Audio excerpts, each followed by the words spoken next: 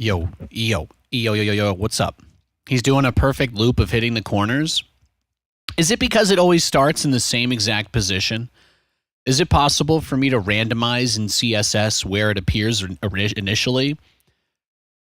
It's all done in CSS. If I refresh it, it starts in the top right corner and goes in the same direction. So I don't know if it's truly random because I don't know if I can randomize the starting position. Does that make sense?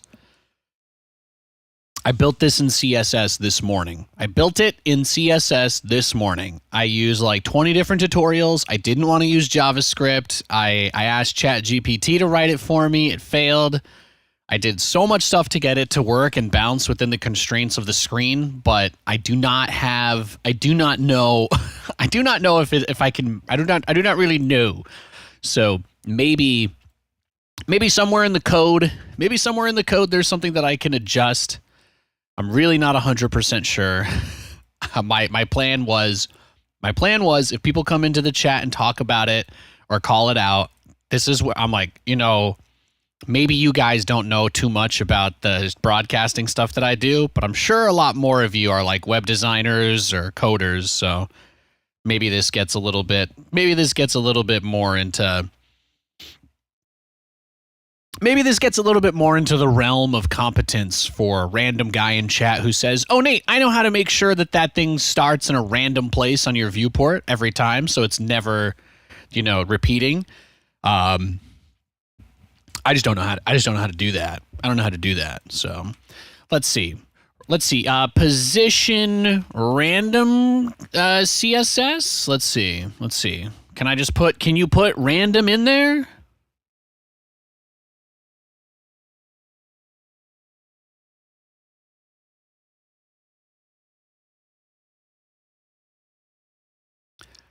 But yeah, you should know this, but you're a junior, so you're not going to offer any advice. Yeah. It's okay. That's my new thing. So I'm just like, I've got a very basic CSS document here with multiple lines of code that do nothing because I ended up fixing my problem in a pretty weird way.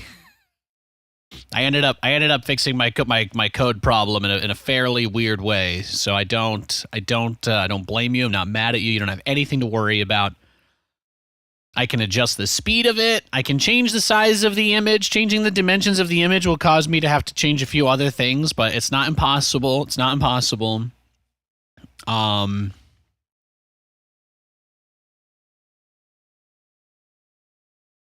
Let's see. Bum.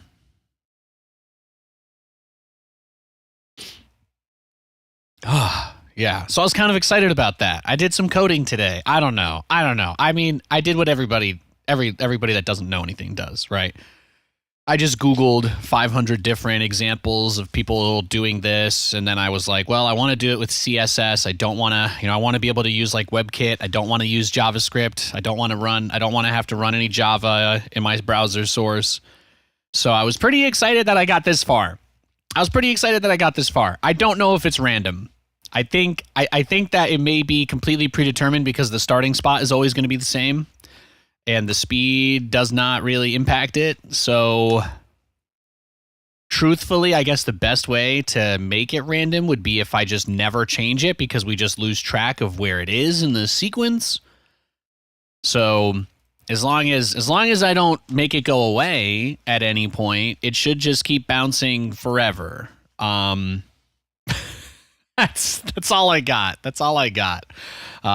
Yeah. So I was just having a little bit of fun with it. The bouncingdvdlogo.com that I typically use for this specific function, they put an advertisement on their page to block people from doing what I did, I guess. So they've just got a big button on there that says buy the shirt now. So I could load it and then use OBS's browser tool to go into it and hide that, but I don't want to do that.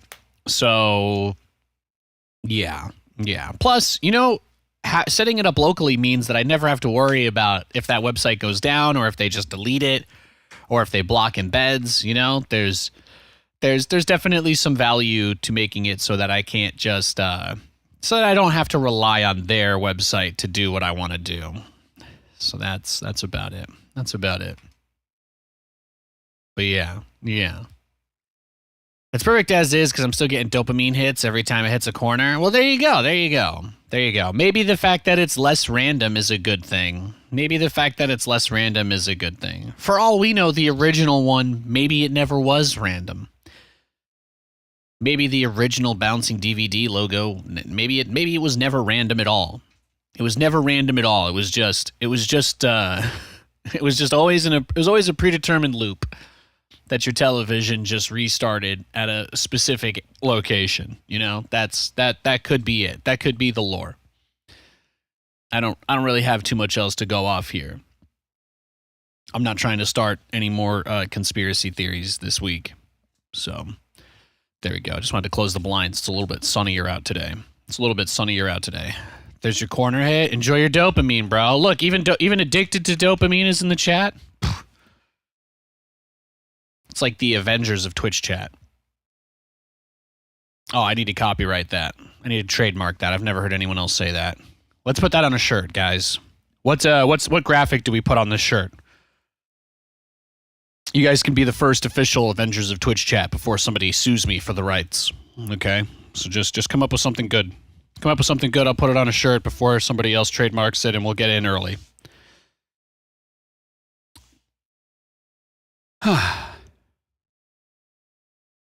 You've waited so long for the corner hit? Yeah, I know. I get it, bro. I get it.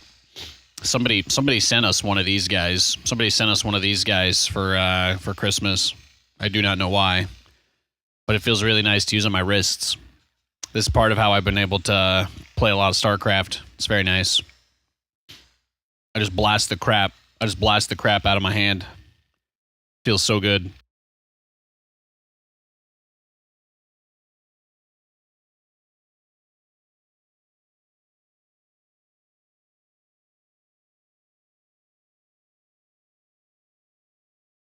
So yeah, that's about it. Oh, I made myself some lunch. I don't want to get hangry and ruin my great Friday that I'm about to have. So I figured I would eat some. I got some Chef Boyardee. Beef raviolis here. I'm gonna play some co-op to start today's show. We'll play some co-op, and I guess I'll just play somebody that's a little less active with the micro. What's like the least interactive commander that I can play? Should I just do like Karax? That might be the move. He's got a lot of building to do, though. Maybe we just play Mech Stukov again. Just make tanks. Yeah, that sounds good.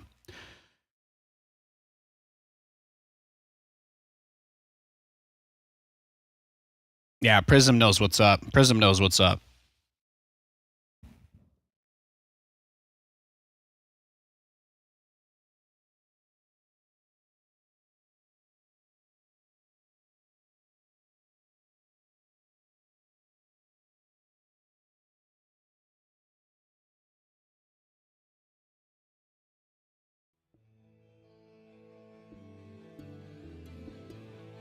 Hang on, I didn't start. There we go. I didn't turn on my audio yet. Glad you're here. There we go. Help fulfilling a contract. It's Friday, baby. It's Friday. I'm feeling good. Life is good. But my guys are late to the party. Now. Don't got too much to worry about. Those trains go up in smoke. Don't got too much to worry about.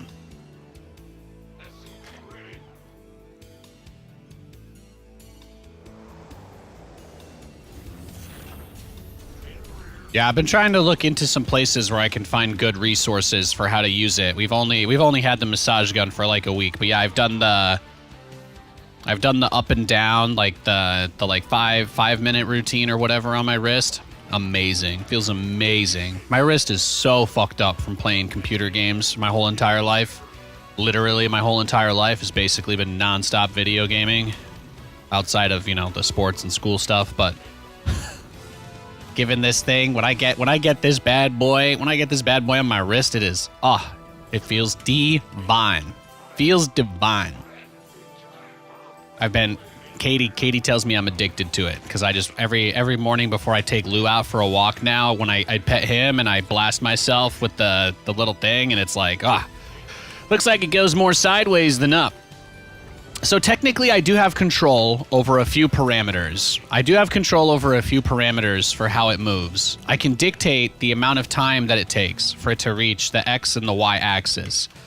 So I think theoretically I can change the pattern, but I don't know if there's a specific pattern that I can use to do it because I'm using Google. I'm using WebKit. I'm using WebKit to run the bouncing DVD logo now. It's no longer based off of the old website thing that was pretty much just a wrapper on what's it called?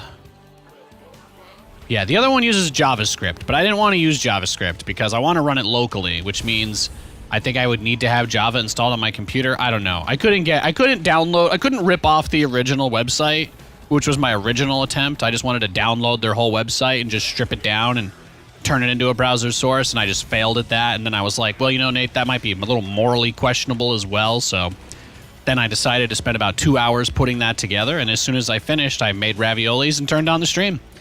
I wanted to get at least one thing done, you know? And for me, doing the tech stuff is fun. I know sometimes I seem like I get stressed out about it, but that's because to me, it's like, it is a very fun, involved game that I don't really feel like there's any risk to getting a little more emotionally charged about that stuff.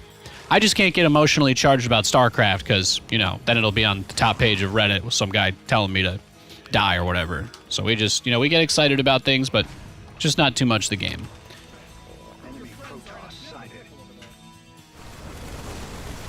Nice. Easy cleanup. Easy cleanup.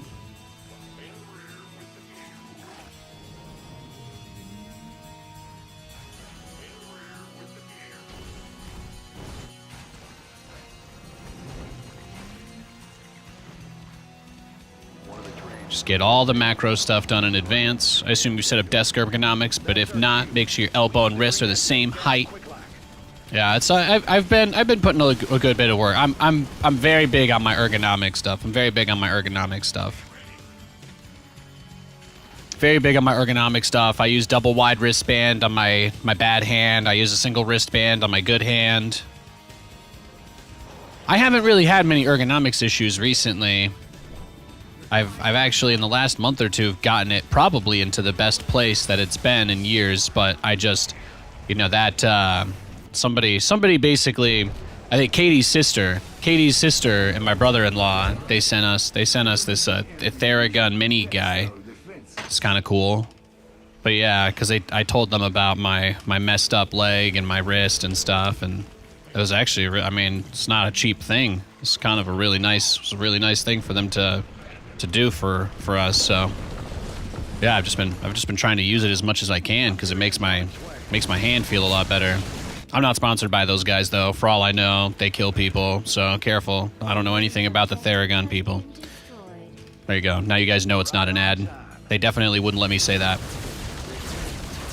They might kill people though. We don't know. We really don't. I apologize if anybody watching the stream works for Theragun. You guys should sponsor me, and then I'll delete the VOD and tell you guys how great it is all the time. There you go. All my bases are covered. Did I cover all my bases with that? Did I miss anything? Oh, I thought that was the train. That's not the train. That's not the train. Doesn't the second train come from the bottom track now anyway? Yeah, we're gonna have to get this bad boy in position.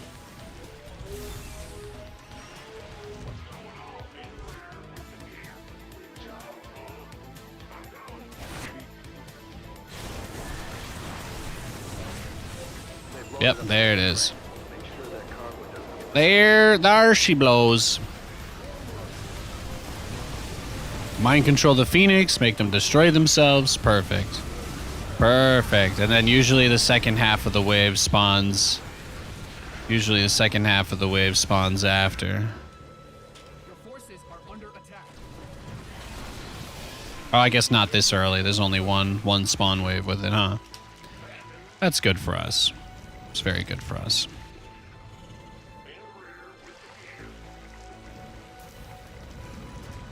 Hi, Champ Nate. Love your stream. You know it. You know, Nivion, you are generally just a really cool guy when you come here.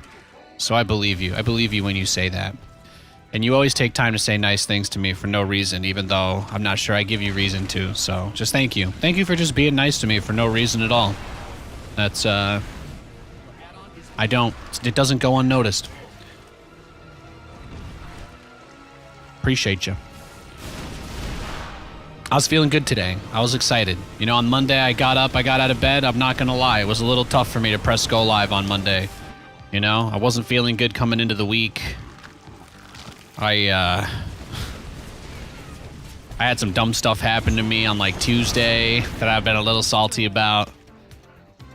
But I think it's been a good. I think we've had a good recovery. Nothing on stream was bad. Stream was great all week. You guys are like my escape from reality. That's why I like doing this instead of having a real job. But yeah, I've just been, you know, you guys know how it is. There's crazy shit going on all the time, so I've just been dealing with it. But yeah.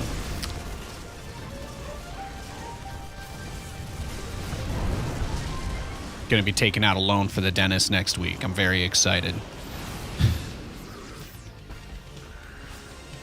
But I did find a really, really, really good dentist, so I'm not even worried about it anymore. Just glad to get stuff looked at, you know? I think I chipped a tooth this week. Freaking sucks, bro. Freaking sucks. On something soft too. Yeah, I totally blew it, man. I was tilted AF. You know how well I've been doing with all that stuff?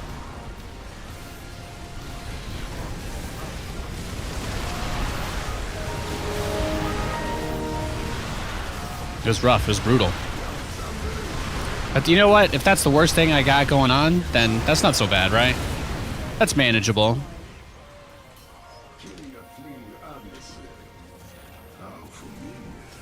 So I just want to get that taken care of, and then I'll probably be a little less salty. But it's nothing to do with you guys or the game or anything.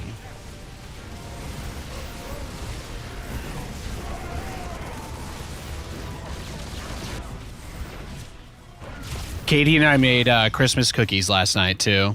In lighter news, we made Christmas cookies.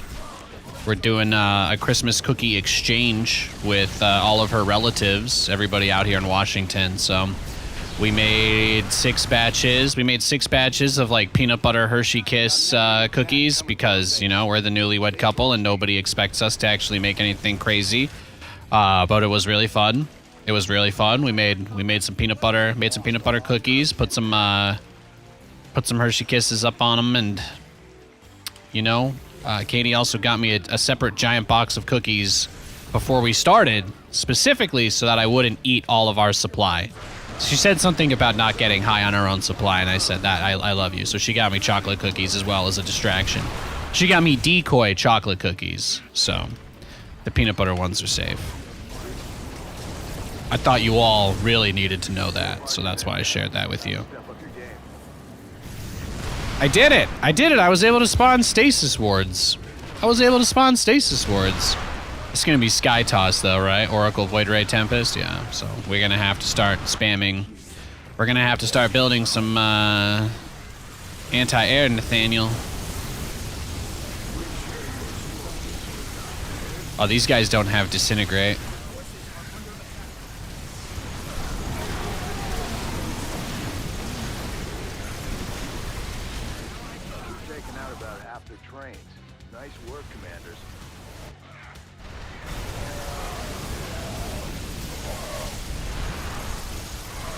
Yeah, the zombies are just kind of tanking while we try to buy time here. That makes this very hard. That makes this really hard. I don't have any anti-air. I don't have any anti-air at all. Oof. All right. The Diamondbacks are coming. They're coming. Cheers, love. The cavalry's here. There we go. Uh-oh, they have a cooldown on how often they can do that, though. I got you. It's okay. We got enemy forces inbound on our base. It's just a matter of, like, cooldown on the Diamondbacks Q. This is why I tell people Stukov's anti-air is his weakness, because it's, yeah. His anti-air is his weakness. His ability to attack air units is mostly limited to the Diamondback's cooldown on that specific ability. So you either have enough Diamondbacks to knock their whole army down to the ground, or you lose the fight and everything you have dies. That's the hardest thing about playing Stukov. Thank you, Franco. Thank you for tipping with Prime, bro. Appreciate it, man. Thank you, thank you. Looks like they've got another shipment leaving the station. Let's cause some delays.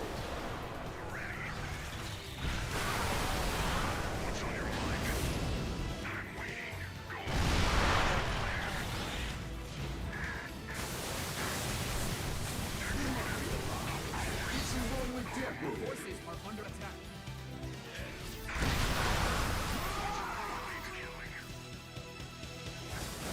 And then, of course, you can leave the toxic trail behind the Diamondbacks, and that helps.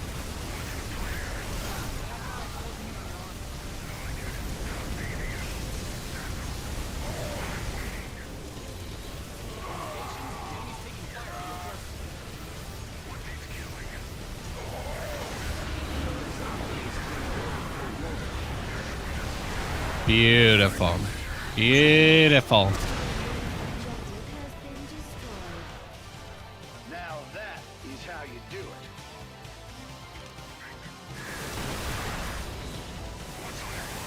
Now, normally, when you play Stukov, his siege tanks heal when they eat your zombie guys, because the tanks eat your zombies to fire. But when you play with this Prestige, you don't have zombies, so the tanks just spawn them on their own. The downside is that your tanks don't heal the way that they normally would, because they would heal a lot every time they ate a zombie. And the other hard part is that his Diamondbacks don't really have any additional healing, so the only way that you can fix them up is to repair them. But they have a lot of health, and they're not really that cheap either, so it kind of becomes a pain in the butt. Kind of becomes a pain in the butt.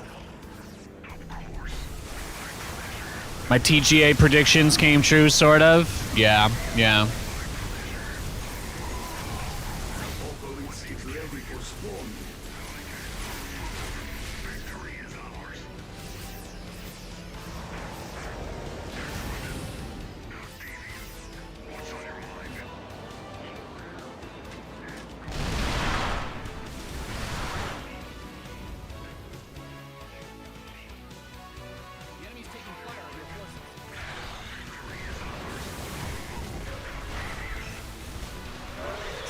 Just hold the middle.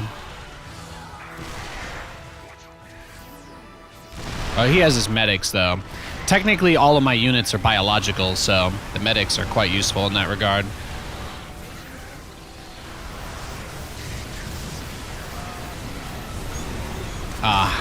And you summon giant tentacle monster. It's beautiful. Looks like this is your stop. It's beautiful. Contract offers Are the libs super weak for Stukov? The problem with Stukov's Liberators is that they can't attack ground at all. They can't attack anything on the ground. They're only anti-air, and they're crazy expensive. So, if you make enough Liberators to deal with air, they're really not that good. And then also you now have nothing to fight on the ground with. Like, Stukov's Liberators are best used when you play a zombie style, like his default Prestige, where you just summon nothing but zombies. And then you could mass Liberators, because then the zombies will be the anti-ground. Like, that's acceptable. But when you're playing, like, Stukov Mech, like I am, and you don't have the zombies, then the Liberators become a really bad value proposition, because they end up taking all of your money. So Visitors heading for our base. you can't really effectively build, like, Liberators and tanks with the kind of economy that you get with him. Because Liberators have, like, 2 really expensive upgrades that they need. And Liberators are also melee units in co-op, so... Well, infested Liberators. Stukov's infested Liberators are melee units. So, when you're up against, like, Scourge or something, it's bad. It gets bad. It gets real bad. It gets real bad. That's why I always say the best way to play Stukov is to just... The best way to play Stukov is to just use his tanks, and then if you have to go against air, you still want to have a big backbone of tanks, because it's important to keep in mind that the The big kicker with the Diamondback is its ability to knock the air units onto the ground, and then the tanks can kill them. So you still want to have both. You don't want to just have Diamondbacks. Because at this point, the Diamondbacks in the back of my giant ball here, they're not in range to actually shoot anything unless I run the front ones into melee range. Which is fine, like I can do that, but it just, you know, it all depends on your risk tolerance. Like when you're talking to your portfolio manager and he asks you, you know, why you haven't purchased any stock your whole entire life except Coca-Cola, and you say, well, they're legally not allowed to be sold short, which means they'll never be manipulated like other stocks. And the guy's like, holy shit, I didn't know that. Yeah, well, now you know. Now you know. You can't short Coca-Cola.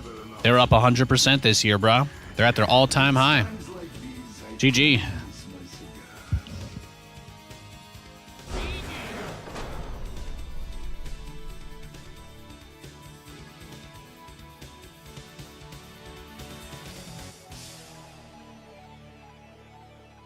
Nice, easy clap. All right, I'm just going to grab a water real quick. I did forget to grab a drink. But we're ready to go. We'll get on the ladder in a sec.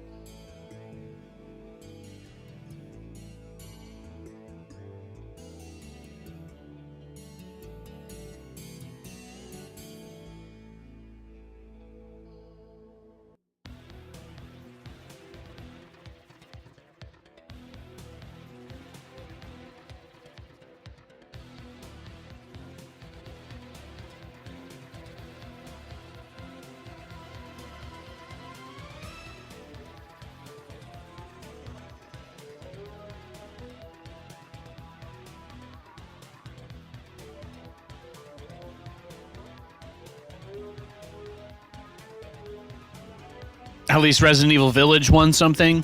You know, there are things, as much as I am a huge Capcom fanboy, anybody who frequents this stream probably gets that. It's not really a secret. But I really hate that Capcom only releases the VR versions of their stuff on PlayStation. I think it's just kind of messed up. Especially when there are mods to play their games in VR on PC that they tell people that they're not allowed to make content with and stuff, you know? It's like kind of weird. I love Capcom. I love being a partner with them, but I wish they would give the PC VR players some love. That's all. You can play their games in VR. You can play their games in VR on PC. The mods work really well. The fact that there's no official support, though, you know, it feels like it just reinforces the fact that they're like in Sony's pocket a little bit, I guess. I don't know. I don't like that. I don't really like that. I'm not really crazy about that concept. Is it wrong for me to not be excited about that? I don't know, but that's...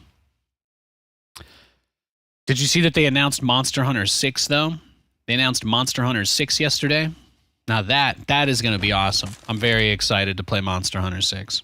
That's going to be a lot of fun.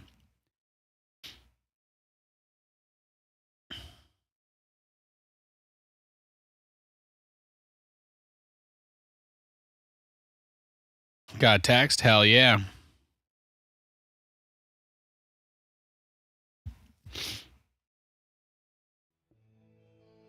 Hey Nate, did you already play Stormgate Beta? Yeah, I can't really talk about it, so I'm under like NDA and stuff. But yeah, I've been playing Stormgate since June.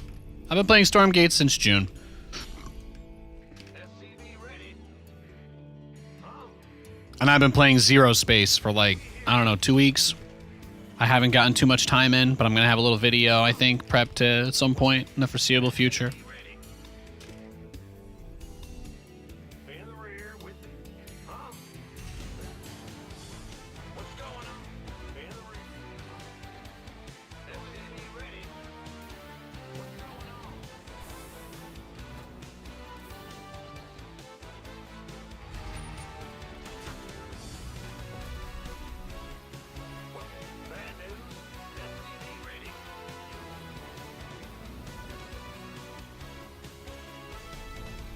Another Secrets of Mana game. Nice, nice.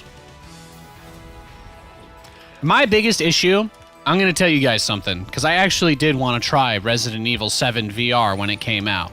And I don't know if you guys remember. None of you may have watched the stream back then, since it was a long time ago. But I actually bought a PlayStation VR, like, when that game came out. I bought a PSVR, and I tried to play that game on a PS4.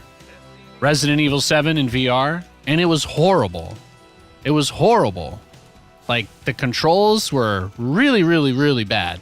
I don't know if they got better when they did Village or 4 VR, but I never had motion sickness once using my Vive, and I've rarely, if ever, had motion sickness using my Quest 2, but I got motion sickness really bad on the PSVR.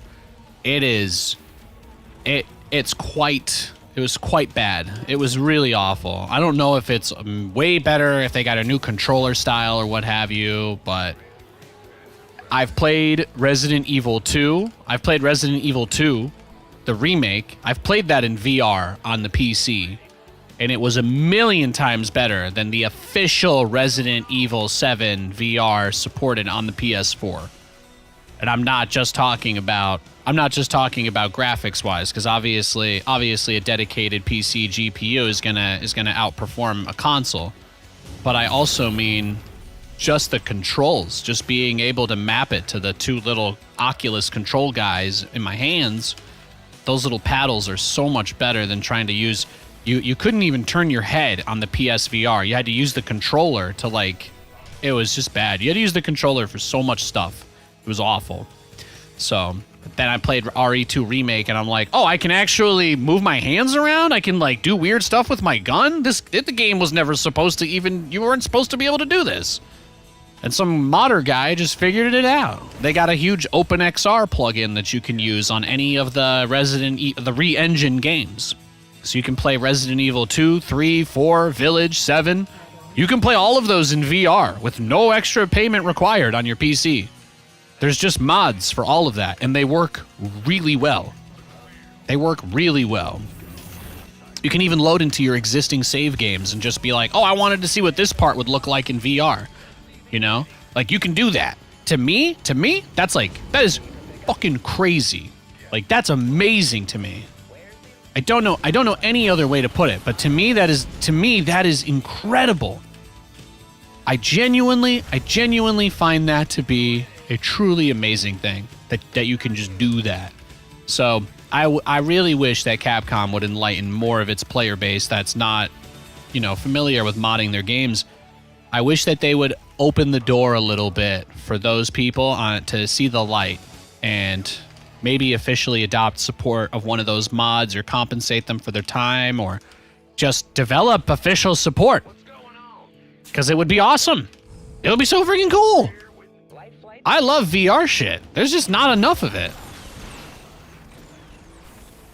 There's nowhere near enough VR stuff.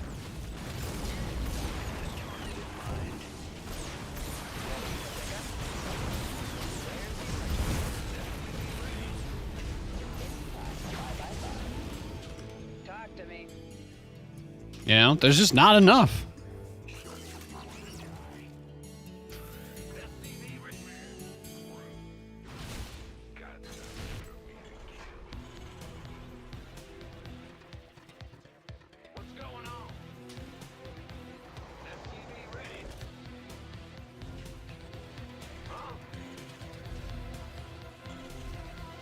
But otherwise, I love Capcom. No, they did great.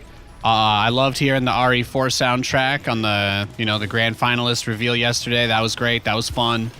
They kept it light. They kept it cute.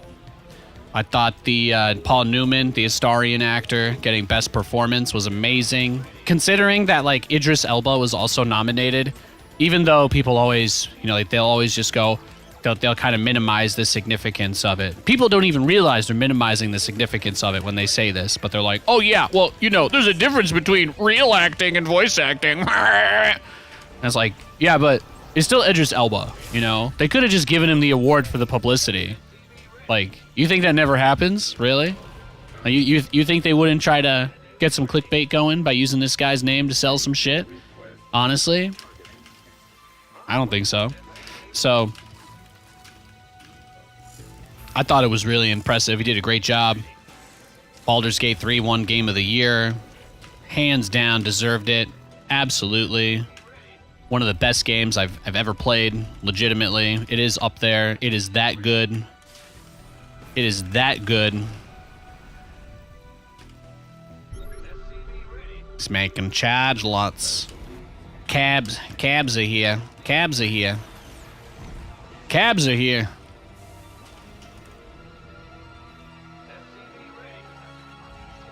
No, no, no, no, no, no, no. Command center upgrade complete. Upgrade complete. Life flight's here. State your engineering. Add-on complete.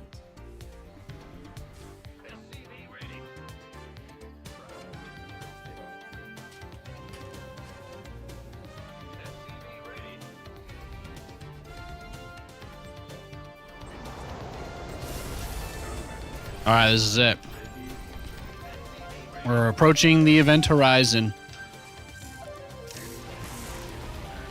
I like to stagger the mines really far deep into the back of my base because it's one of those few things that gives me safety, gives me security. Acknowledged. Will do, Command. Waiting on you.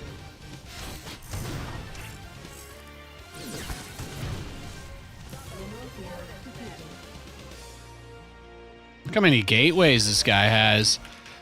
He's going Giga Turtle.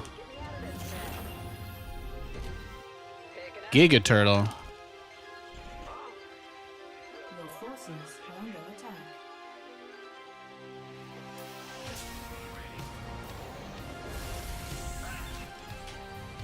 Now what?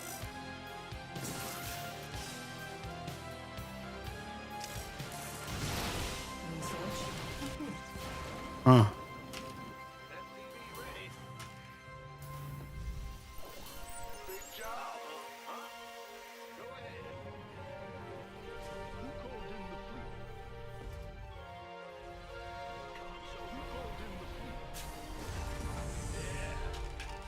State your request. Command mineral field depleted.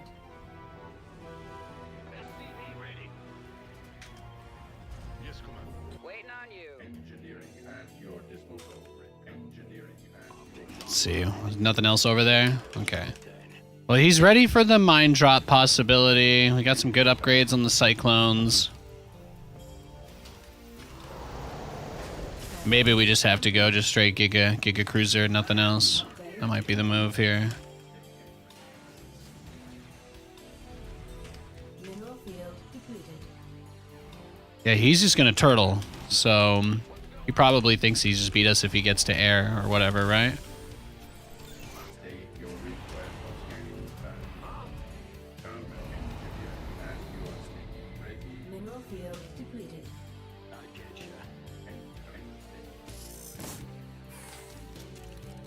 Scanning back. Mineral field depleted. Command center. What you up to, gorgeous? There's his Stargate.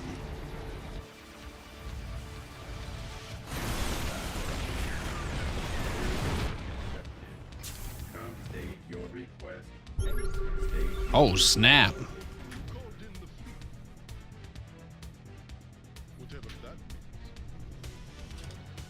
Add-on complete.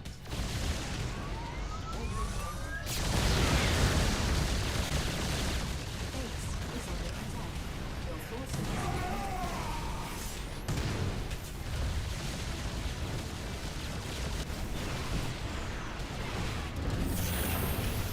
Base is under attack. Our SCVs are under attack.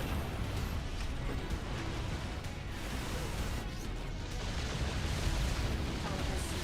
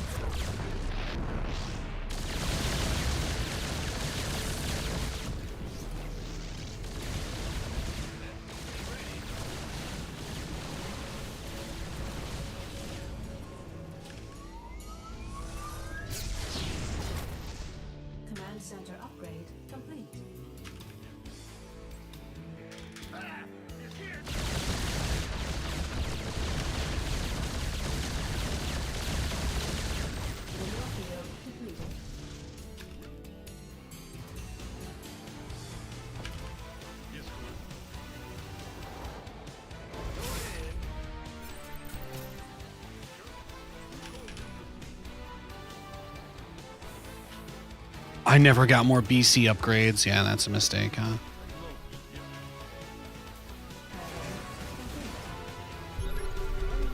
I thought he might have the gold here.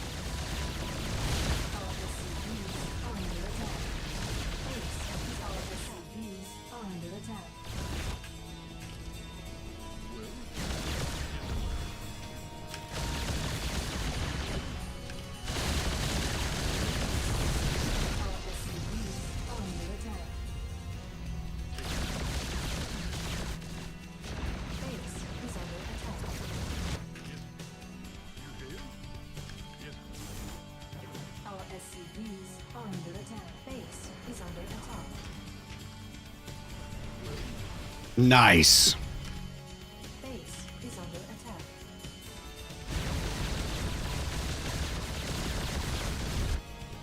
Our SCVs are under attack.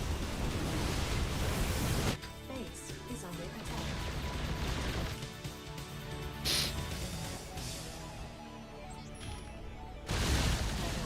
Complete. Base is under attack. Your forces are under attack.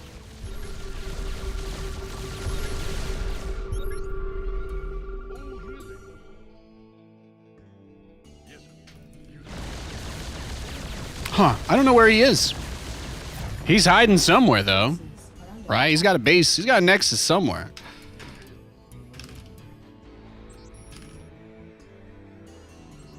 Yes, Commander. Yes, Commander. What is it? What is it?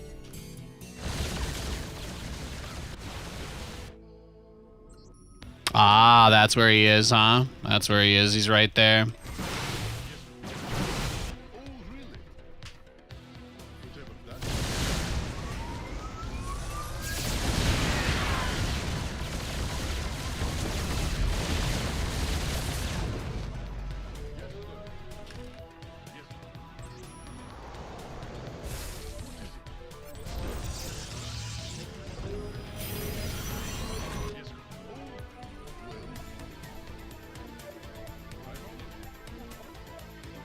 Your forces are under attack.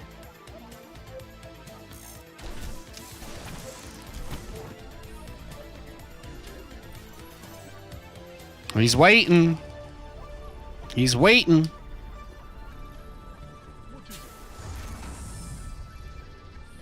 should wait for my cooldown before I go in. 15 seconds. He thinks I'm going to teleport everything on that probe, probably, right? I just don't want him to be able to cancel. Squadron, yes, Commander. Okay. Acknowledged. Well, MCV ready.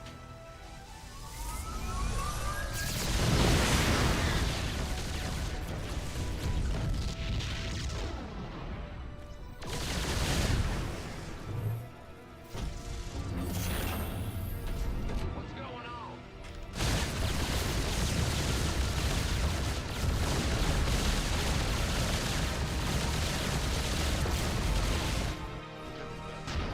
He still has a pylon here. I don't like that.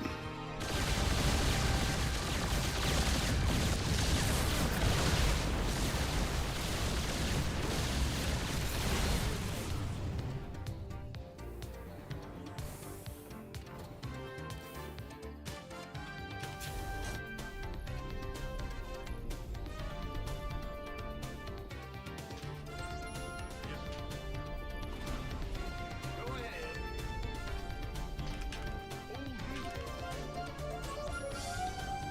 Okay, yeah, he's right there.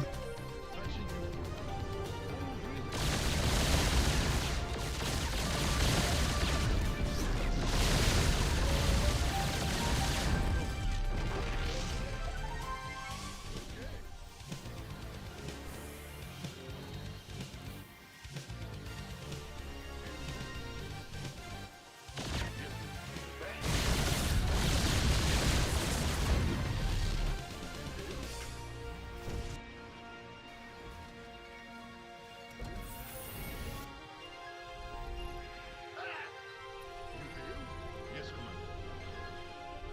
Patching. Yes, Commander. Oh, really? Well, yes.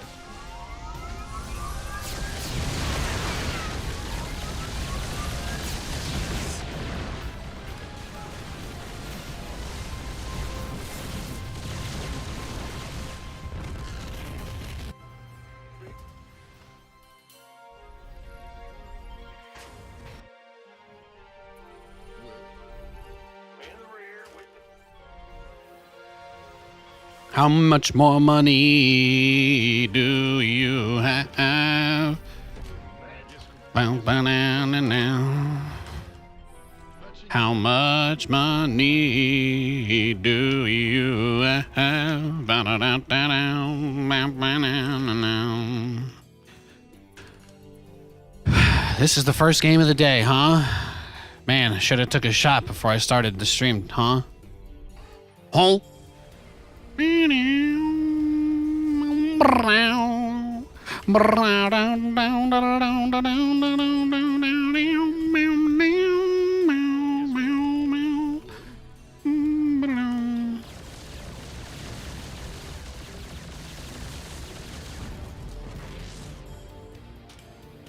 Yep, he's still not rebuilding. Very good for us.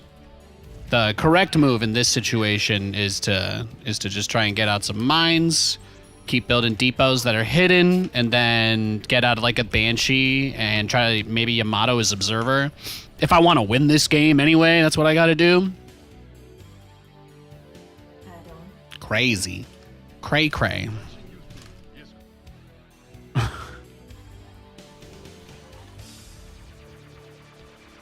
But I've also been like backing up my tech structures as well, just in case. I just need to reposition somewhere safe, right? Let's just go down here. Nothing I can lose there. Can probably risk this one since the other guy's safe, right? Could probably make another command center, honestly. That's getting greedy, Nathan. You're getting greedy.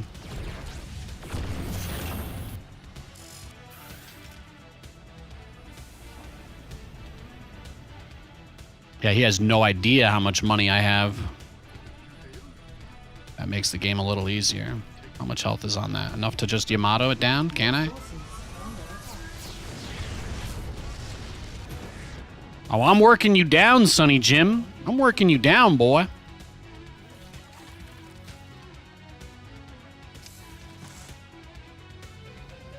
Maybe we don't make as many of the mines. Yeah, he's gonna have something to say about that.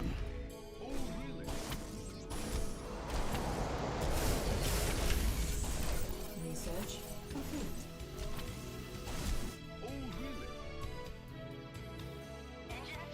Base is under attack.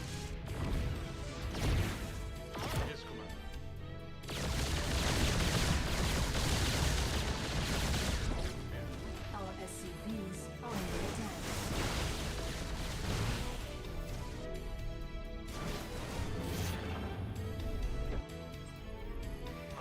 Engine screaming.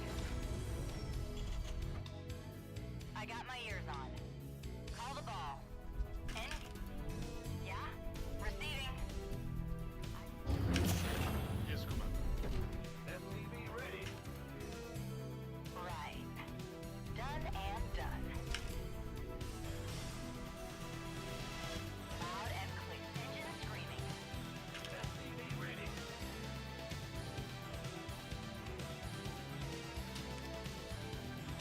Yeah? Getting just a little bit of money from those mules was really nice.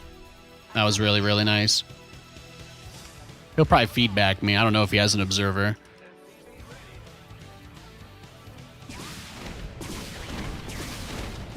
Yeah, GG, bro. You did. You tried really hard, though. I'll give you credit. You did. You did try hard. I appreciate that. I appreciate you giving it your all. I could really feel your determination. I could really feel your determination, kitten. Meow.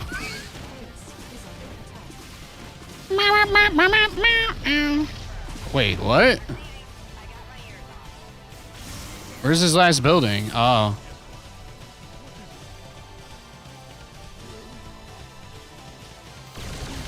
Good game. Don't base trade a Terran player. You get what you ask for, huh? You get what you deserve. You get what you deserve. Oh my goodness. Oh my goodness. That was the first game we played today. I'm not even awake yet. That must be like waking up in a saw trap. That's what it felt like. There you go. I passed the test of willpower. I passed the test of will.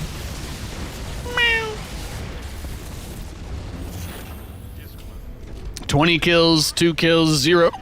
2-0. Beautiful. What a game. What a game. What did he have? 1-1, Storm, Charge. What a funny game. Oh, man, that Zealot had 17 kills. He went ham. That Zealot, he got that dog in him. That's what they say. That Zealot, he has that dog in him. I was going through some files recently and found an interview I did with Red Eye for a little SC2 fan site you had years ago. Anyone remember him? What is he doing now? You know, I do not know. I do not know. He's, yeah.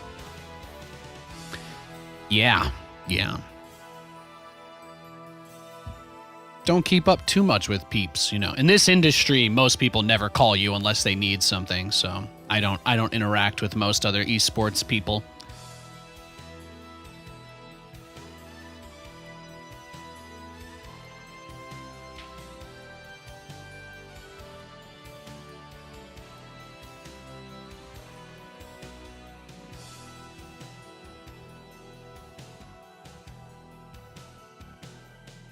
Boom, boom, boom, boom, boom.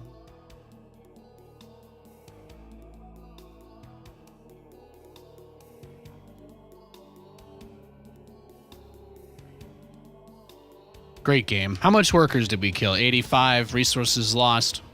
About a 6,000 difference. So we mined a little bit more money than him, is kind of what that says. If we both went down to 0. We both went down to 0, but he lost 6,000 more than me. So he mined more. I was roughly 7,000 resources more efficient than him. I was roughly 7,000 more resources efficient than him. Good game. I think that was on NA as well. Let's go. Let's head back over to EU. That's where we belong. What a game to start a Friday with. I know, right? I freaking know. That's what I'm talking about.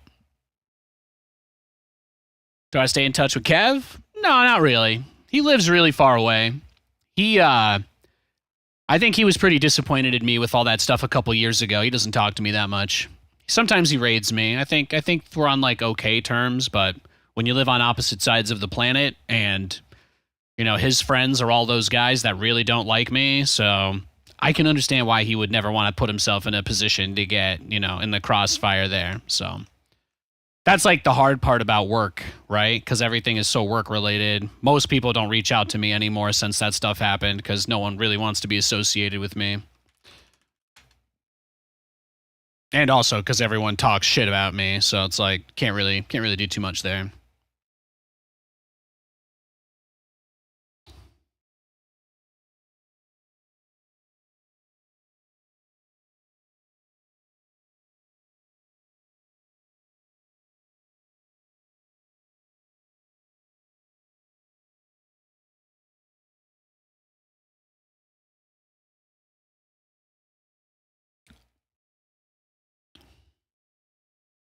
Yeah, most people don't reach out to me since all that stuff.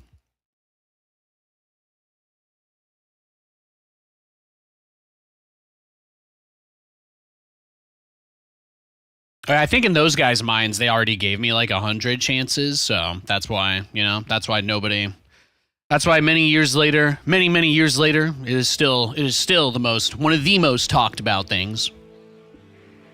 It is still one of the hottest subjects in the StarCraft community. Nathan said that compared to the top 2 players, certain other players were in the middle tier, and that means he wants to destroy their careers. That's what everybody decided.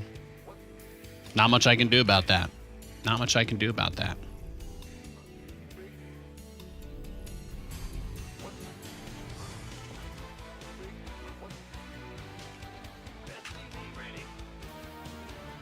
But yeah, you gotta think about it like I'm basically a leper, so none of those people want anything to do with me.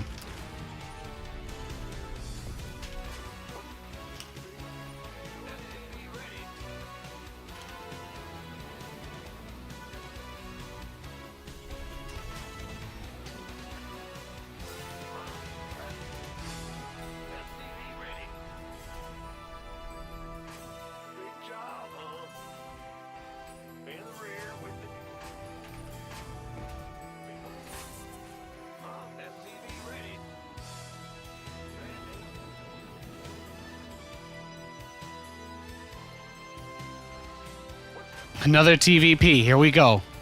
Are you guys ready for another emotional roller coaster? Nathan, is that really your whole plan? Bait the Protoss into base trading you and then just letting it get absolutely effing crazy? Yes, that is the plan. That is always the plan. That's always the primary strategy.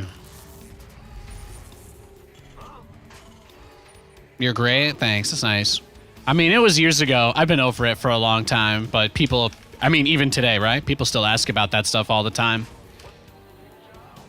People still ask about that stuff every day. It's wild, bro. It's wild.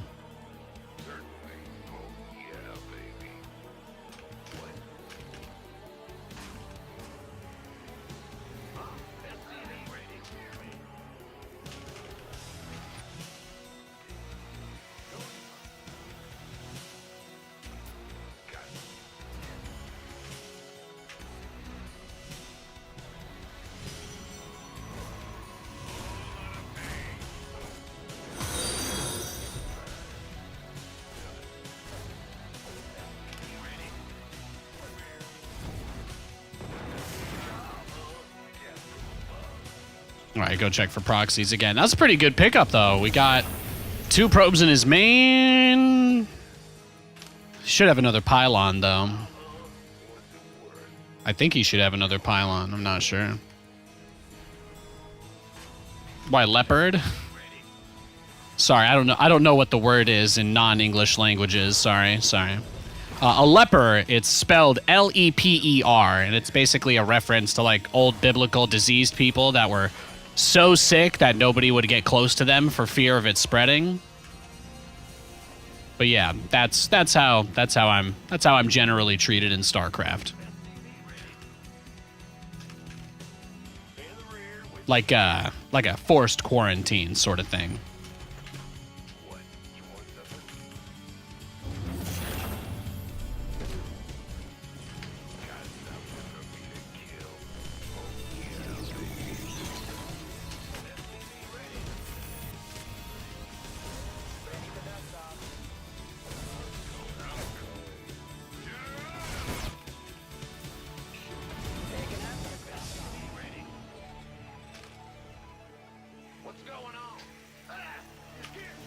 I think it's a biblical thing anyway. Wait. SCV ready. Now what? Loud and clear. Add-on complete. Talk. SCV ready. Yeah, exactly. You're either in the old boys club or you're not. I don't think I ever was in the old boys club though. People I've been getting hated on forever. Probably just always been too casual. I've always been probably seen as too casual by a lot of peeps. Talk to me. Ready for pickup? When you knew I was casting a tournament, you always knew there were going to be jokes, hype, and all sorts of crazy shit. You know? People didn't like that. They want to hear a guy talk about 500 times how great StarCraft is and how smart StarCraft players are. That's what they want to hear. They want their egos to be boosted. You either give them what they want or they kick you out. That's how it goes. But I've had people calling for my head since the first tournament I did. Having too much fun. That's all. That's been the story of my whole career, bro. It's been the story of my whole career.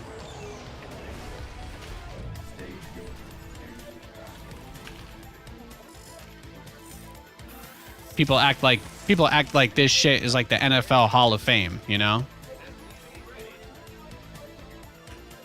Now you know why there's so few people that watch and play.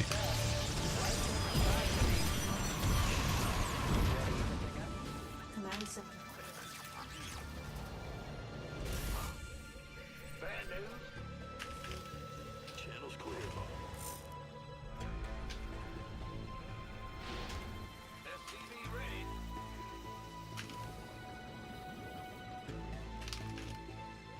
Cyclone receiving. Well, the more time goes by, the more I get that perspective of like zooming out and being like, you know, I'm not really sure that many people ever really did. Not sure many people ever really did like it that much.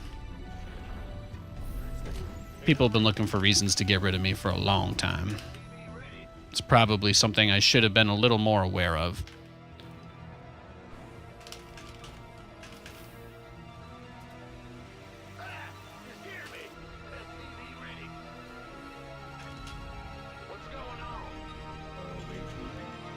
Ready for pickup? Where's the emergency?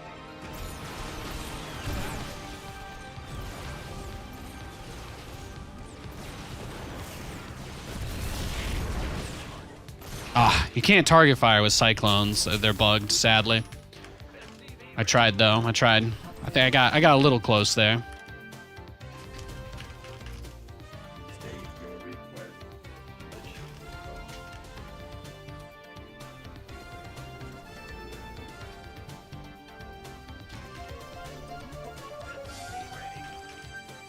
Well, you know the thing about hatred and people that are cruel is that the secret is that they're impossible to satisfy. So I don't really care. I don't really care to try to do anything to change things, you know? One or two people high up probably agree and don't like me, and things probably won't change unless one of those people changes their minds. But beyond that, there's no way I would ever just naturally get back into the good graces of this place. I already did thousands of hours of free labor and paid out thousands of dollars to players and all of that shit. That was never enough to make people like me before, right? You have to think about it that way. People never really ever care about the stuff that you do. It's just all expected. So anything that I would do to try and like be positive would just be interpreted as, oh, well, first of all, this is expected. Second of all, I don't know why you think you deserve special treatment for just doing the base right thing. Which is fair. All very fair and reasonable arguments, you know? Those are all very fair, reasonable arguments. At the same time, they are truths that I have to reconcile with if I want to be able to live a happy life. So, you know? It's just the way it goes, baby. It's just the way it goes. It's the life of a pariah. There needs to be a villain. You know, if not me to hate on, then who? There's very few people left. Very few people left in this game with a personality, you know? Everybody just says the same thing over and over again. Everything's fine, everything's great, everything's amazing. Let's all hold our hands together and sing Kumbaya over how amazing StarCraft still is. And that's it. That's all you get. And if you don't say those exact words, then you're a horrible person that needs to be expunged. That's why people are so jazzed up about Stormgate, because people want to get away from that shit. It's a big part anyway.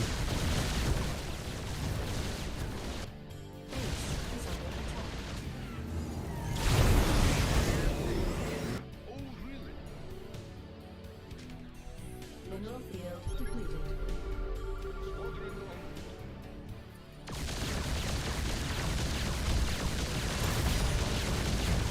Oh, I got 2 stalkers.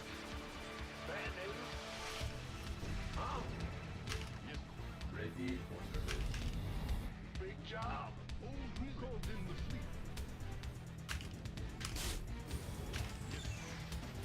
Go ahead. Well, yes, Commander.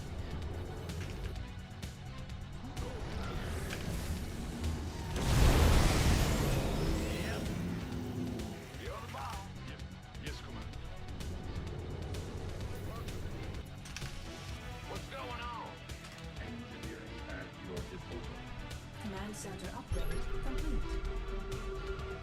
Base is under attack.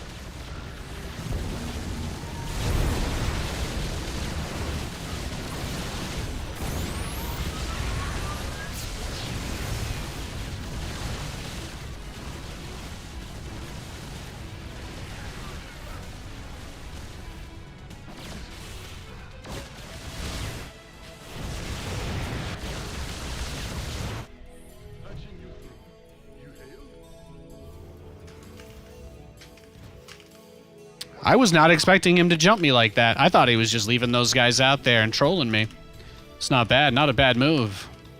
Add-on. I lost a lot more than I was expecting to on that engagement. I don't know if I actually killed the disruptors, but I just have to kind of hope now. Under attack. It's not a good position for me. Our SCVs are under attack. Base is under attack.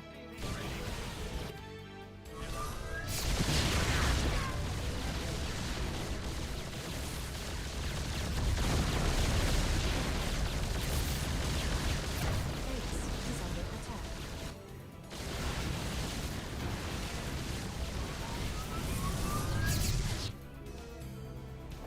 Our SCVs are under attack.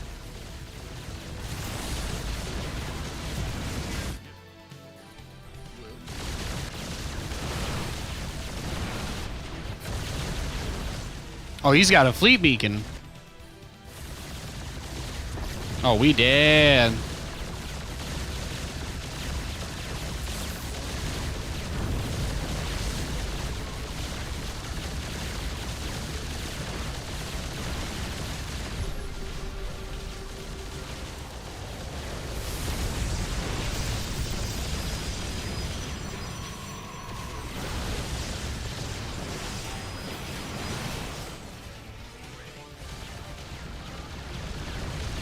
Upgrade complete.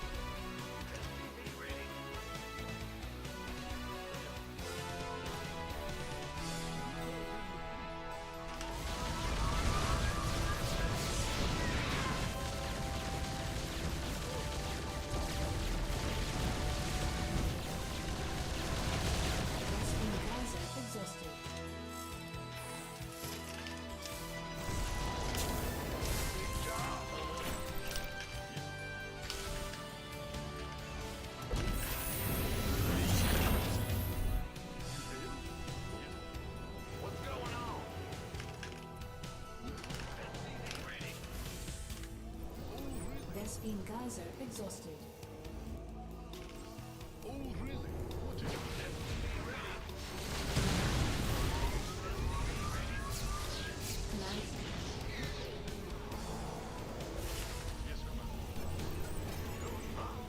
What kind of timer am I looking at? Tactical jump, 20 seconds? Okay.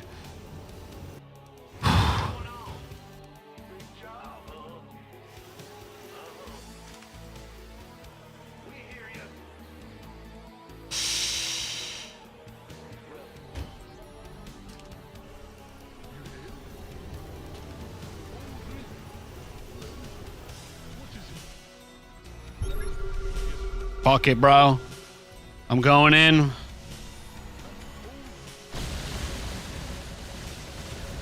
He doesn't have too many Tempests yet, so...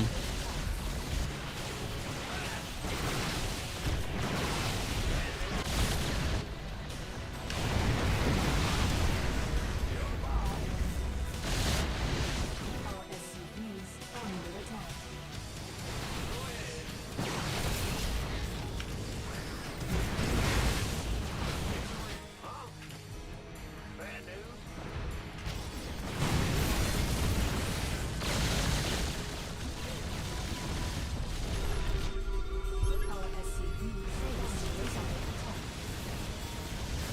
Our SCVs is under attack. Base is under attack. Remote field depleted. Our SCVs are under attack.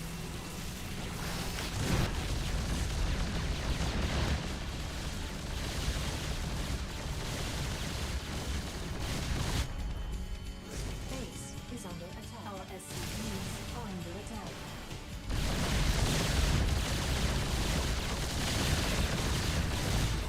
Our base is under Time to go.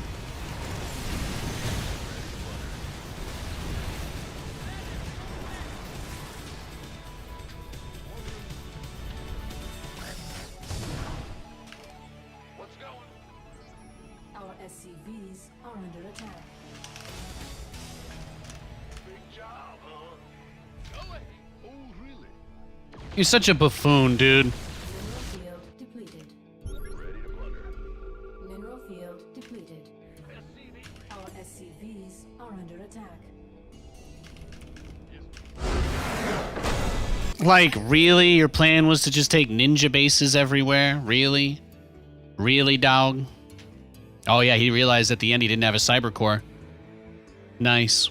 Very nice. What a game, huh? What a game. Crazy, crazy. Absolutely wild. Oh, comeback. You guys are adorable. I love you. I would keep your hopes very, very low for a Nathanias comeback. I'm just here because I want to have fun, guys. I don't give a shit. I don't give a shit about anything anymore, all right? I've accepted my reality. You don't have to bring your pity here. You either watch the stream because you like me, or you probably shouldn't try to talk to me. If you're here to support a comeback, it's not happening. I appreciate it though. I'm not here to have those kinds of weird conversations.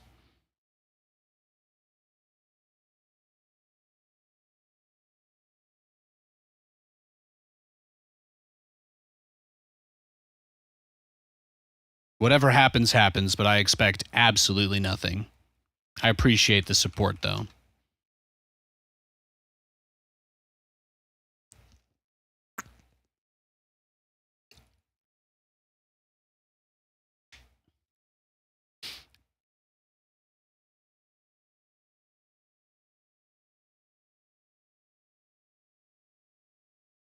I'm just here for a good time, baby. In my mind, all of this stuff is already over.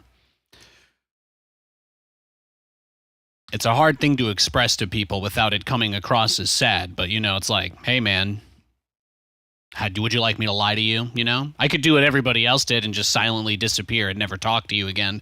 That's the other option, but this is not how I roll. It's just not how I roll.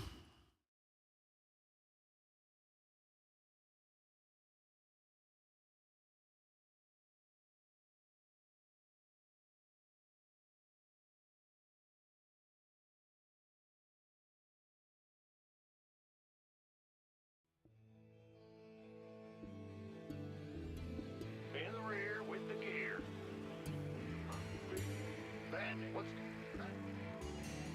Huh? What's... Big John? What's... Huh? SCV ready. Hell yeah, Nivion. Hell yeah. Sure thing. First StarCraft game you've watched in years? Nice.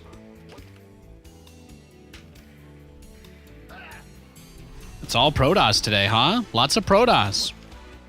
Lots and lots of Taos. That last guy that I beat, by the way, he was Grandmaster. That guy was 5.2k on Europe. It's a pretty nice dub.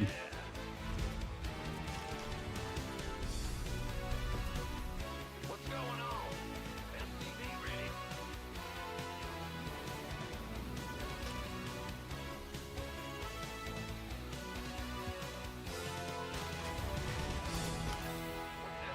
ready.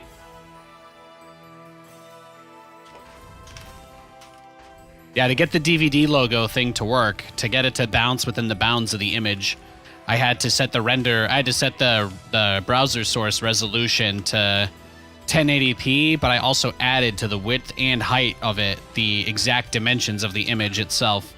That way the right border of it would bounce off. That way the right border of it would bounce off the screen. Because otherwise it was clipping outside of the frame and I couldn't fix it. I tried using margin tags, I tried using offset tags. Absolutely nothing worked. So I just decided, I was like, well, what if I just added the size to the size of the thing itself and just see if it catches the bounds, and that worked. That worked. So that was fun. It took me a couple hours. I looked at probably 20 different tutorials online of how different people did it. I probably rebuilt it and restarted and like deconstructed it and then started back on it again like 3 times. Took me about 2 hours. Then I tried to have ChatGPT review my code and fix a few things up. And what I ended up with was like a hybrid of trying to get this one thing that definitely worked to mix with a little different thing. Because the first time that I tried to set it up, it was like the website that I originally used, the DVDbouncinglogo.com or whatever, that one, they started putting ads on their thing. So when I booted up my OBS today, I saw a big thing on my screen because of it. And I was like, ah. So I was like, well, I would love to copy the way that they did it originally. So I looked at their page and they used JavaScript. And I'm like, I don't want to run Java. Fuck that. So I was like, how can I use HTML5 or CSS to, or like WebKit, whatever, to get this going since it's Chromium based for the browser source on OBS. So I started with some guy just made like a little guide on how to, like a pretty like kind of demo software where it was just like a ball bouncing around and around a square. But like even the little platform on it had its own CSS and stuff. So I didn't even want that because it was too much. So what I ended up doing was I like went through, had to remove the outside bound box, and then I was like, how do I replace this ball? I have it working, but now it's just a ball bouncing around the screen, and I don't know how to do an image instead. So that was when I asked ChatGPT to help me get it to be an image instead of the ball. And then what I found out the problem was I had to declare the image outside the bounds of the entire function. I could not declare the image inside of the function. That was what I came to discover. So once I did that, I was able to get it to be the image instead of just a bouncing ball. And then, yeah, that was really it. That was it. So I can control the exact amount of time that it takes for it to make a horizontal or a vertical trip. Those are 2 independently operated ones since I'm just using keyframes on WebKit to do it. But yeah, it was a little annoying because I thought using the margin tag on CSS should have allowed me to constrict the image within the frame, but instead I just had to make the frame itself bigger because that was the only way I could get it to work. So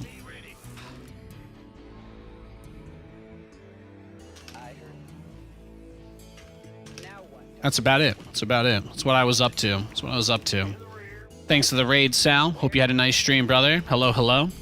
Yeah, and then yeah, that was it. So now I can have it be any image I want. I'm still putting like source tag. Oh, my Cyclone bugged.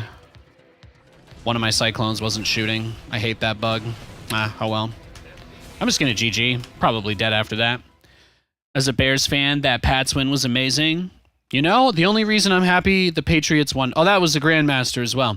The only reason I'm happy that the Patriots won is because I don't really... I want the Jets to get a higher draft pick since we're not going to make the playoffs this year. So that's what we did. That's my thought process on it. Yeah. So I could change that JPEG, the thing that's bouncing around, to technically be anything. Yeah, I'm running like a Game Boy camera filter over it right now to make it look really cursed. That's about it.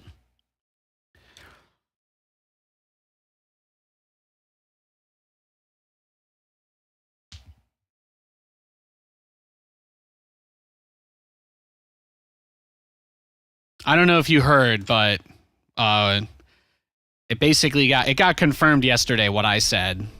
You guys are going to be shocked to hear this, but Nathanias was right again. Nathanias was right again. The owner of the team came out and said, guys, we are probably still a top 6-7 team in the AFC next year with Aaron Rodgers. There's no reason to blow things up. So if you want to blame ownership, you can. But everybody in the org shook hands when he tore his Achilles and said, yeah, guys, there's not much we can do, obviously. So I think if you want to be angry or want to be outraged, you could just kick and scream and cry like a baby about that. Or you could just be like, yeah, I get it. And I get it. So I'm like, waiting for next year. Simple as that. If the Jets were trying to seriously make something of this year without Aaron, they would have traded at the deadline. There would have been some movement before the deadline. 100%. 100% would have made a move before the deadline if that was a serious thing on the table. So every other argument is kind of a waste, I think.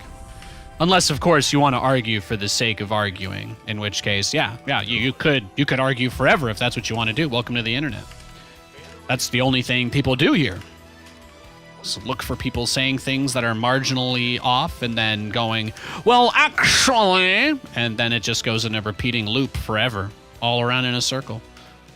And then you get to the end of whatever website you're on, and then it says, well, at least we're better than this place. And then you go there, and the whole thing repeats again. And you're like, oh, every place is the same. I get it now. And that's, yeah. Or, you just opt out. That's what I do. I opt out of the argument. Command center upgrade complete.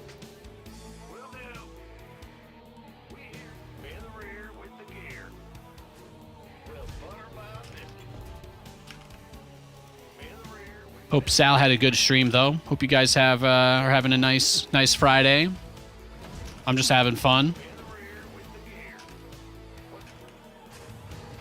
Playing some StarCraft 2, one of my favorite games.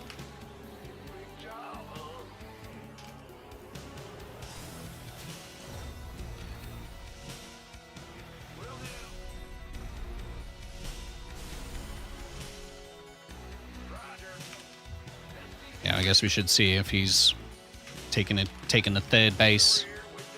Noise.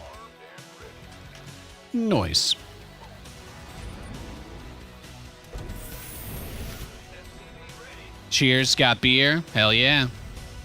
Enjoy yourself, man. It's Friday. That's what it's all about. Command center upgrade complete. Got bear. I mean, that doesn't have to be a bad thing, I guess. I don't know. Are you romancing Halson? Is that what's happening here in my chat? Oh yeah. I told you we're not trying to copy Artosis, guys.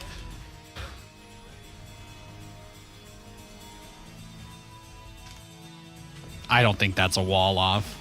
It's totally not a wall off.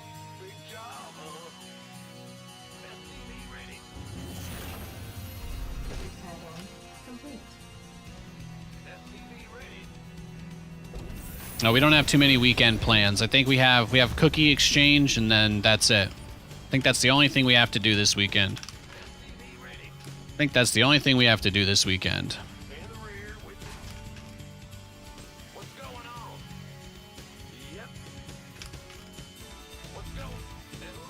Base is under attack.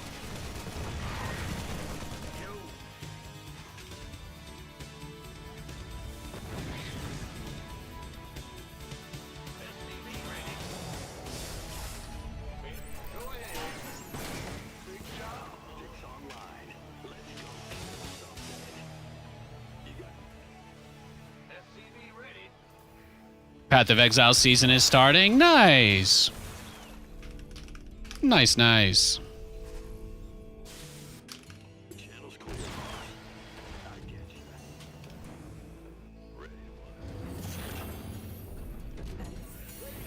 Yeah, I played some Stormgate.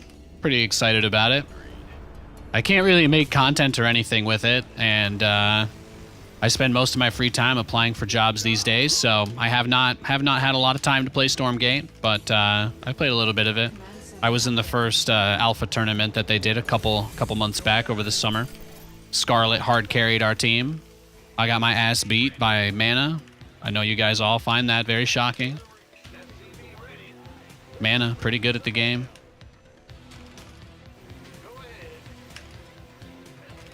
Oh? I was ready to get out on the field, but...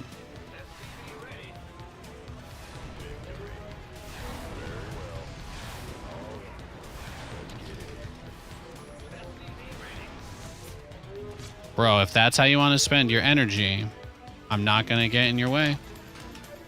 Not going to do it. I got you. You're good.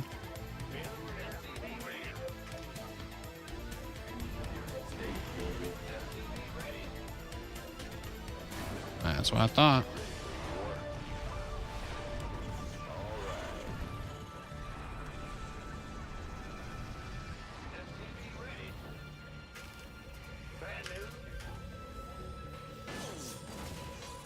State your request.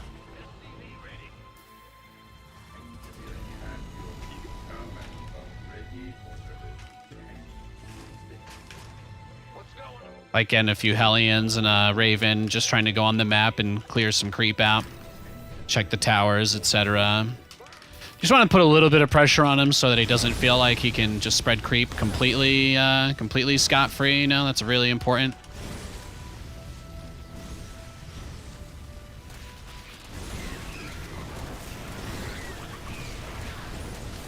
That's fine. Clear him up, head him up, move him out. No biggie. Let's get this tumor, though. Just move on with our lives.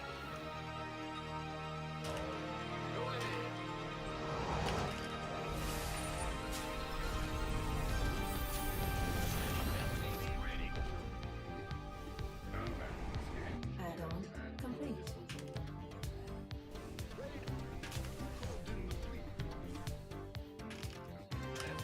Mineral field completed.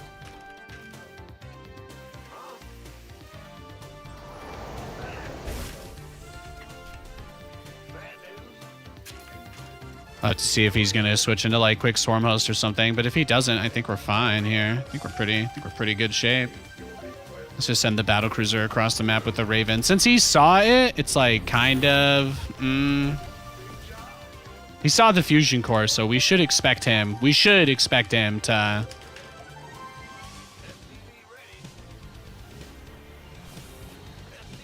Oh, yep, there we go. We should expect him to be going like mutas or corruptors or something. Mutas if he gets upset that I haven't done anything with my fusion core yet, and then corruptors if he thinks, you know, if he thinks I'm Nathanias, maybe. That's about it though. I love taking the BC. BCs are great at clearing creep, stuff like this. You know, he doesn't have any units here since he's just trying to play greedy. He's giving me the impression that he's going to do the old Hive Rush with, like, Hydra Viper or something. I'm in the Stormgate Discord? Yeah. Yeah. Mineral field depleted. Yeah, I don't do, like, content creation completely full-time anymore, so... Yeah, I would love to. It's just not really feasible at the moment.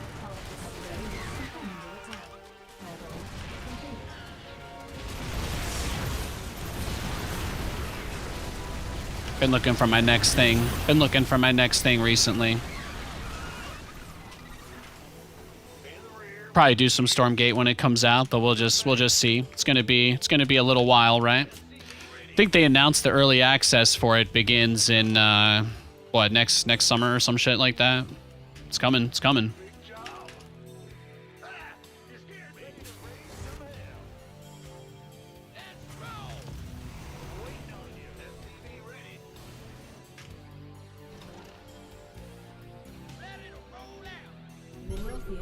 I think Zero Space is coming a little bit sooner.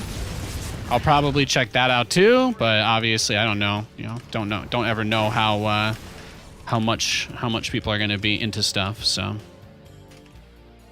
just gotta play it. Just gotta play it as best you can, right? The smart thing to do here would be to go into Thor's. I don't want to do that though, so I'm not going to. I just figured I should probably let you guys know that.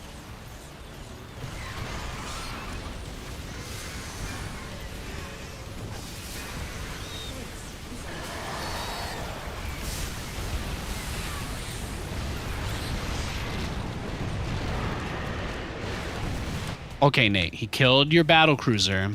Well, we can make more BCs. I don't have to build Thors yet. Nate, if you want to win the game, you're going to have to build Thors, though. Yeah, but I want to just fight him and harass him forever. Let's make Cyclones.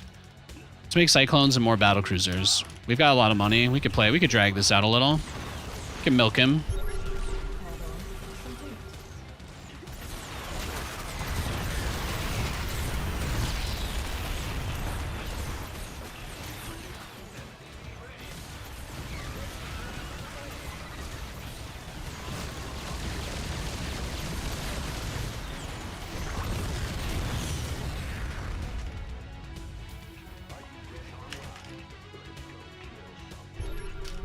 You ready for him to try to backdoor me here? Ready for him to try to backstab me here for like the 700th time?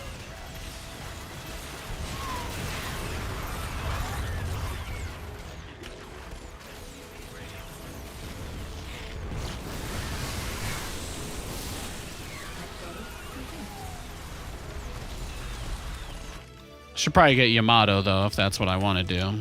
That would be the smart thing.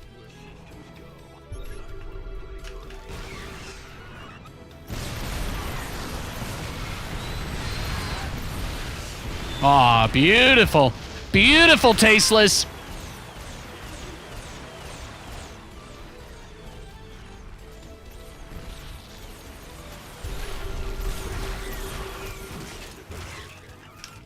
Yeah, see, we don't want to end the game yet. If we can do this for like 10 minutes, that'd be fun.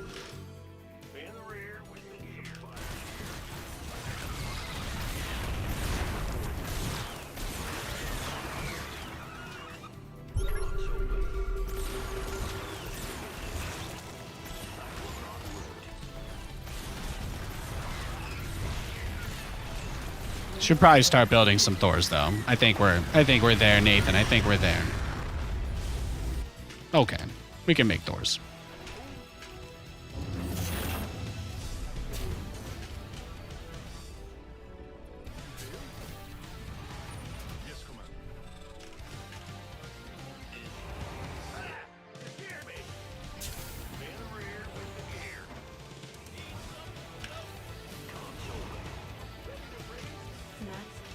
He's playing pretty straightforward, which means he's gonna go Broods eventually.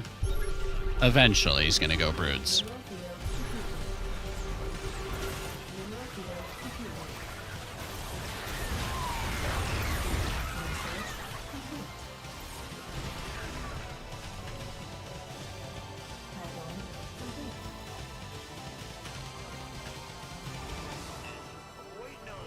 Command center upgrade.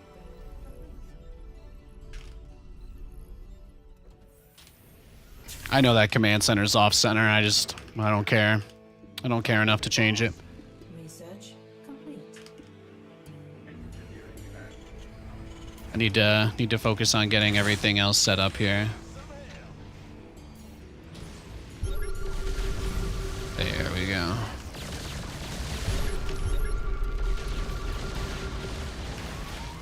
Just one of Yamato the Vipers. That's the play. Got 4 of his Vipers. He probably didn't even realize I was going to focus those down. Command center upgrade complete. Oh! Well, you still one-shot them when they don't upgrade. Heh.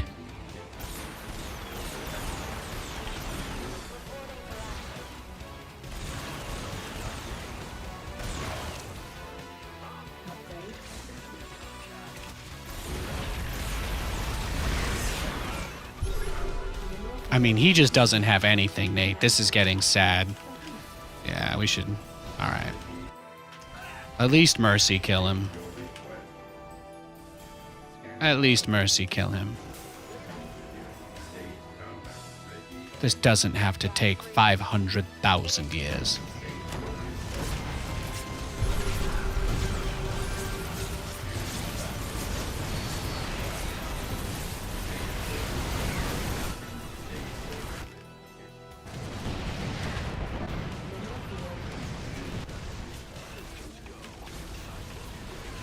Base is under attack.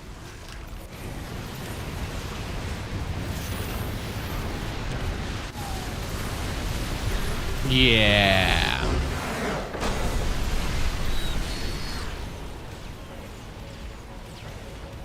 Not bad. Not bad.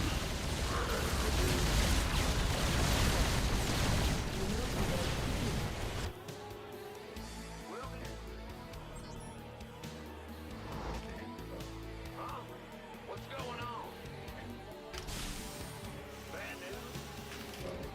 The flow is pretty straightforward, though. The goal is we want to be aggressive, but we also want to lock the door on the way out of the house. You know what I mean? We don't go outside without closing the door. That's an important part of our philosophy. But at the same time, we would like to be able to close the door and go attack as fast as we can. So I like Battlecruisers because of that. They're very difficult to take off of the map. It's very difficult to just shut down BCs. Like, even if they go for something like Corruptors, you know, you can still almost always retreat at some point. Like, you don't have to fight them. You can dictate where the engagement happens, and I think that's a really, really important part of what makes this style work. Because he definitely tried to hit us hard with the Roach Bane earlier from this point, but you do spread out some tanks, and then you just make Cyclones. You just micro Cyclones forever. They're amazing. They're amazing, and they're really good. They're amazing, and they're really good. You having a leftover burrito? Hell yeah. Hell yeah.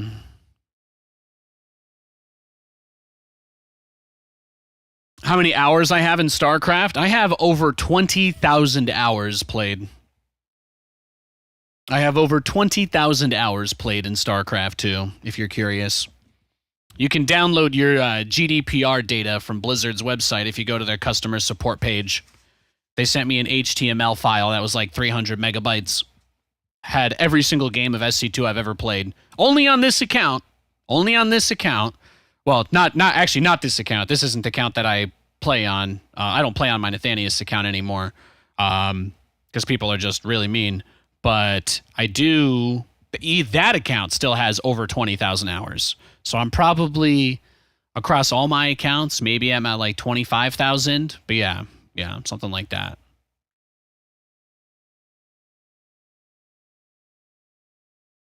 All right. Nice.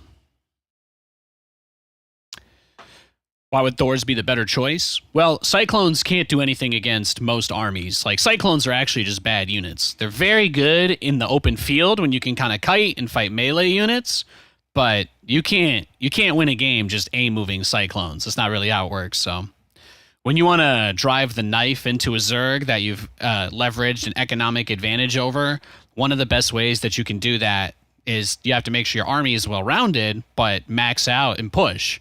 I killed a lot of his drones. We shut down his creep spread. He wasn't able to attack us. I killed a lot of his Banes in the middle of the map. The Cyclones facilitate us doing all of the things that we want to do, but they are not themselves the win condition. I don't know if I'm getting my point across properly, but all I'm really trying to say is Cyclones are really good at getting us where we want to be, but they are not the destination. That's all. At some point, if you want to push and kill the Zerg, ideally, you want to have maybe at least 6 Thors. At least 6 Thors. If he's going mass roach like that, then obviously at least like 5 or 6 tanks, and then it's just Hellion, Cyclone, Liberator, fill it all in. Hellion, Cyclone, Liberator, Raven, just throw all those in with your Thors and tanks. Back in the day, it used to be really tough to push in like long, protracted TVZ mech fights because the only thing you could really rally was Hellions, since everything else was very slow. But it's a little bit easier now to do big, long pushes against Zerg. just because Cyclones themselves, when controlled decently, can do a lot of work. So that was a big deal, I think. I think that's a big deal. So being able to just rally out faster Cyclones instead of Hellions makes it a lot easier to drive in the knife. If you've got like 5 factories with all add-ons and a Terran versus Zerg, then that's 7 Cyclones. You can make 7 Cyclones in 30 seconds instead of, I don't know, 7 Hellions that don't really do anything, you know? If you have time after the game, could you explain Yamato's range? I think in StarCraft, lots of abilities have what's called the range, which is what you know. If you look it up, the Battlecruisers Yamato range is 10. But inside of the game, there are secondary variables that affect the performance of these abilities. And for the Battlecruiser, especially on that ability, one of them is called the leash range. So in StarCraft, leash means you have acquired a target and some sort of flexibility will be given for you to still hit them, even though they are out of range, right? Because, you know, you can Yamato when they're 10 range away, but you'll still hit them if they fly away. That's the leash range. So to actually dodge a Yamato just by moving away from a battlecruiser, you would need to be, so I think it's like 20 range away. You need to be almost twice the range away to dodge a Yamato. And if you could get 20 range away, like if you barely clip a Muta that's going at full speed and it runs away, or a Phoenix, and it gets far enough, then yeah, it'll cancel. But that's a very hard thing to do. Another example of this is the Void Ray. The Void Ray's attack range is 7, but the moment that the Void Ray is attacking something, its attack range becomes 8. It's a very difficult thing to explain because it's not in the tooltips anywhere in the game. It's not in the tooltips. It's not anywhere that you can like see. So that's just one of those things you have to learn by playing the game. And Void Rays can also attack while moving, but only on the target that they're already shooting at. So if the Void Ray is not in combat, if the Void Ray is not already attacking, 7 range has to stop to attack. Is the Void Ray already attacking? 8 range, attacks while moving, as long as it's chasing its target. So those are, you know, that's a unit that completely changes in how it operates when it's attacking versus when it's not. So that would also be a leash range. Another example of this would be the Carrier, which is able to send out interceptors from itself. But what determines when the interceptors come back to the Carrier? Of course, you can stop attacking, they can die, you can recall, move away, etc. But the Carrier has as well what's called a leash range, which means once the interceptors are all deployed, they don't actually have to stay within the Carrier's attack range to do their thing. They have to stay within a second, much larger range. So I don't actually know what the Carrier's leash range is. I think it might be 13, but they can only let interceptors out at like 7 or 8 range. So you kind of have to get in close, and then they unload all of them, and then the Carrier can kind of dip back. So that's another example. But yeah, that affects many things in the game. Many things. Another way you could probably describe the Cyclones lock-on as having a leash range as well. You have to get to 6 range, right? It's 6 to activate the lock-on, or 5. It's like 5 range to activate the lock-on. And then as long as you maintain it, the lock-on range becomes 8 or 9 or whatever it is now. So, and it used to be 14. It was crazy. Cyclones used to have 14 range. Those were the good old days. Thanks for the sub, Stavka. Happy Friday, man.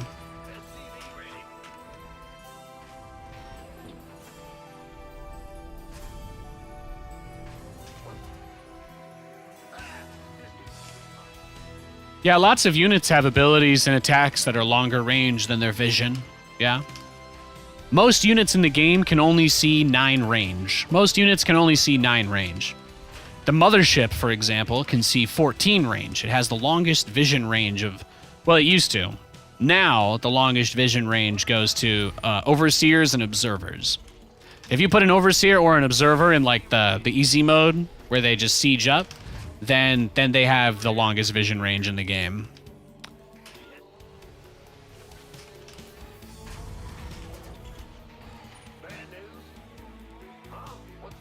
That's about it. That's about it.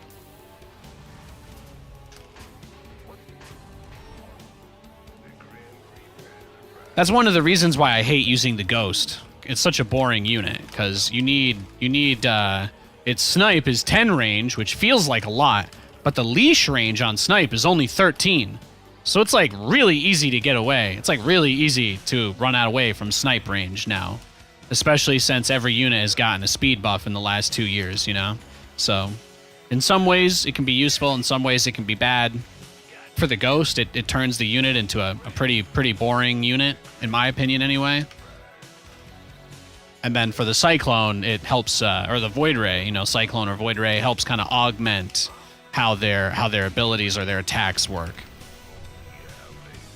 If Void Rays had 8 range and could attack while moving at all times, the unit would likely be considered completely busted. But it only does those things when it has a target already, and it's a hardly built unit. Kind of fascinating to think about.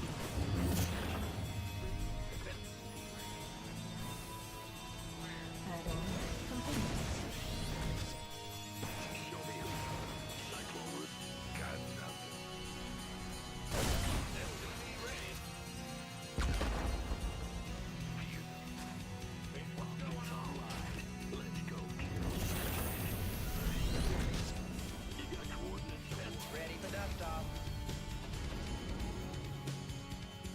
I heard that. Now what?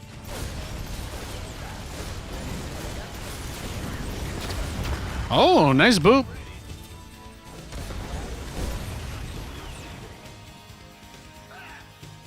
Add-on complete.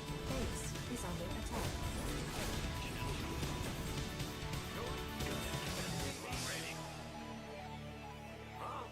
Nice little boop. Nah, I don't like going nukes. Nukes suck.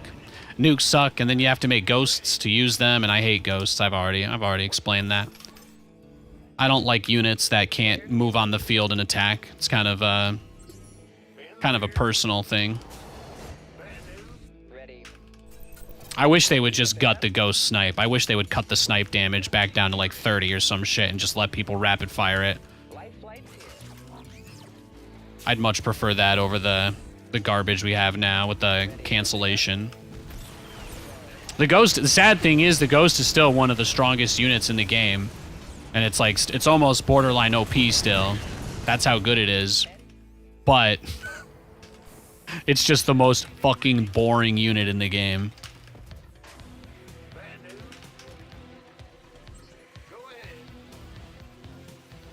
As opposed to my big, beautiful battleship, which can cross the map completely alone, teleport back at any point it wants, don't need vision, don't need to research. Ah, Battlecruisers. Battlecruisers are amazing. Life flight's here. Your forces are under attack.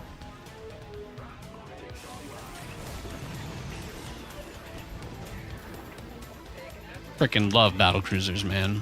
So good.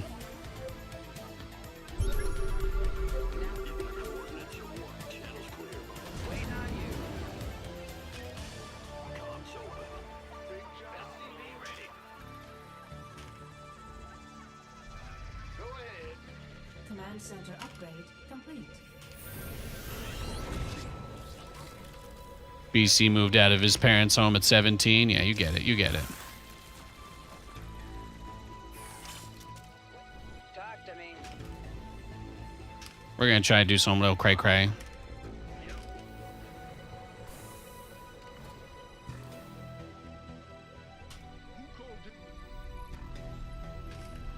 Just want to kill his tank so my Cyclones can kill everything else.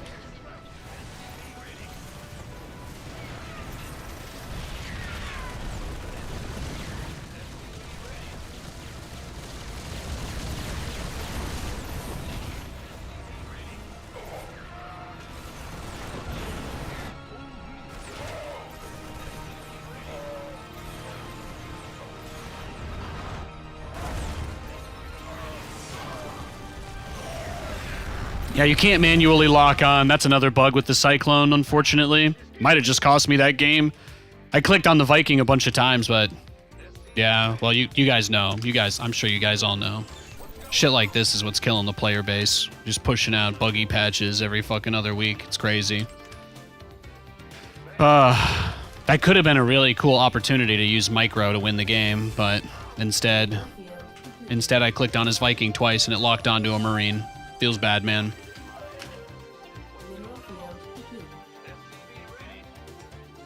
It's the only thing about the Cyclone, aside from everything, that I don't like about it.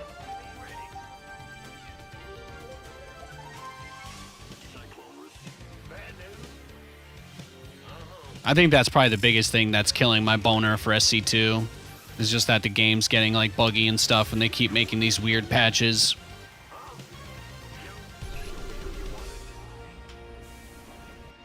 I just wish they'd stop.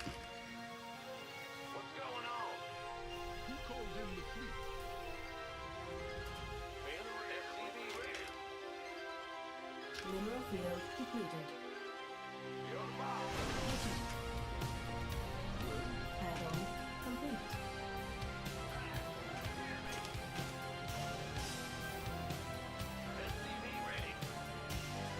Mineral field depleted. This game never used to have so many bugs.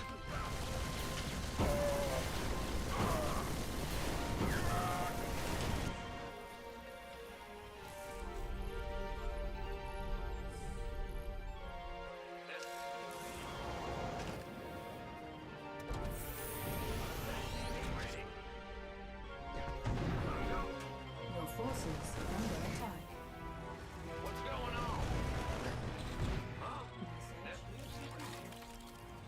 Base is under attack.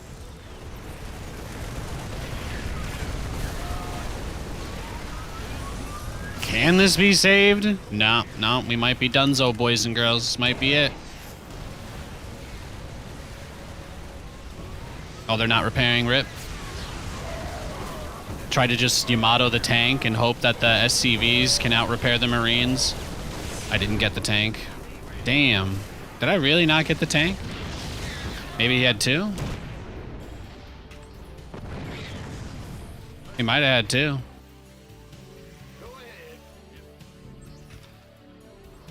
I guess if he thinks that's all I have, that's pretty good. Okay, no, that's fine. Our SCVs are under attack.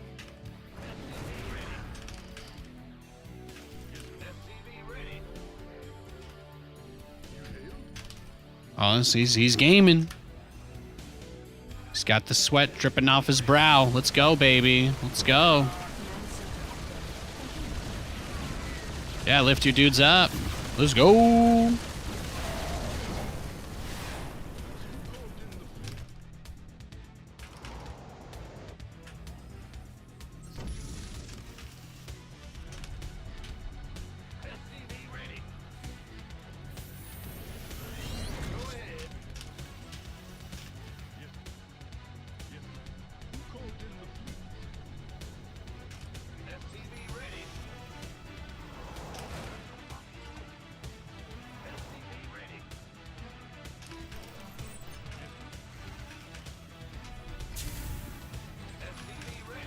The Cyclone patch that nobody voted for that got forced into the game anyway and introduced 2 new bugs while making Terran unbeatable. Feels amazing, man.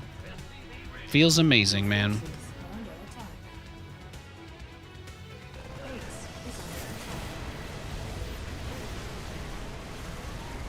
I think we're donezo, though. I think we're dead. If I had saved it at the start, I think we have a better chance, but again, I can't help it. I can't help it that they just want to break the game for no reason. It's unfortunate. Let's go next.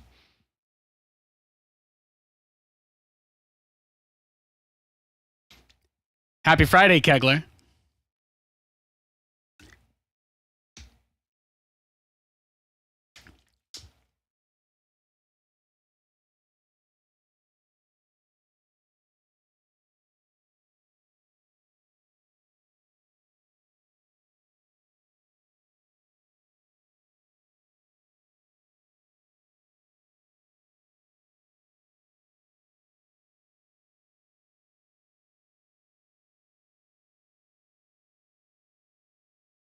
Doing anything cool this weekend? I think we are. I think this weekend we don't have anything to do. We're doing like a cookie swap. We baked some Christmas cookies last night. We baked a bunch of cookies last night. We're doing a swap with all Kate's relatives. And I think that's it. Gonna watch some football. Probably just play a million games. Probably playing COD, Fortnite,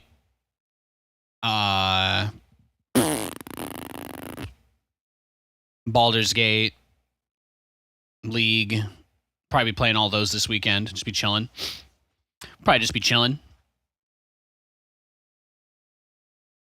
It's officially too cold to golf, so you'll be staying in. Hell yeah.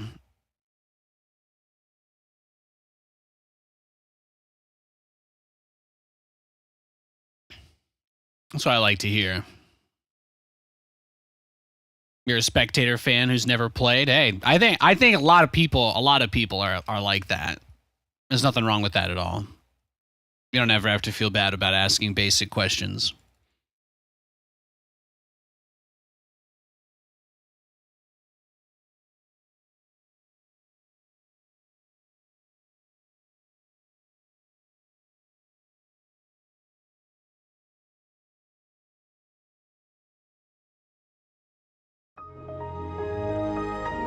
Yo, thanks for tipping with Prime, Treylev. Appreciate it, dog.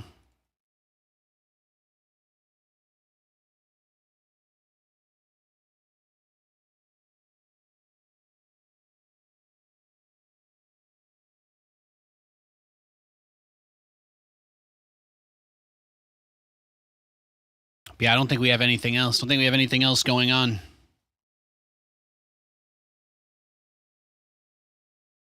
Just be gaming, watching sports, applying for jobs, same old, same old.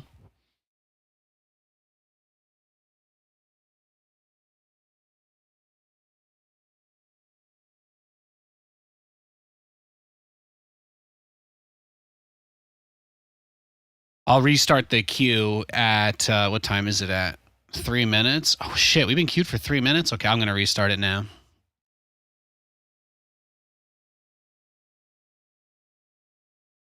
Almost 5 minutes we were waiting there.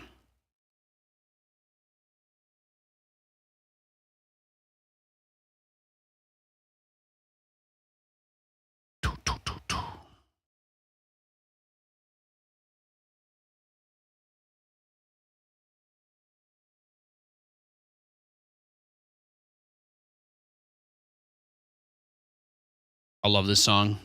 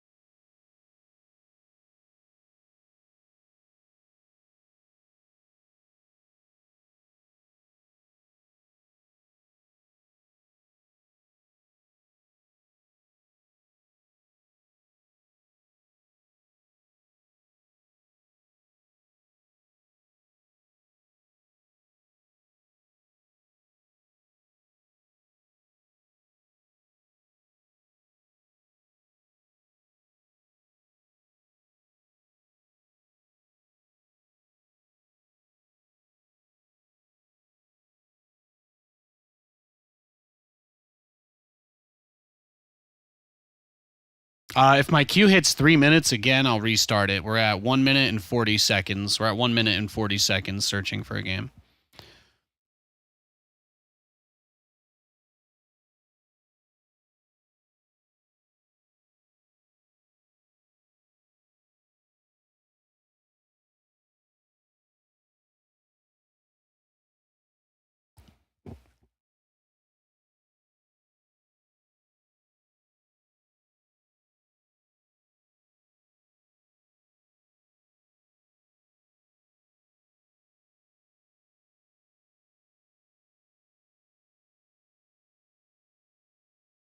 We got a game. Thank you, baby Jesus. All right, we got a barcode Protoss. Got a barcode Protoss this game. Sorry about the wait, guys. I can't stop people from quitting this game any more than you can.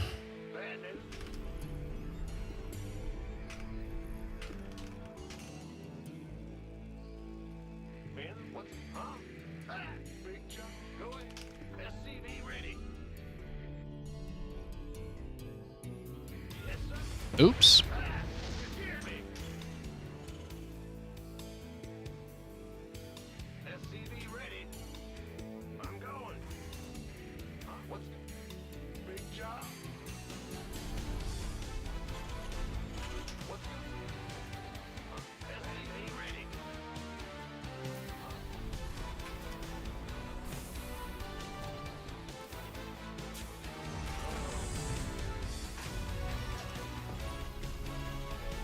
Big job. What's that?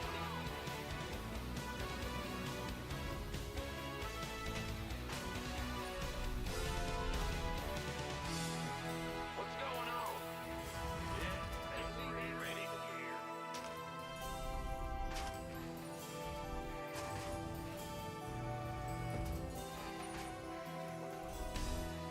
Bad news?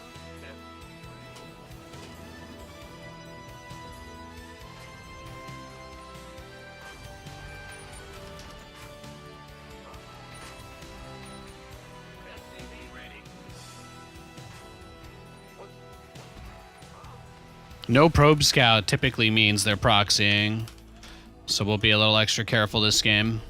SCV ready.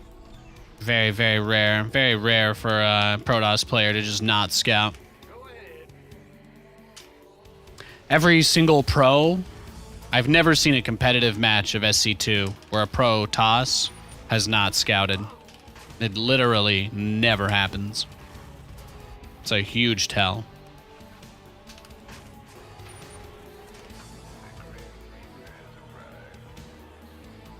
Yeah, baby. Let's do this. Certainly.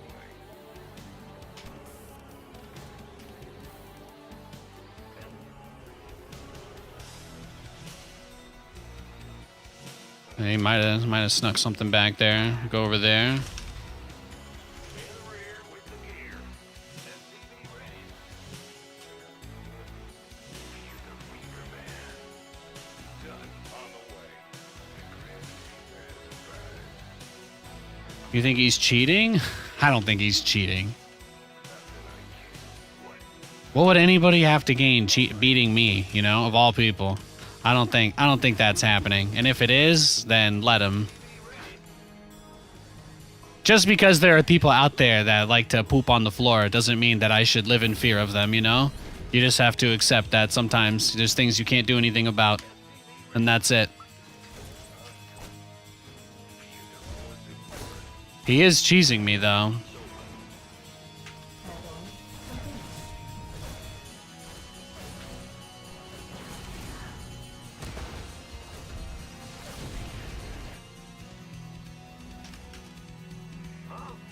You know what he probably did? He probably took the gold base.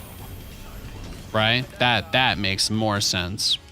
He wants me to think that he's cheesing me. He wants me to think that he's cheesing me so he can get away with this most likely. It's probably the biggest. You know, instead maybe we'll just do this. It's probably the easiest way to get a follow-up. But I just have to assume he's got the gold. Especially since he's a barcode. Barcodes are usually really cocky. Oh no. Oh, it's just a regular cheese. Okay, let's go next. If I had known that was gonna happen, I would have just left earlier, but sometimes you scout it and sometimes you don't. Not much you can do. Thanks for the sub, Warlock 77. Thanks, bro. Appreciate it, man. Happy Friday.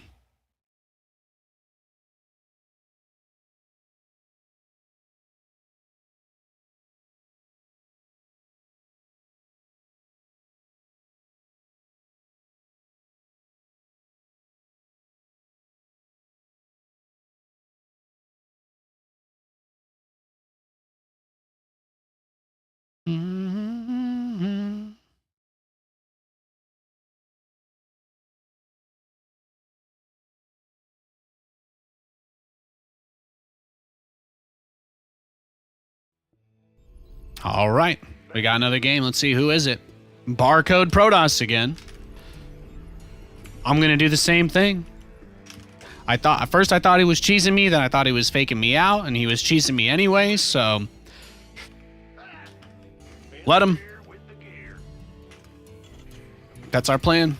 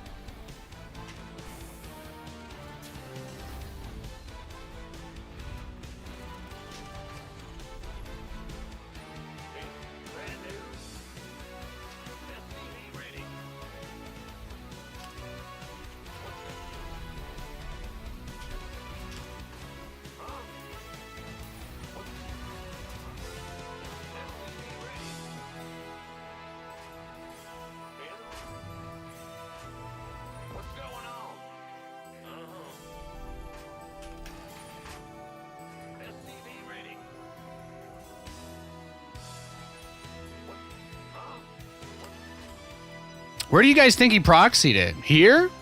Was it here, maybe? I checked all around the edge of the map, so it had to be inside somewhere. Maybe he built it at my gold.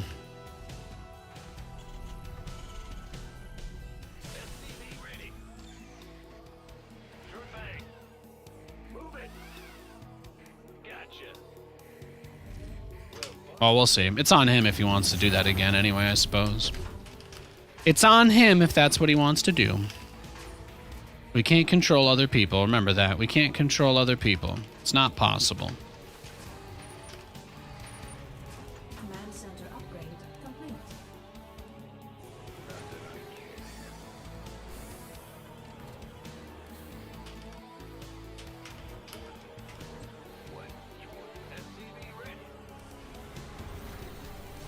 You can't make people want to play with you.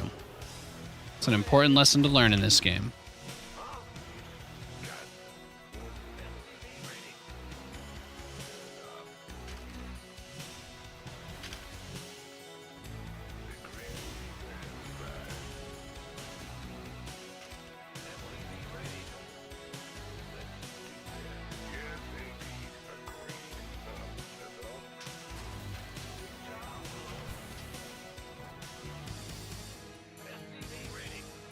Oh, there it is.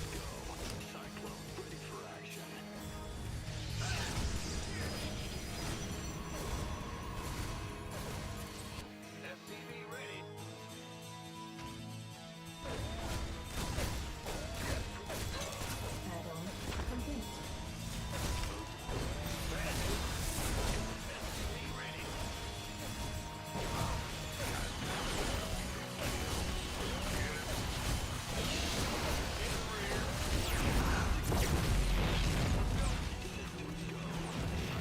Yeah, that's fine by me, bro. Reporting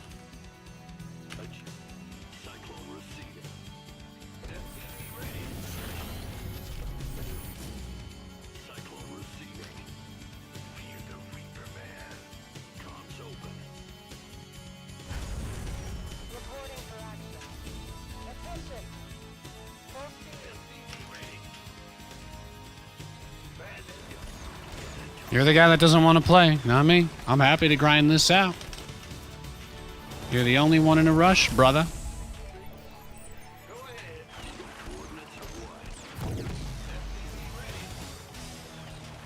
Add-on complete.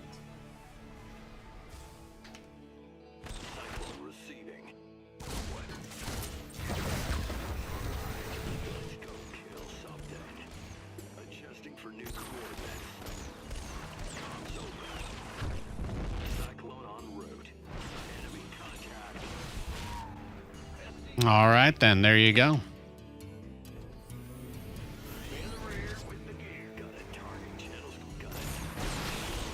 Enhance the battle station.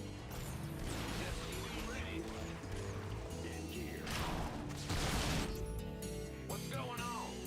He was ready for that, too. Ay, ay, ay. Go ahead. Yep. SCV ready.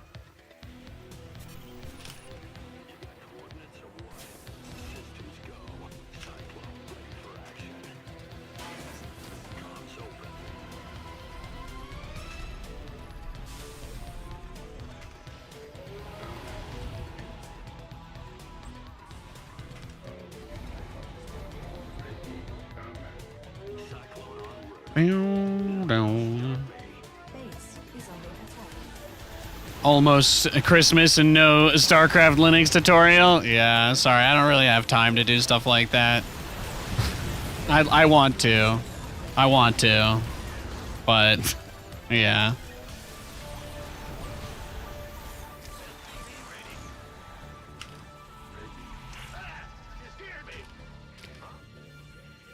What's going on? I know you guys are used to every streamer you tune in just doing the fake positivity thing about everything, but yeah, I don't got shit to say, man. I got barely enough energy to show up for this while dealing with all the other garbage in my life, you know?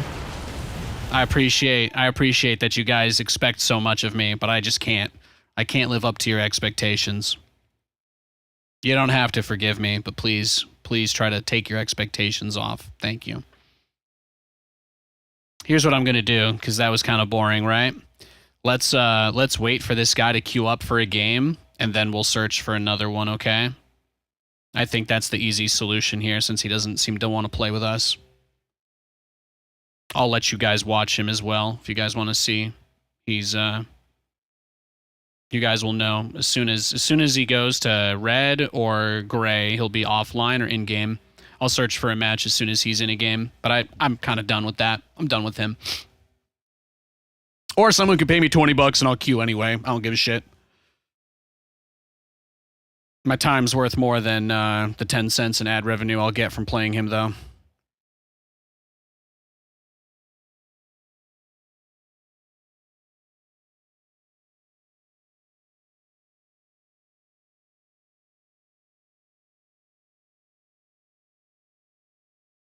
All right, he's in a game. Thank God. Let's go next.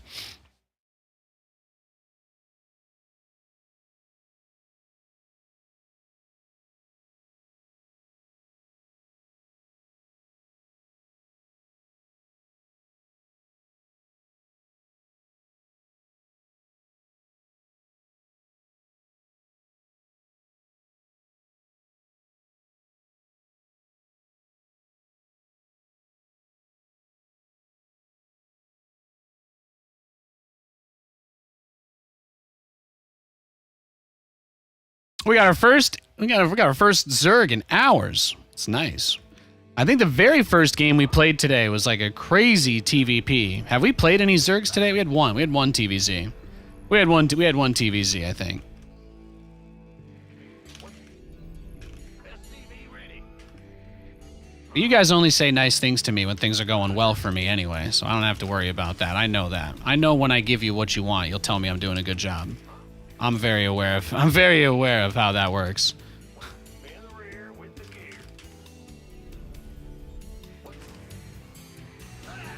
Hear me. We hear you. SCV ready.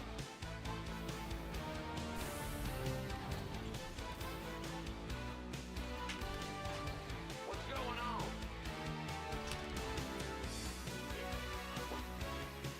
SCV ready.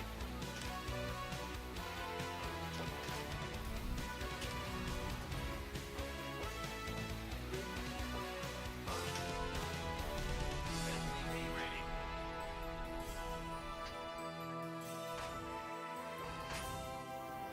In the rear with the gear. In the rear, SCV ready. Oh, you don't have to apologize, Stavka. I ignore most of the things you write in chat. You know, it's okay. I know you're just here to pretend to be mean to everybody. It got old for me a little while ago, though. You know I love you, though. Go ahead. Bad news? Big job, huh? Looks like it's Hatch first, I think. Oh, yeah, it is. It is Hatch first. That's good to know. That's good info. That's good info. Command center upgrade complete. Got it. Go ahead. What, Solar? SCV ready.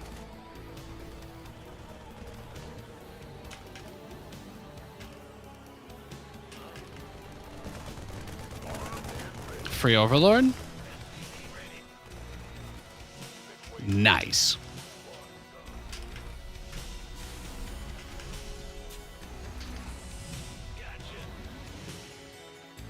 Will do.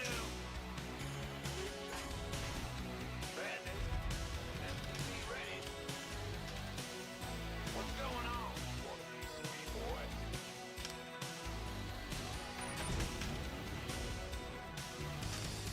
What's SCV ready?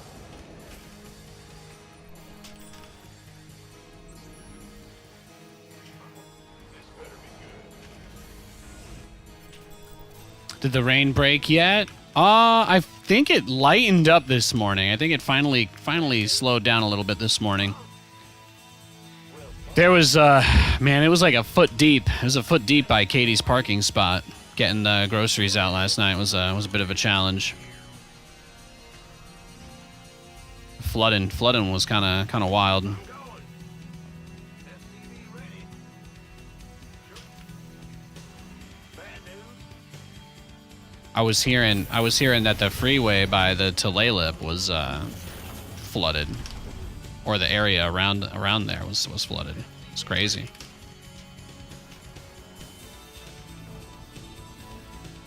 Crazy.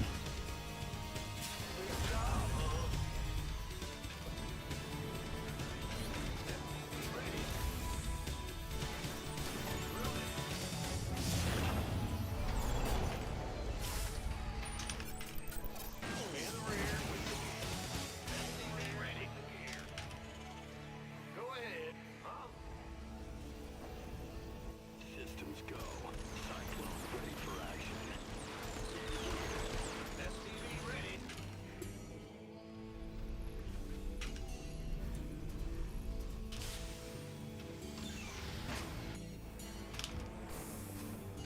SCV ready. We'll butter by a biscuit.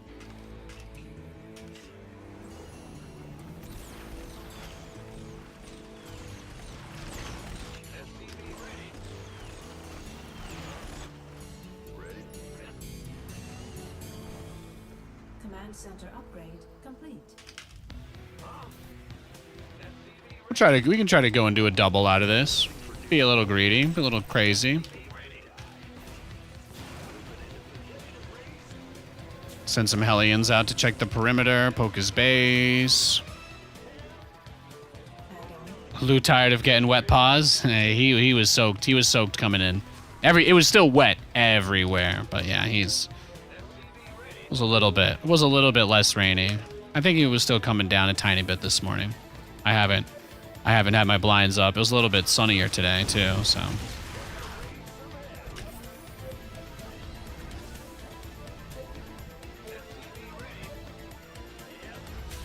This guy's getting ready to do like a mass roach thing, is what it's looking like.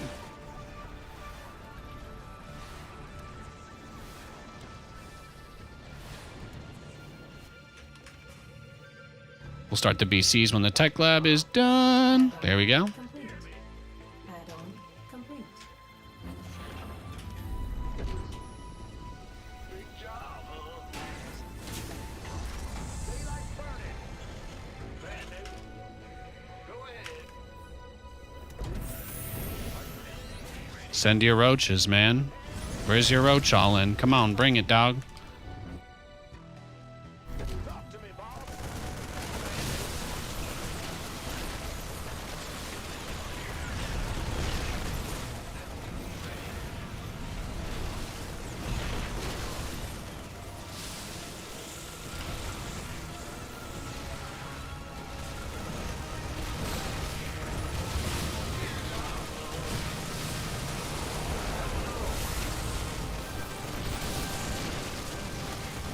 That's fine, that's fine. You gotta do what you gotta do, right?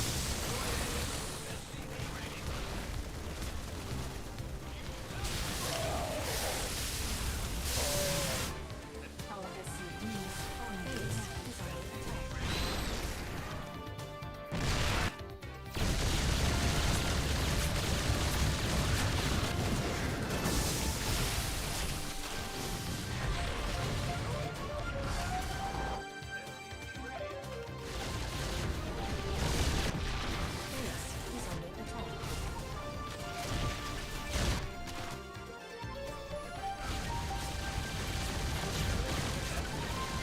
Oh, he's already got the Spire. Yeah, GG, bro. Easy dub. Let's go next.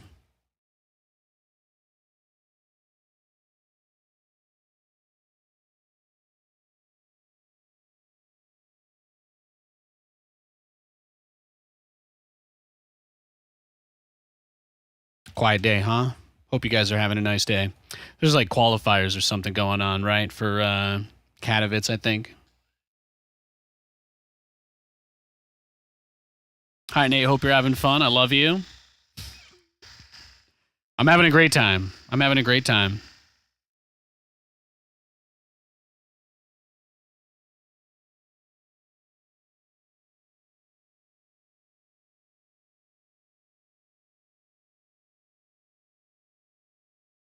I'm playing my favorite game and just chilling, man. What more can I want? I wish I could do this forever.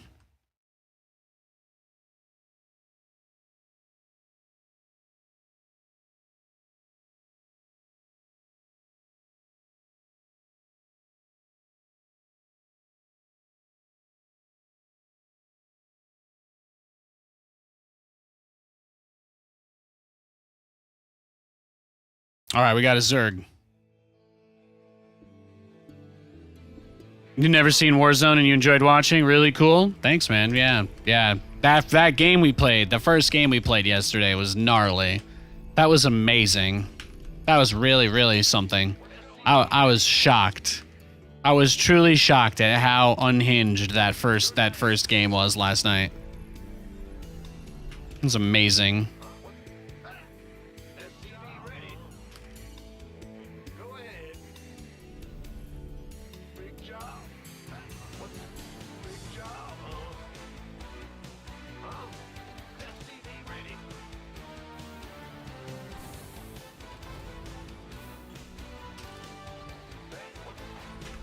Any time for Warzone today? No.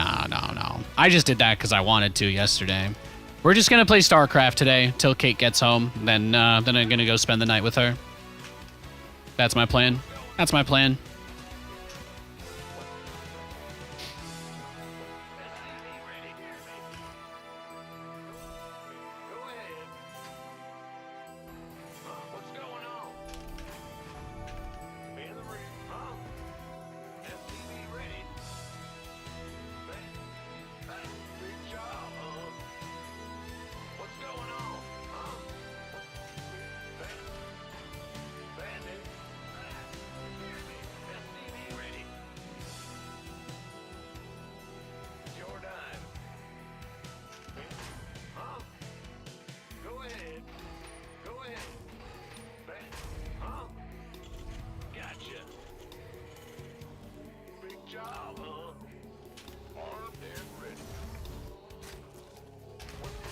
Patch first. That's nice. Command center upgrade complete. Yeah, I don't think I understand the question you're trying to ask, Darren. Are you asking me why I open with Marines? Most Zerg players send an Overlord across the map or two at the very beginning, and you can kill them very easily because they don't have any units yet. That's all.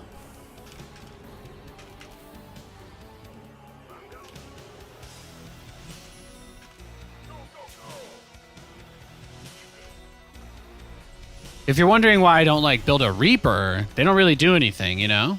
They're not good against queens. They're not really that good against speedlings or roaches, so the only reason you really make Reapers are to scout.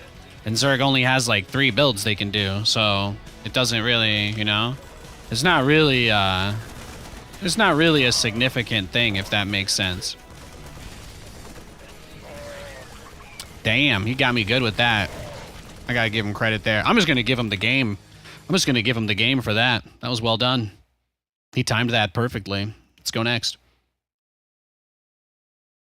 Getting a little bit unlucky today. A little bit.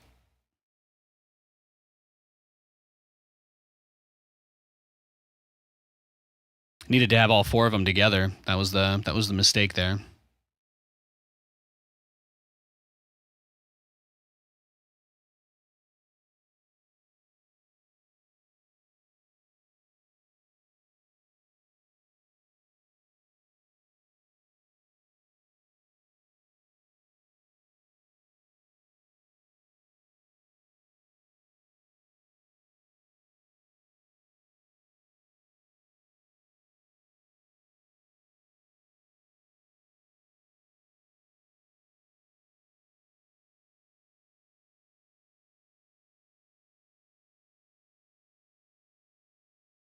All right, we got a TVT, it looks like.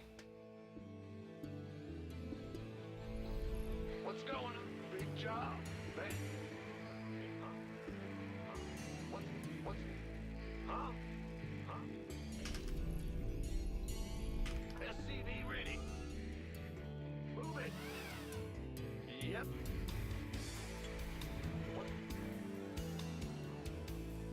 Let's go. SCV ready.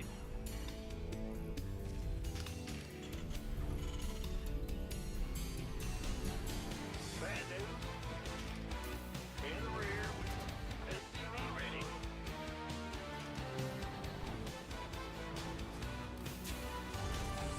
Gotcha.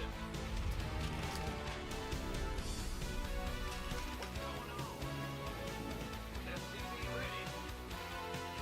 Yup.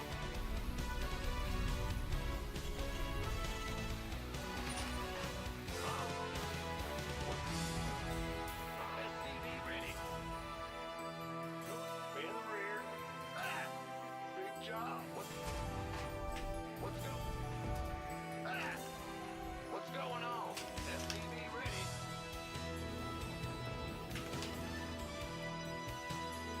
Ah, going big job. In, back, back, going big. What's SCV ready? Big job.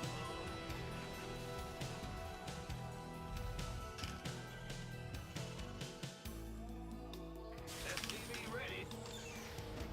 I'm going. Uh-huh. We hear you. Ah! You scared me. Huh?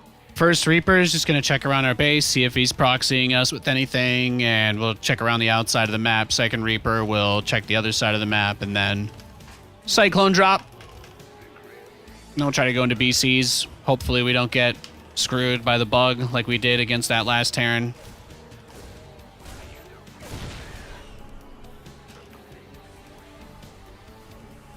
What I would give for a bug fix.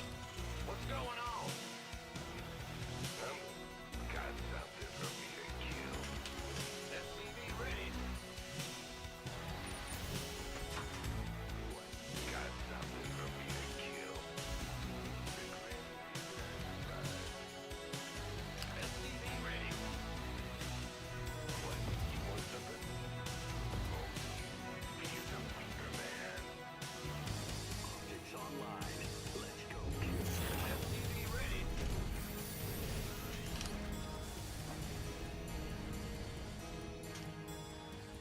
Roger. What's it worth? Okay. Seems like he's playing straight up. It's good to know. That's all. Let's do this.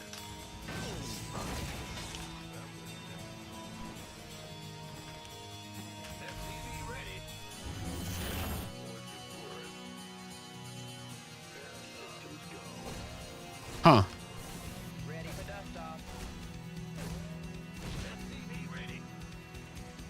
Channel's clear, boss. Gas from above. Fuse a weaker man. SCV ready. Go ahead. What's going on? Get the expo, get that set up. What's it worth? SCV ready. Now, but you guys know I'm mostly just streaming StarCraft stuff until Zero Space or Stormgate. Gas from above. SCV ready.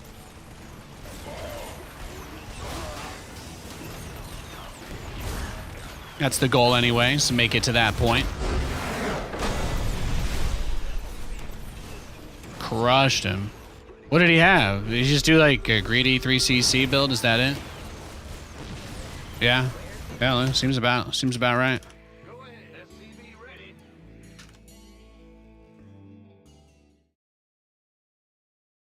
YouTubers rise up. Yo, not unauthorized. Good to see you. Remember, guys, no ads on the YouTube stream. Stavka, $50. What are you doing, man? You trying to butter me up? You trying to butter me up here? I don't know if an alert popped up for that or not, but thank you. God bless you, man. Thank you, thank you. Let's go next. The Overlord is to scout. When you kill with 2 Marines, does that indicate to the opponent anything about your likely tech tree other than, say, no Reaper? No, I don't know how it would. I think that most Terrans open Reaper because the average StarCraft player doesn't really think about their strategy ever. They just kind of do whatever people tell them to. So most people expect that everybody will play like that. So I think if you see a Marine opener as a Zerg, the only thing it means is they don't have Reapers. But, like, what does a Reaper really do? You know? Maybe you see with the timing of the 3rd. But that's about it. If you're good with a Reaper, you delay a 3rd a little bit. But it doesn't... Good players don't lose drones to Reapers. Good players don't lose Queens to Reapers. Good players don't lose hatcheries to Reapers. So... why would I want to go into all of my games just assuming my opponent will be terrible when I can leverage my gas somewhere else and deny scouting? You know, it puts the Zerg in like a dark spot when they don't know what's happening. The thing about Zerg is that everything they do is reactionary driven. So information is always the most valuable thing to a Zerg player. You may have been lied to by other people in your history being a part of the StarCraft community, but I speak the truth. The Zerg players need information to do that thing where they react and build stuff. If they have no information, then you can do whatever you want, and there's a pretty high chance that they will not be ready for it. And the best part is that you can macro while you're doing it. Because I don't even take a gas until my expansion's done. And the Zerg can't really do anything about that, you know? There's nothing they can do about that.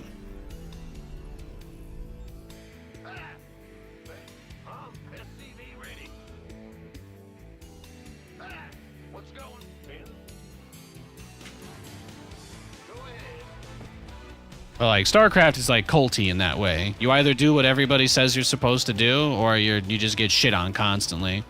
So, you know, I don't need Reapers. I don't care. I'm one of the best players in the world at this game, and I don't build Reapers. Meh. Take it or leave it.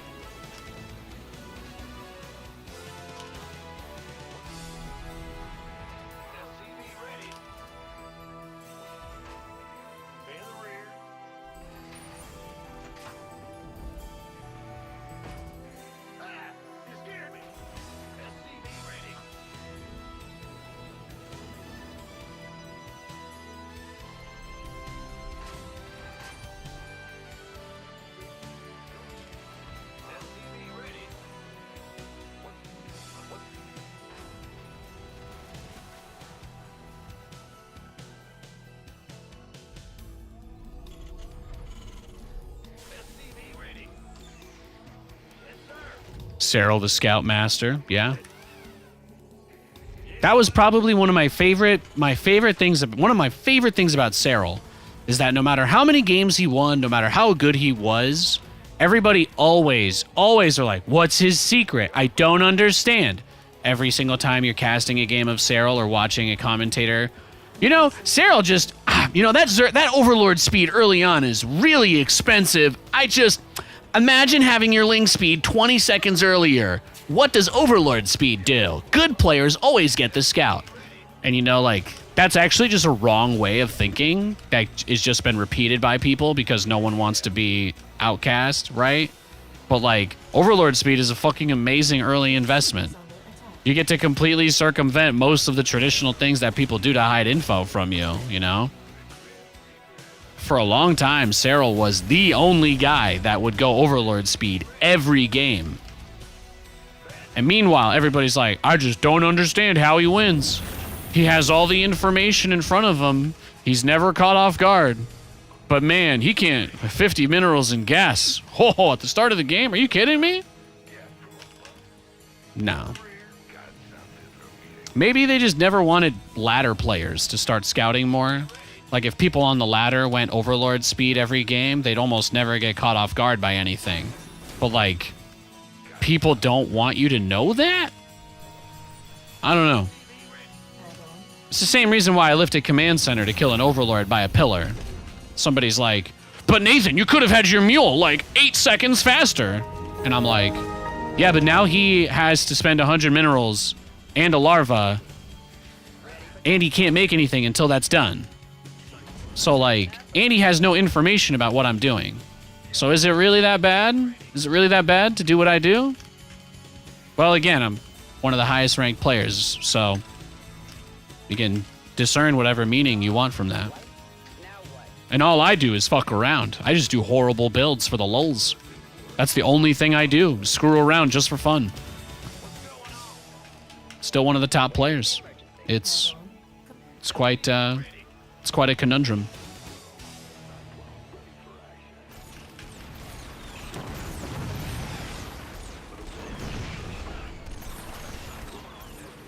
Overlord speed's the same cost as a single Reaper?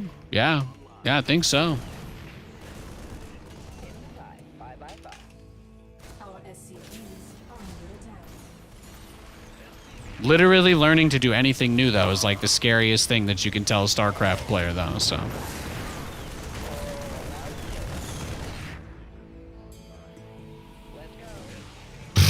Drop the turret for nothing. Thanks, brah. Oh, give me the Raven. Give it to me.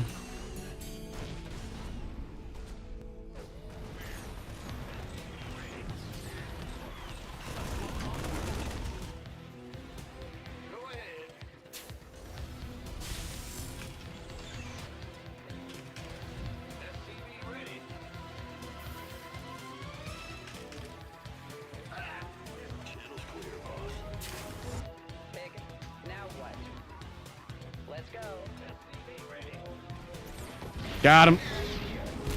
Oh, he got me. Ah! Okay, we're good.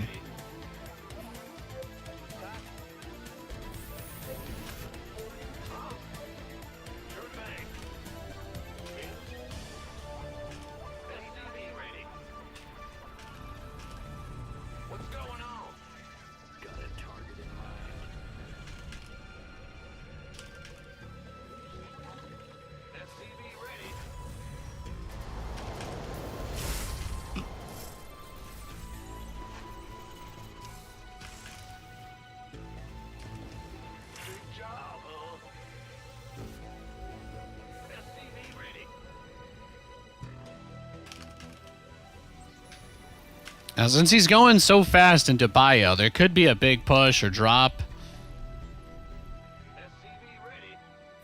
We'll just go up to 3 bases kind of fast. I'll try to play a little bit smart with my guys here.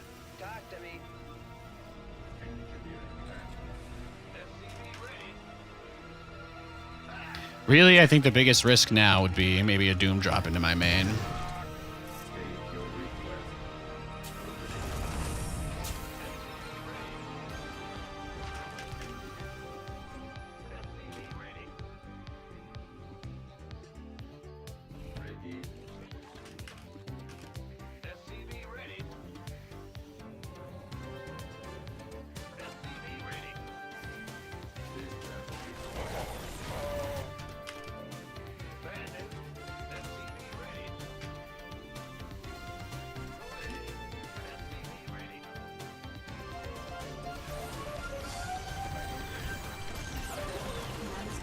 Got his dude.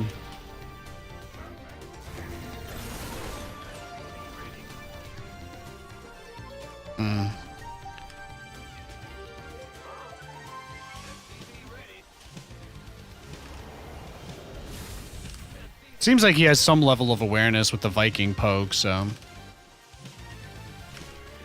let's just get everything else.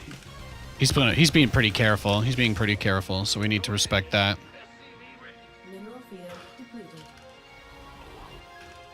We'll just get that Battlecruiser count up if that's what it takes.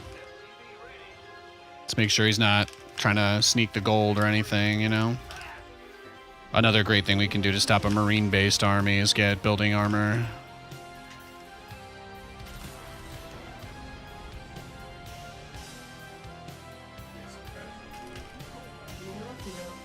Your forces are under attack. State of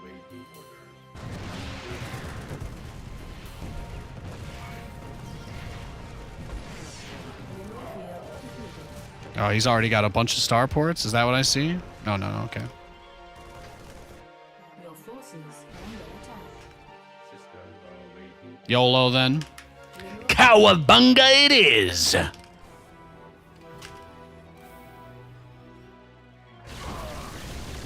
Now this will definitely prompt him to go for us. Oh, shut down the armory, that's big. Yeah, this will bring us to the end for sure.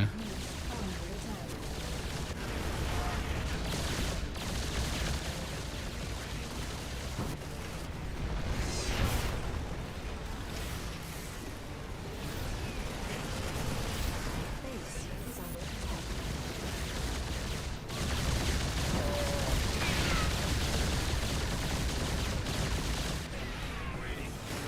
Research complete. Our SCVs are under attack. Our SCVs are under attack.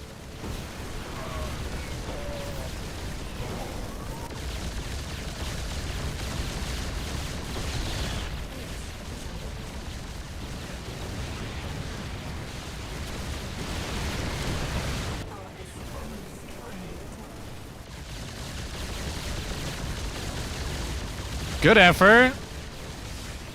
Base is under attack.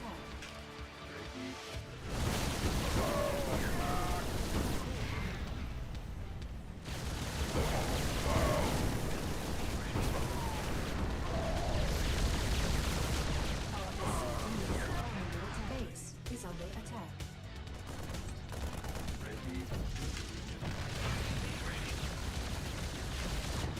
Upgrade complete.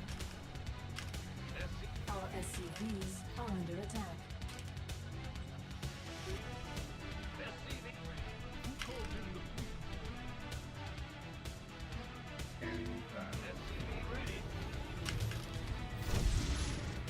Upgrade complete.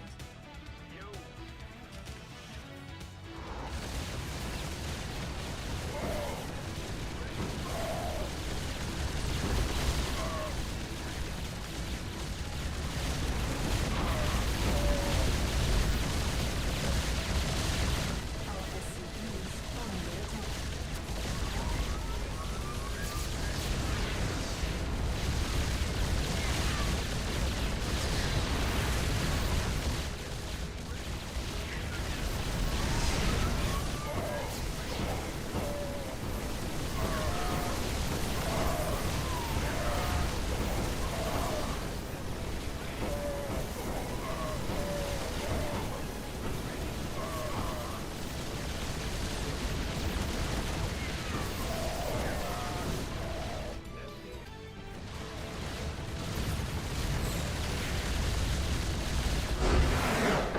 Got him.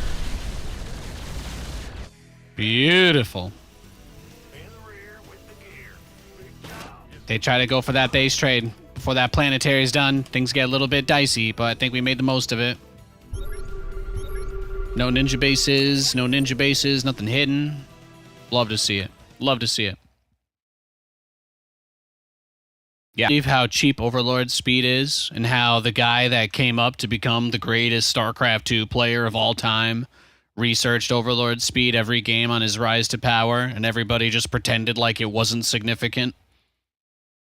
To me, that's something that I just find fascinating, personally.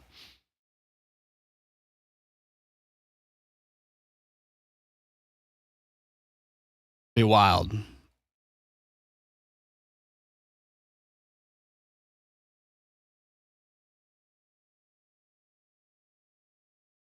Yeah, we got a lot of SCV kills. We did. It was a good game.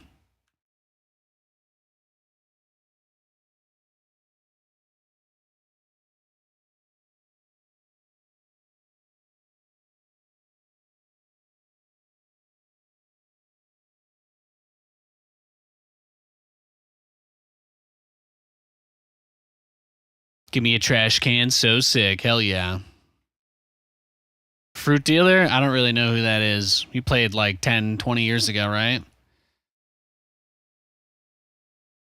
He won like a GSL in the first year of the game, like one base baneling busting or something. StarCraft was like a totally different game back then.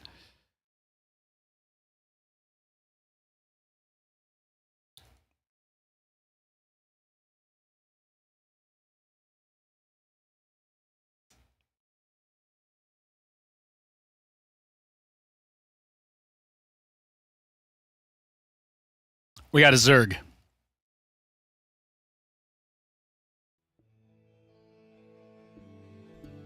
Big job, huh? In the rear, huh? Go ahead. What's going on? No, I'm talking about Cyril. Cyril's the greatest StarCraft 2 player ever. SCV ready. Yeah, whatever. Go ahead. Whether or not you agree, I mean, it's my stream. I can say whatever I want. I think Cyril's the best. Tough cookies. Go ahead. What? Big job, huh? SCV ready.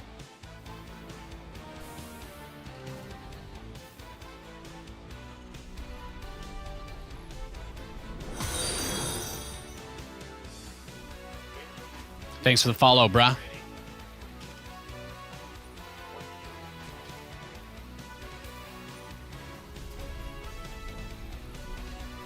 ahead. Huh? SCV ready. Huh? Ben, go ahead. Big job. In the rear. What's going on? Go ahead. Big job. The other thing that most people don't really realize too, when they get conned into doing these standard Terran builds, is that most cheese are amazing against them. Like, hypothetically speaking, you decide to follow whatever tutorial that you read that says you should go for a Reaper Scout every game. But a lot of those tutorials will not tell you to SCV Scout if you're Reaper Scouting. And Reaper Scout does not even get there fast enough to see most of the one base things that they can actually do to you either. Sending an SCV is the right way. Now, if you're going to send an SCV, that's going to tell you everything that I think you could possibly learn from a Reaper, because, again, if your opponent is going for a follow-up that's going to hit fast enough for a Reaper to matter, those builds all are ready to go before you have a Reaper in their base.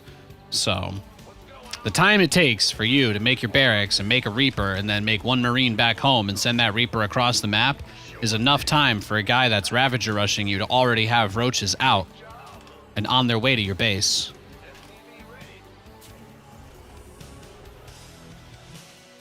Or you can just SCV scout, see that they're going pool first, and be like, okay, it's roaches or banelings. Same thing for both of them, tanks, right? And that's it. Tanks, and you use bunkers and marines to buy as much time as you can until you can get tanks out. That's the same thing you would do if you were going Reaper. Your reaction doesn't change. But you actually do get more of a heads up if you SCV scout every game versus Zerg. And the fun part is that in that scenario where the guy's running across the map with his roaches as your Reaper comes out and goes across the map, in that specific scenario, typically you have a reactor and a factory building around the time that the roaches and ravagers would be arriving to your base. So, the way that I see it, and a big part of what informs what I do, is also that because of the nature of this build, you can have 4 Marines in a bunker really early. I didn't force the 4th Marine this game because he went pool first, or he went hatch first. So there's not really any risk, you know. There's not really any risk from what I've seen in this game that I felt like I needed the 4th Marine, so I just cut that and got everything else a little bit faster. That's the beauty of the SCV scout. Could he have started a Roach Warren as soon as my SCV left his base? Yeah, sure. Yeah, a plane could come through the roof and crush me in 2 seconds from now as well, you know? Anything's possible, bro, but that's not something I spend my time worrying about. My build covers enough bases for me to be comfortable and happy and play the game the way that I want, which is really the most important thing to me.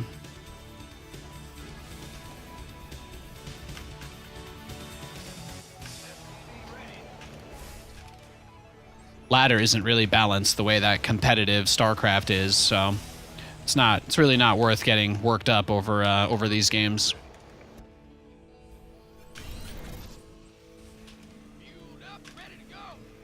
Now, I'll tell you though, they put a best of option available for like, they put a best of option into Stormgate, or they give you like a pre-game lobby or something. That's what I really want, man. I would just love a little bit of information to get exchanged before the game, so that it could be more like a tournament where you know something about the other guy, but they're not like completely anonymous. That's one of my dreams. I really hope they go in that direction or a similar direction with Stormgate or Zero Space. They both should do that. What makes ladder and competitive different? No pro player has ever had to go into a tournament and play versus an anonymous guy. It's never happened. Nobody has ever been able to sign up for a StarCraft tournament under an anonymous pseudonym. So, because of that, you can usually do some research or prep work on your opponents. And in the pro scene, it's mostly the same people playing each other, so they all know each other's tendencies very well. It's a big part of it.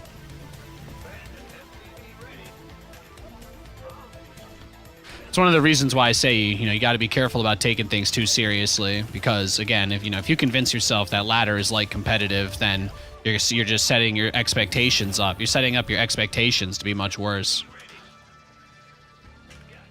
But 90% of the people that you play on ladder, most of your games, especially with how often people change their names and stuff, since it's not a tournament format where people need to play the whole year under one name, which is also another thing.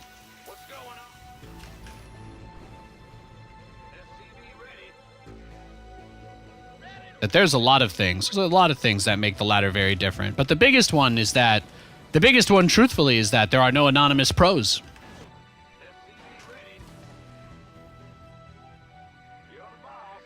Even Max Packs has to have a name.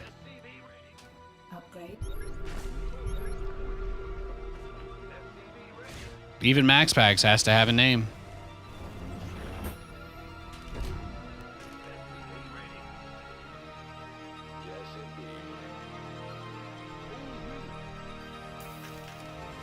Protoss would have to probably drop to like a 20% win rate for them to let him play on a barcode.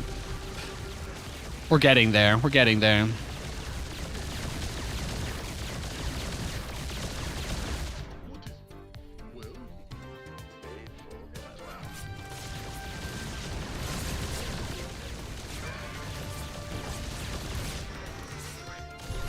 Nice.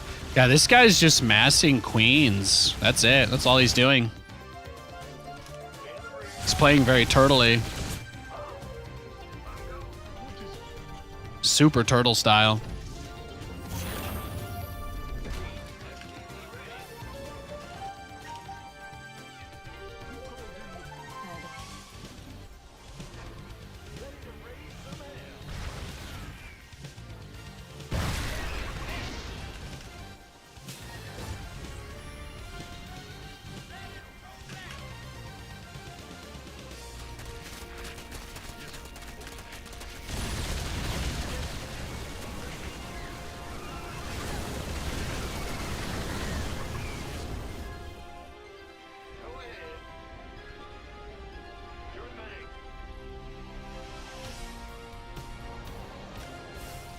Mineral field completed.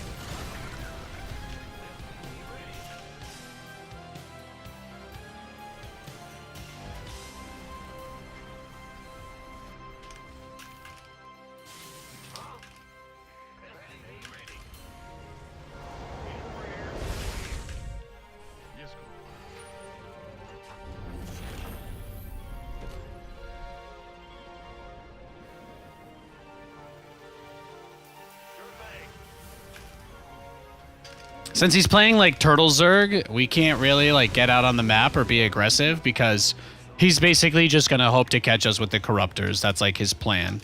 And then he's gonna use the Corruptors to keep us in our base, and then he's gonna slam like a bajillion Banelings into us over and over and over again until we're dead. That's it. That is ideally what happens in this game. He is just gonna make an unholy number of Lingbane. He's gonna try and just smash them all into my base, and that's it. While he makes like 500,000 queens, and just does nothing but spread creep and turtle. And that's his plan. Mineral field depleted. We just gotta transition to uber late game already, because that's what he wants. Upgrade complete. We don't really get to dictate what happens here. Upgrade We have to be very, very careful.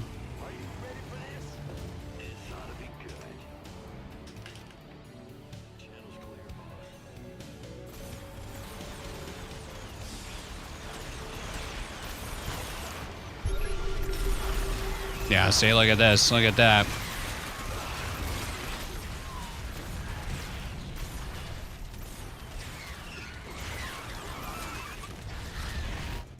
Yeah. Yeah, you know what's coming.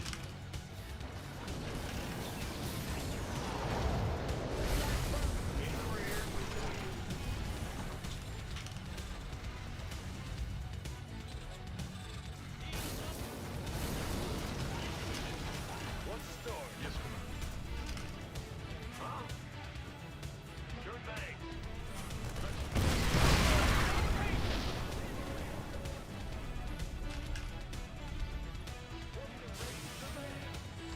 Mineral field upgrade complete. Command center upgrade complete. Mineral field depleted.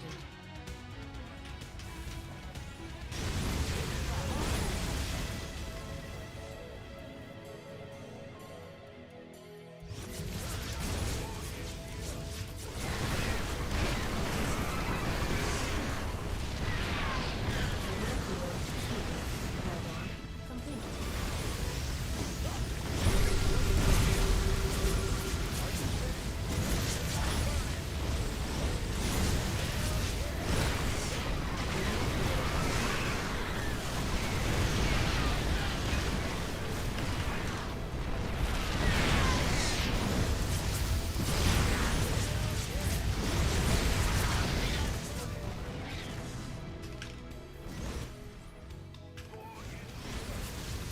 Mineral field depleted.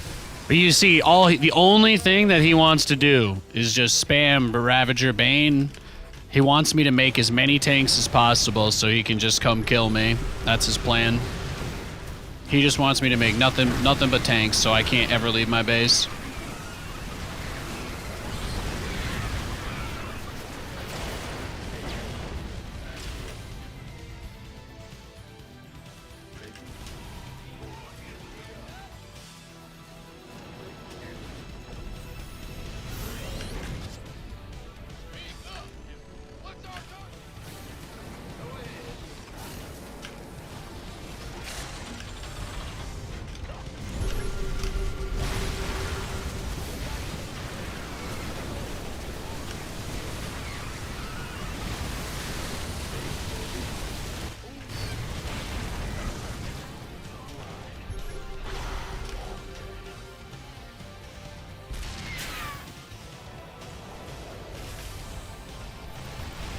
But this is what he wants. He wants us to make enough tanks that he can go Broodlords. That's it. That's all he wants. If we build enough tanks for him to go Broodlords, he'll go Broodlords and kill us. If I build enough Thors, he'll just mass Ravagers and Banelings and A-move us. That's his game plan. But you can see there's not really like too much to it. All he did was just spam out a shit ton of queens so he could cover the map and then just never let me leave my base. That was his plan from the very beginning. He didn't even scout my build, by the way. He just went straight to the Corruptors, so that's one of those things that you just kind of, you know, there's not really much you can do about that.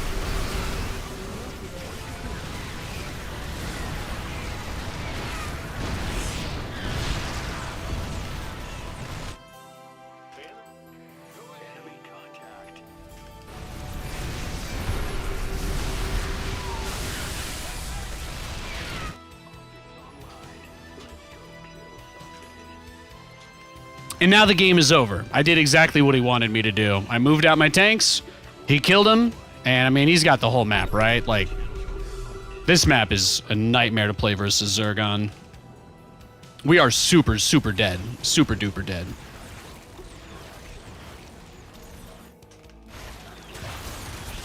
I got a little stuck there on the side.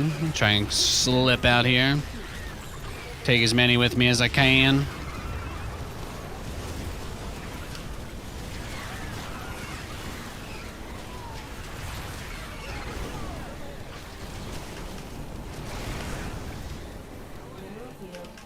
But now I have to make tanks, so this would be the ideal moment for him to go back into... right now would be the best possible time for him to just go right back into nothing but Broodlords. There it is. I called it perfectly.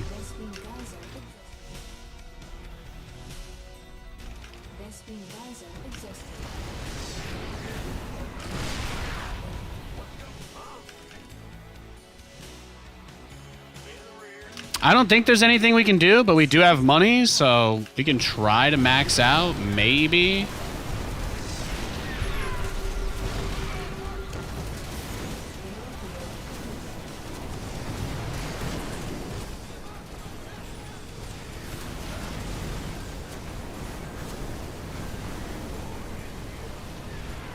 But that's the thing, right? He's got so many Broodlords. All he has to do now is just A-move me as soon as my Thors attack his Broodlords, he's just gonna A-move with a shit ton of Ling Bane like he's done all game. And I don't have anything that can stop it.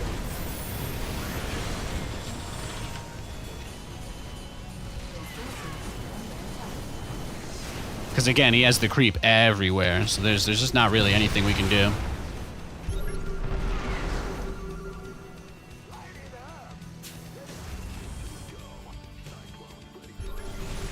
His goal is to just make the game as boring as possible.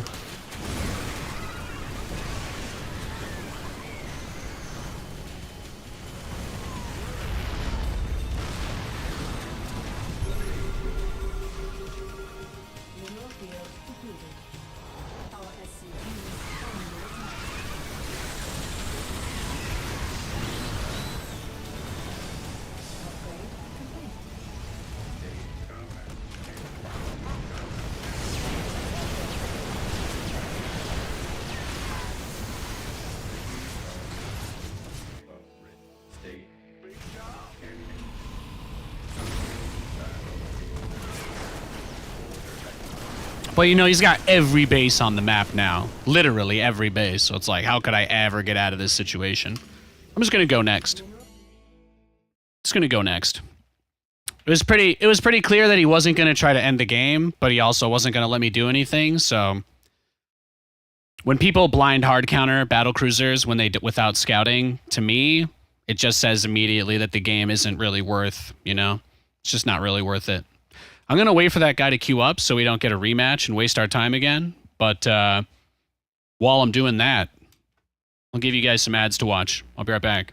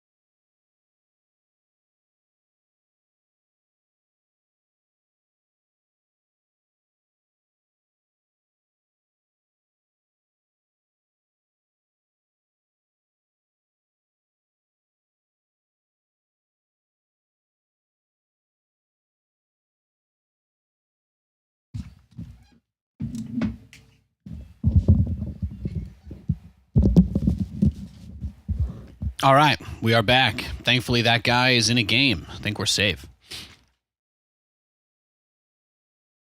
You love saxophone? I love saxophone as well. It's very good. Saxophone's a beautiful instrument. Absolutely. Absolutely beautiful instrument. Trying to get this on nice and snug. I'm a casual from the Pult era, so glad you're on the tubes. No worries, not unauthorized. I got you, buddy. I got you. You know, StarCraft's had a really brutal year. It's been a really, really, really hard year for the game. And it hurts me a lot to see what's happened to it, especially as an outsider now. But I still love it. I still love the game. I still love playing it. I still love watching tournaments. I wish the game hadn't been boiled down to just Terran versus Zerg every tournament, but unfortunately, you know, nobody cares.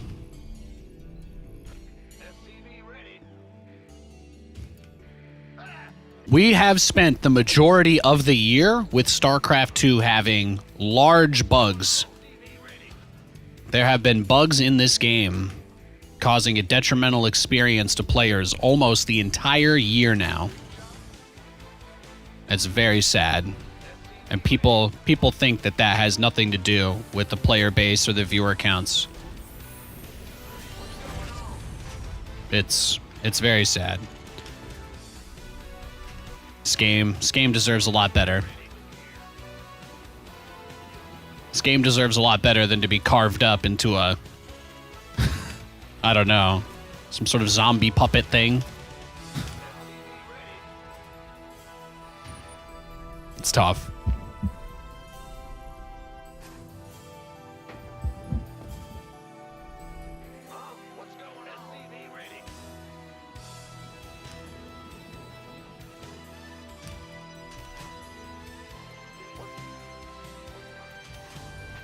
Oh, the hour-and-a-half games? Yeah, that was also a really... I mean, that was definitely a tough time for StarCraft.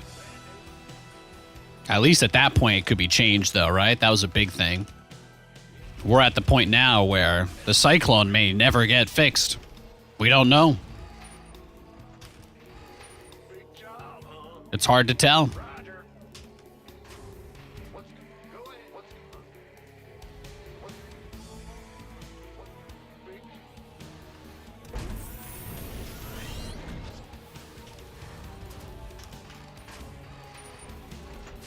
Command center upgrade.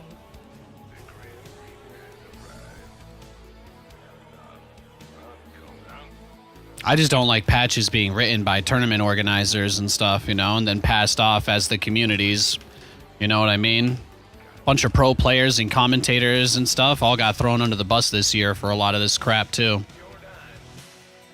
It's another reason why nobody wants to talk about anything. Everybody's just scared.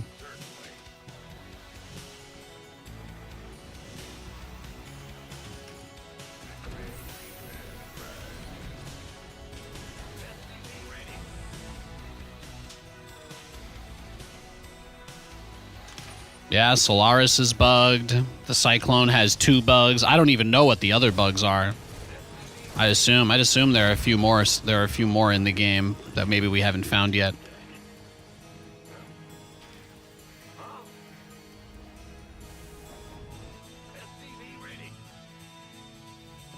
I literally lost a game earlier because I tried to lock on. I tried to have my Cyclone attack a Viking that was right on top of it. But because there was a Marine near it, it literally, no matter what I pressed, it would not do. It just bugged out and would not attack the Viking. Eventually, it killed the Marine, and it was already too late at that point.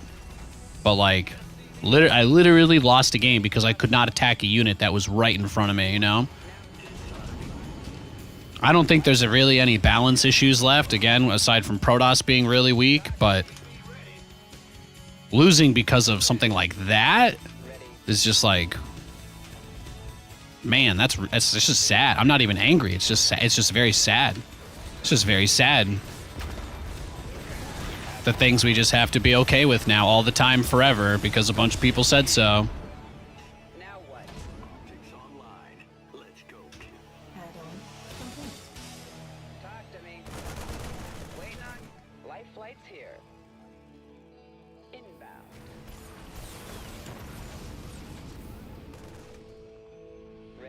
backup? SCV ready.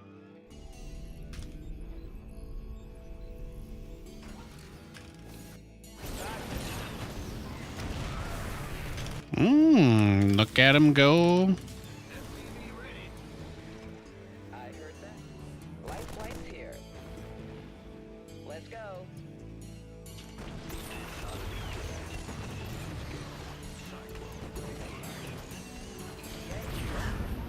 Now what? Well, hello there. Inside. Bye. Command center upgrade complete.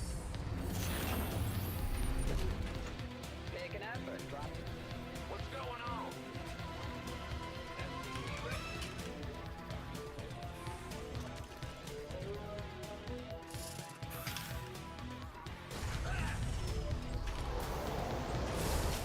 SCV ready.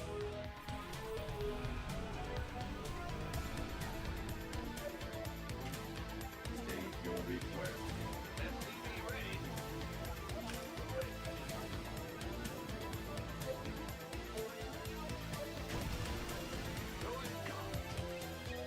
Taking effort. SCV ready. That's why I love this build, though. You can get a lot of damage done. You can be on the map. You can harass. You can attack. You can defend. But you can also expand and still get out on the field. And those are the most important things, I think. It's the stuff that I love the most about playing StarCraft. Oh, that's just terrible luck right there. Yeah, this game might be over.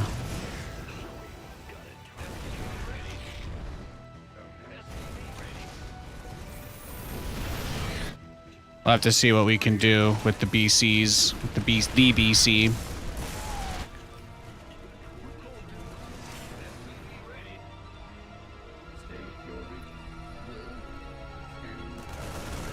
Trying to select this Raven must be a pain in the butt.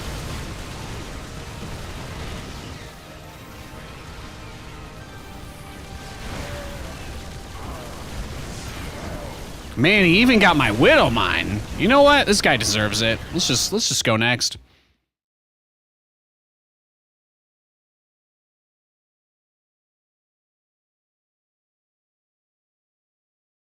I don't think there was anything we could do.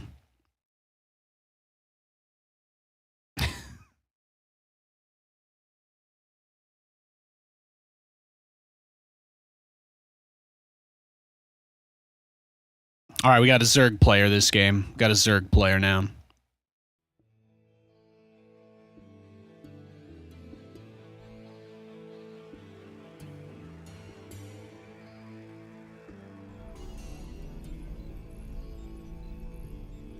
Huh?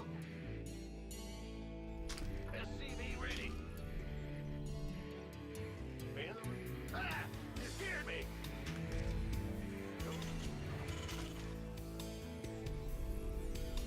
SCV ready. Huh? What's going on? Big job, huh? Bad news. SCV ready. What's going on?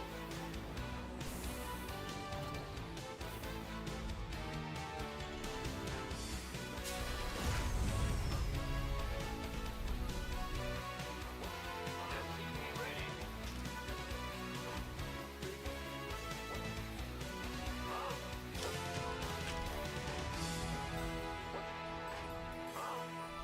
SCV ready. What's going on? Roger. Yeah. SCV ready. What's going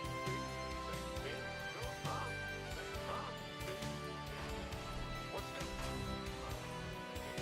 SCV ready.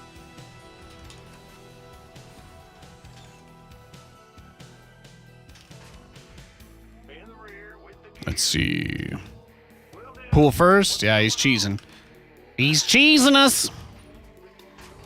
Big job. Bad news. Huh? What's going on? Ling all in, straight up speedling all in, looks like. Whatever.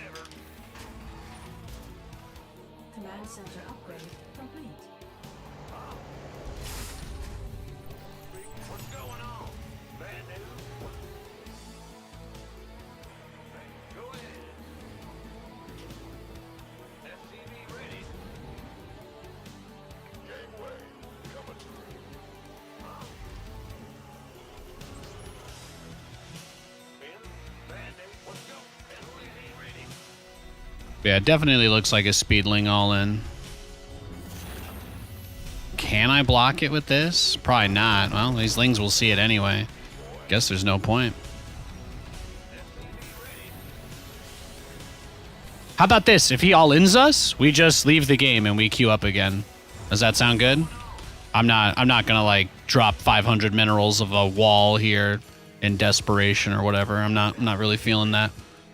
I don't really feel like doing that.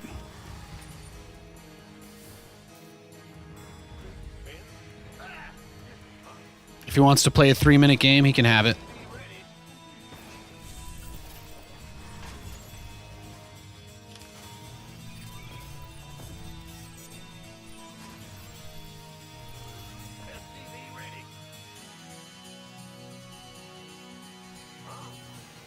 Add-on complete.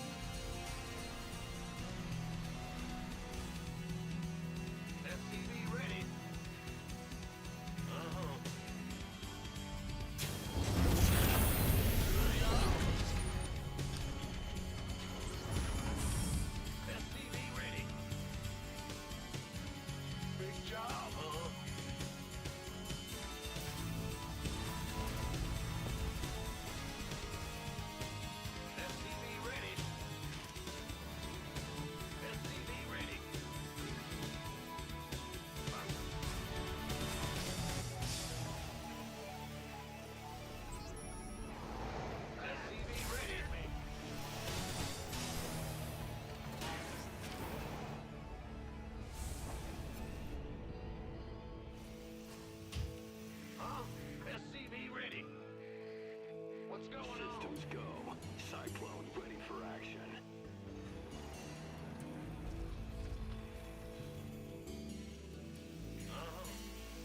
SCV ready. Nothing'll stop me.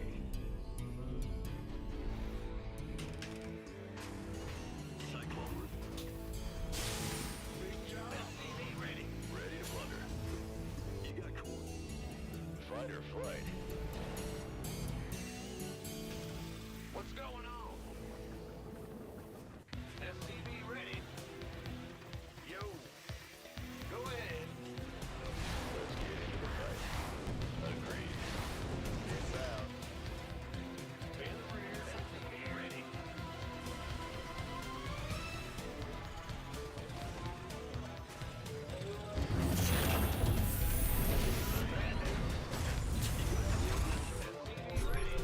Muta Rush, no surprise there. Add-on complete. Add-on complete.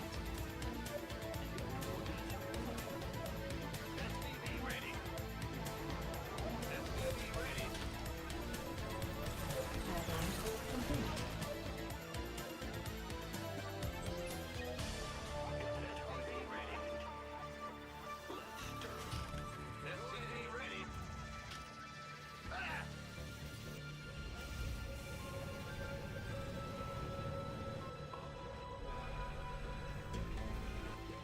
There we go. Good boy. What's going on? Bad news. Got it. Big job.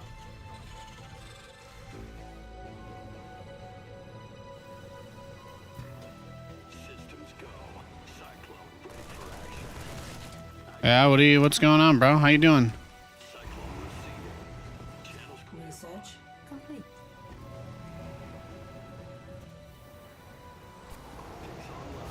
Let's go kill something. Yeah, there it is. That's what I like to see, baby. Channels clear.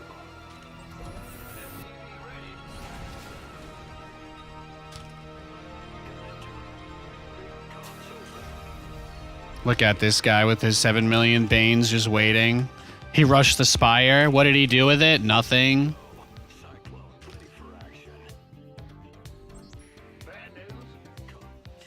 He's like checking the stream. He's like, wait, is this still Nathan? Adjusting for. In the rear. Yeah, I know. You guys just like making Banelings and nothing else. I'm very aware. We all know. We all know. You're very special. You're very special. Complete.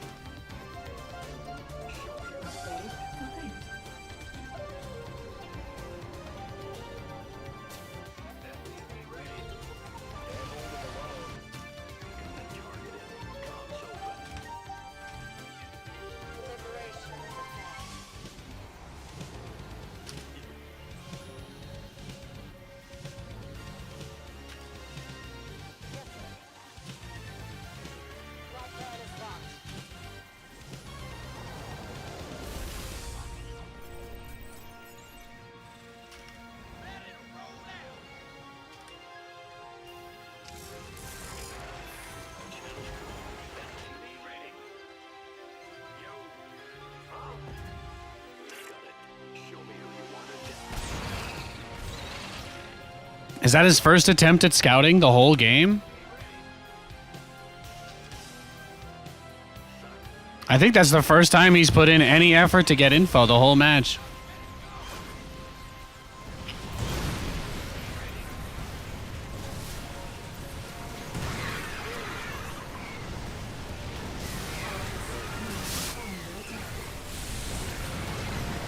Like I said, when people blind counter the Battlecruisers without scouting, I just write the games off in my head. I just assume this guy's just trying to grief me. Lots of people enjoy doing that, I understand.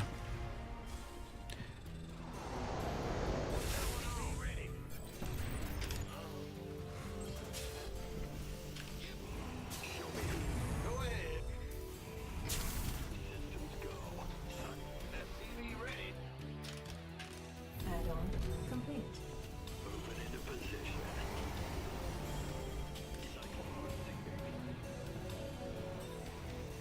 Zero fuel.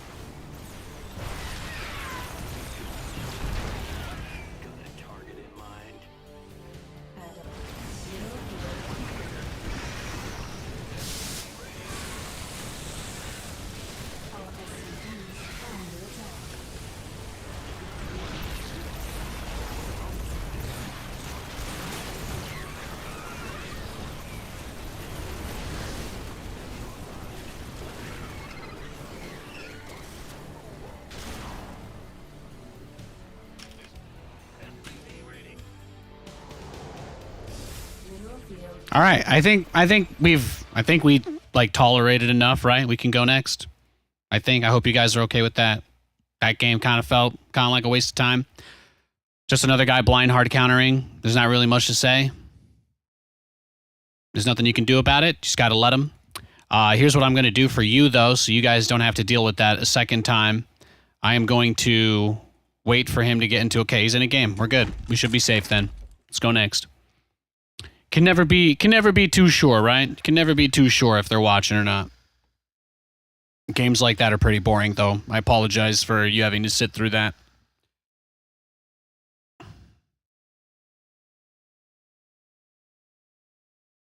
Oh, he quit the game he was in. Oh, he is? Is he sniping me? He went in-game and then went out when I said that. That's very strange. Anyway, here's our plan. When he's in-game or... Yeah, when he's in-game or offline, we'll queue for a game.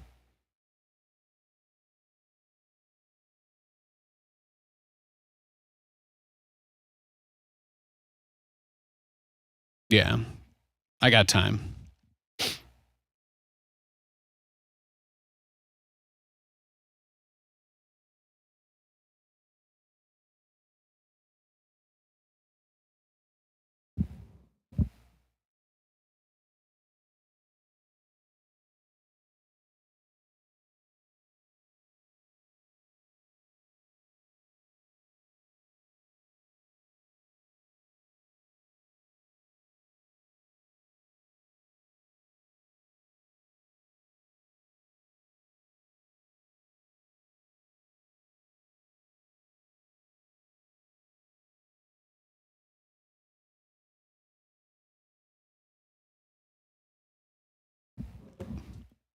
All right, he's in the game. We should be good. Unless he leaves again. We're going to see more rally-style driving in Warzone tonight? No, no, no.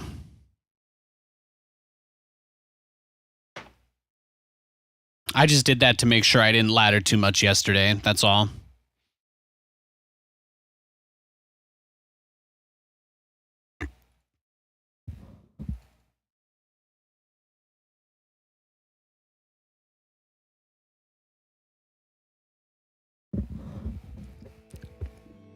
Okay, we have a TVT next.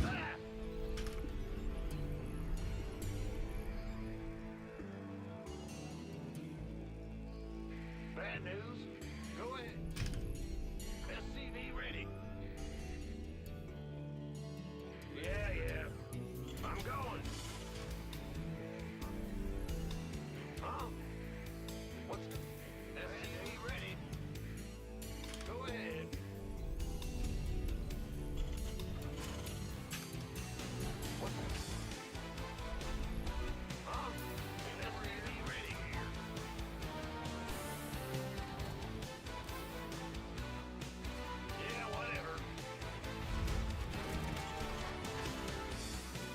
Thanks for watching, everybody. Appreciate you tuning in. Happy Friday. Hope you're doing well.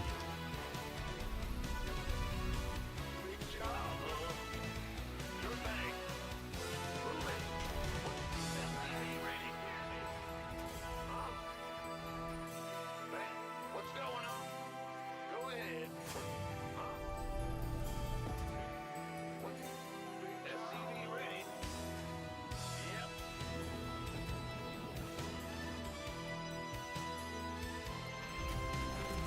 Ah, you scared me. SCV ready? What's the big job?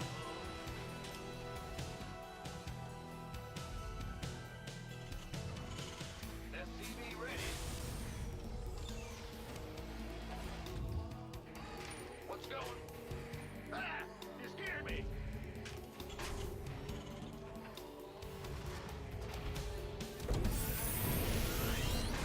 What's going on? Man in the ring. Huh? Huh? Man in the... Ah! You scared me! Command center upgrade.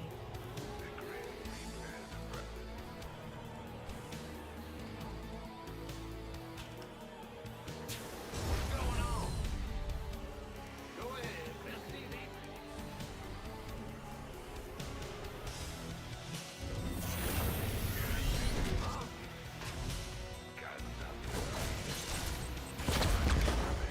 SCV ready?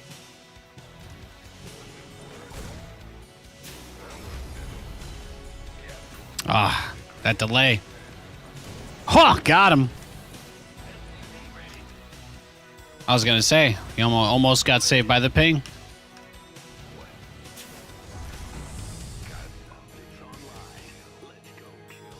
SCV ready?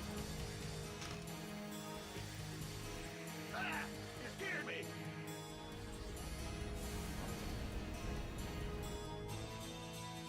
SCV ready? What's going? I'm listening. Agreed. Terran. SCV ready? Cue the Reaper Man. Let's go. Cyclones.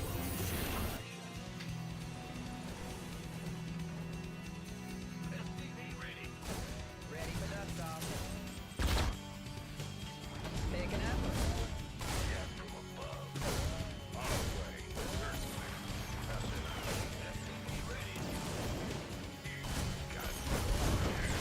Flight's here. Talk to me. Will do. SCV ready? Good job. Talk to me. Where's the emergency? What's going? Huh? No, I'm just going to be laddering until Kate gets back. And then we're going to get margaritas and tacos tonight. It's going to be dope. Get some margaritas and fajitas.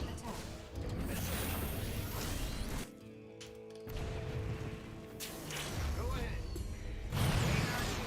Our SCVs are under attack. SCV ready? Our SCVs are under attack. Base is under attack.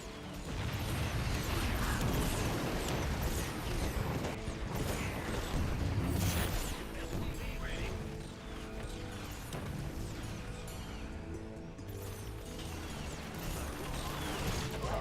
SCVs are under attack. SCV ready? Our SCVs are under attack. Go ahead.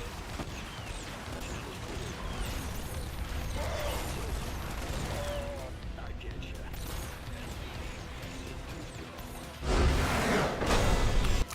Wrecked. 3 command centers. He's a psychopath. Who, this song is dope. So chill. I know, I love the music, man. I love the music. Our Friday playlist is pretty lit.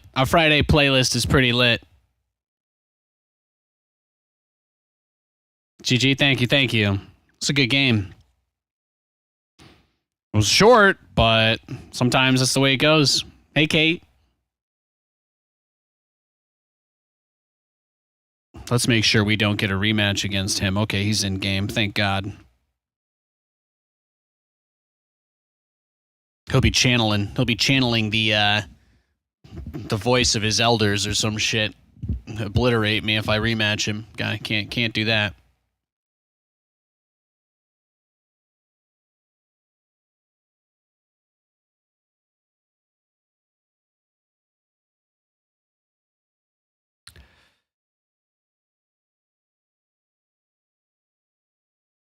Don't. Ba-da-dum, boom, boom, boom, boom, boom, boom, boom.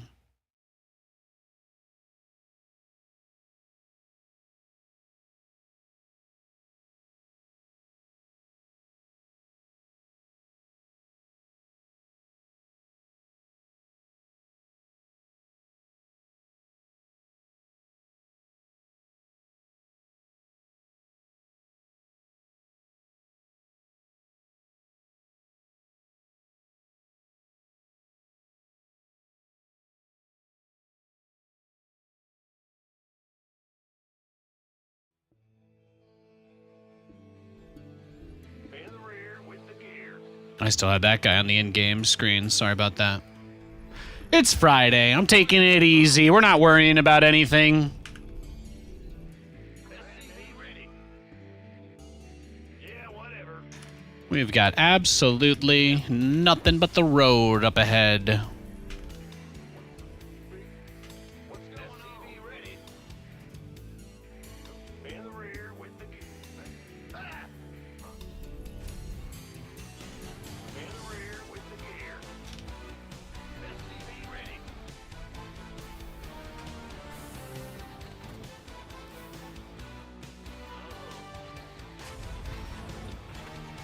What's going on? SCV ready.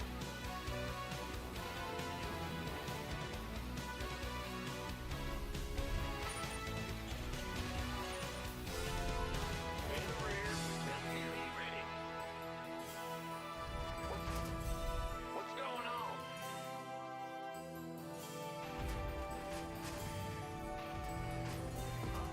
SCV ready. It's a little tricky with the glasses and this headset.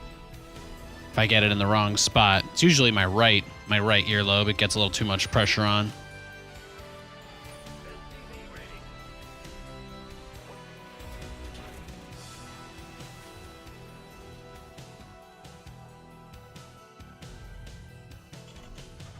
SCV ready. Bad news. Gotcha. Big job, huh? What's going?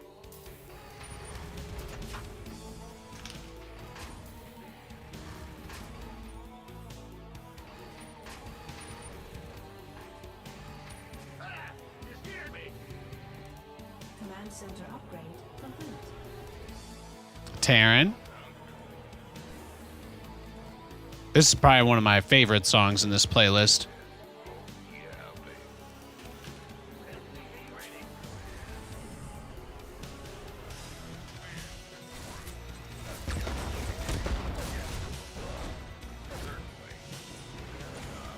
SCV ready.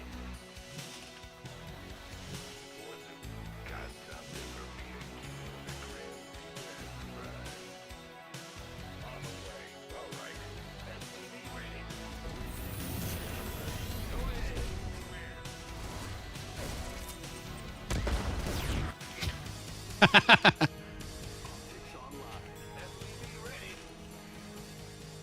Stunting like my daddy.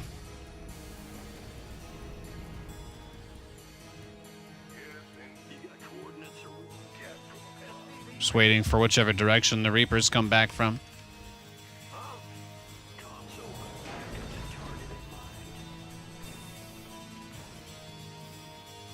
SCV ready. Add-on complete. Ooh. I focused really hard there for a second. Sorry. Just trying not to get caught off guard too badly.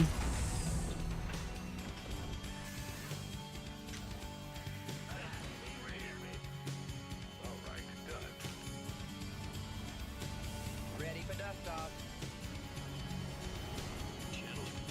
Where's the emergency?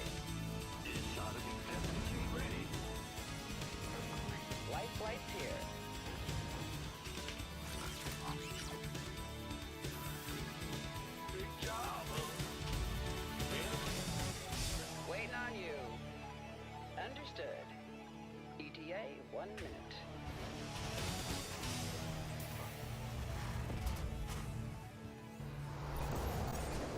Wait on. Rudolph the Red-Nosed Reindeer or Frosty the Snowman? I never cared too much for Rudolph. You know, he's classic, classic exploitation story, but I have to say, Frosty the Snowman, I mean, he got to live, right? It's the greatest gift of all. It's kind of amazing. Think about. In the pie. 5 by 5. Let's Now, Frosty's story is like, it's real magic, man. That's real magic.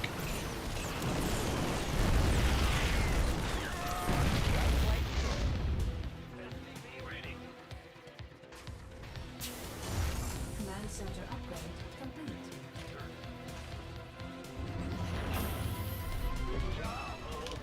Like, you know, nobody actually cared about Rudolph, right? Like, if it wasn't for the fact that they could have used him at that specific time, nobody would have cared at all. So it's like, I don't know, it's too real. Too realistic and sad. I can't handle it. Your forces are under attack.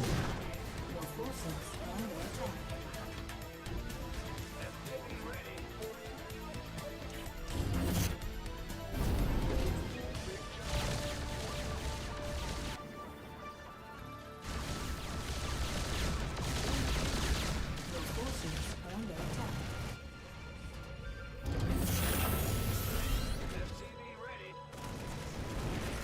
Our SCVs are under attack.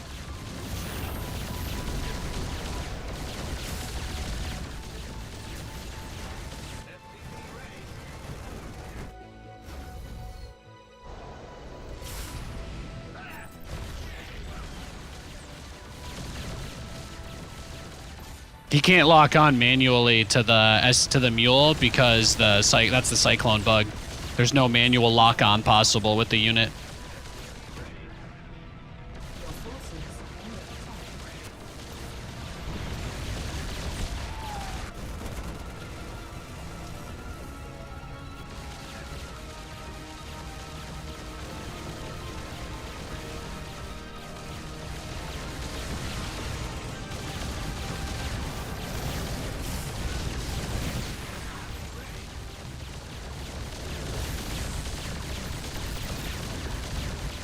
Demo field completed. What a funny game. He's like, oh, I'm gonna get his natural, I'm gonna kill everything. Battlecruiser backstab. I like teleported behind him. Nothing personnel, kid. That is funny. That is pretty funny. Rudolph came through though. You know, marginalized people, when given an opportunity to do something right, are usually so traumatized they jump to say yes no matter who asks them. And it's very sad, but yeah, it's true. It's true. Could you imagine what they would have done to Rudolph if he had actually said no because of how horrible they all were to him? Oh my God. It's almost like they would have had to suffer the consequence of their prejudiced actions. It's amazing to think about.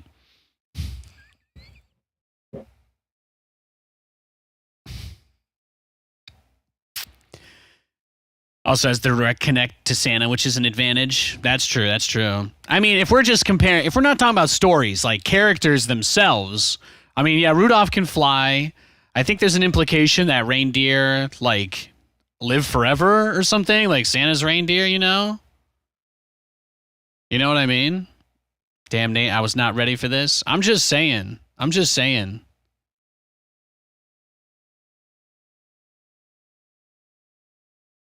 It's really just a shame that the Rudolph story didn't end with him finding a better family, because that's what he deserves. You know, his relationships shouldn't all be transactional for him to have a good life. I've never liked that story. It paints Santa and the elves in a very bad light, and the other reindeer. It paints them all in a very bad light.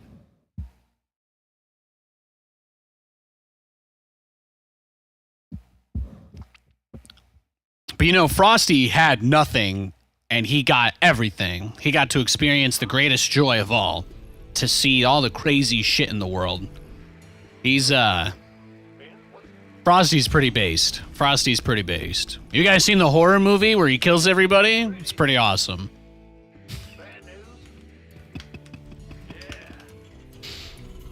You guys ever see that? Where's the one? What's the one with it's not Val Kilmer, is it? I always get them mixed up because they both played Batman. You guys know what I'm talking about. The guy from The Other Guys. That's probably the easier way to describe him. If you remember the dude from The Other Guys, his Frosty Snowman movie was very good. Very, very good, very sad, very tragic, but very well done.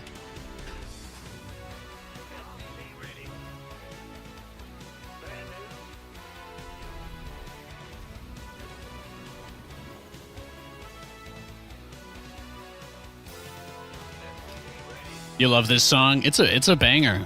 It's a banger. Big job, huh? SCV ready. Our SCVs are under attack. What's going on? In the rear. What do you think they would have done to Rudolph if he had said no? Oh, terrifies me to think about.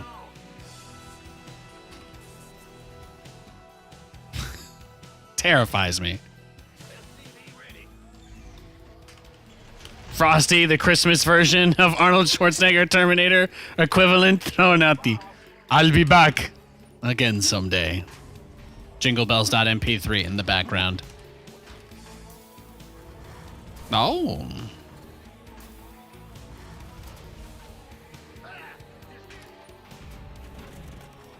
What happens to Blitzen after Christmas?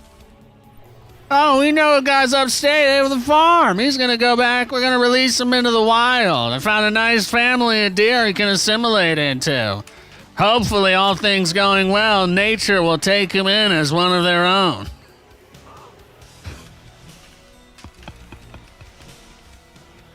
How thoughtful.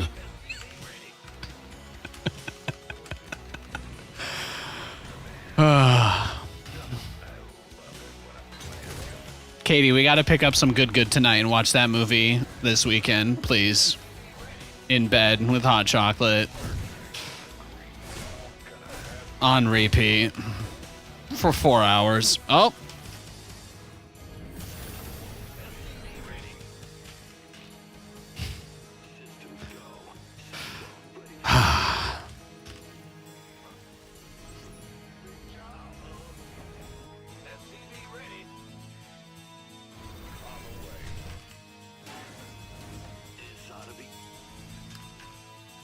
Add-on complete.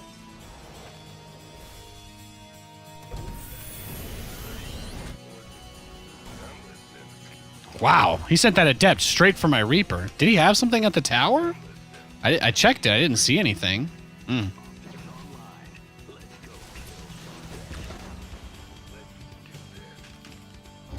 I must have missed something there.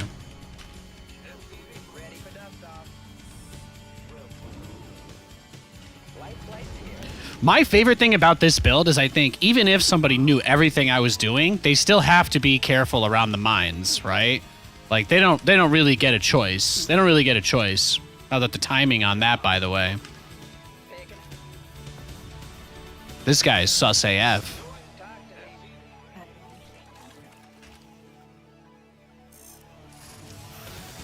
Light flight here. You know what? I'm just gonna leave. Fuck that. I'm out. Let's go next. I don't play games with weirdos. Let's go next. I'll wait for him to queue up, but I'm good. I'm good on that.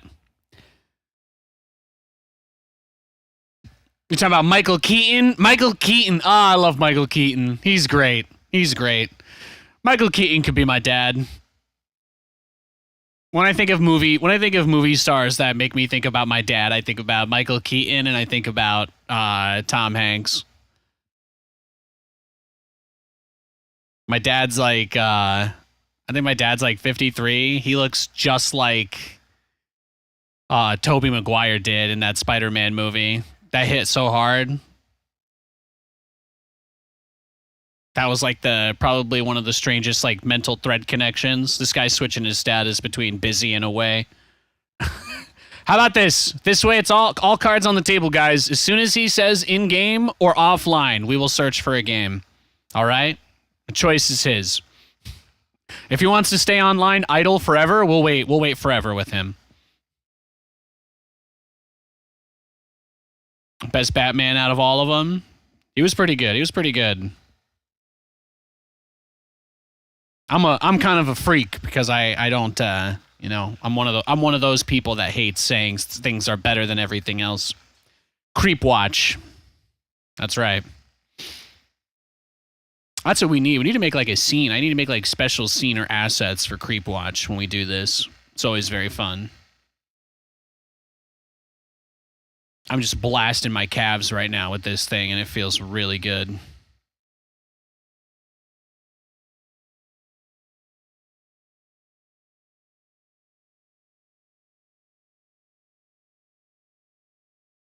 Christmas movies of choice are Home Alone and Die Hard. Home Alone's really good. Home Alone's good. I like Home Alone. Oh, there you go. Is he trying to use SOS? Is he trying to like what is that? He's switching his thing from back and forth. What is it? Morse code? Is he trying to Morse code us? He's gonna go like tick, tick, tick, tick, tick, tick.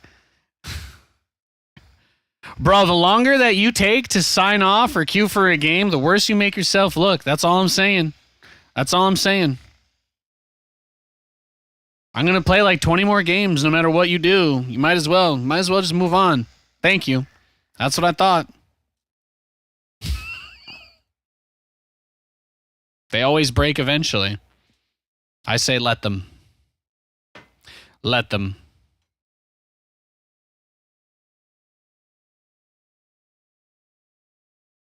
All right, we've got a barcode Protoss player this game. Stock images of scientists analyzing data. Oh, that's such a good idea. I could make like a whole fucking movie scene out of it.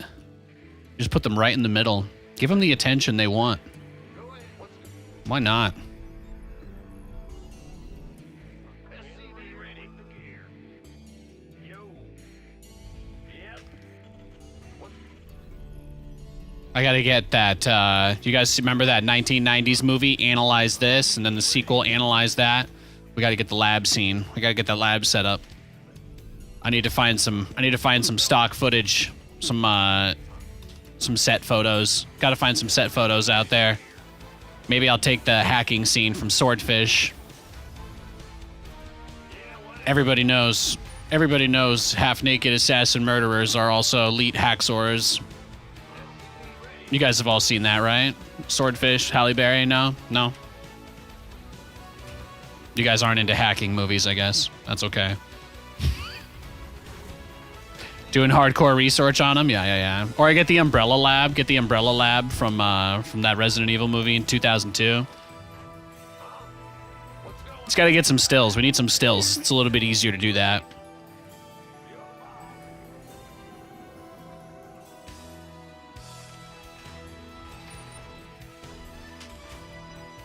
Don't copy that, Floppy. Oh my god. Core memory unlocked. As soon as I read those words, I saw the guy dancing. Don't copy that, Floppy. Oh shit. I may not be able to play this game. Sorry guys, my brain just got short-circuited by that. That's amazing. Well, he's a barcode. He's probably going to kill us in 2 minutes anyway, and we'll go search for another one, so it doesn't matter. That's hilarious. That's hilarious. Could borrow one of Mom's lab coats. We record footage of Lou with glasses on. I like it. I like it. We could make it really cursed, too. I could just put a photo of Lewis into Stable Diffusion and see what it comes up with when I say golden retriever with a lab coat. We'll just see what happens. I'll run it for a whole day. I'll run it for a whole freaking day until it's perfect. Oh, look at this. Huh? Look at this nincompoop.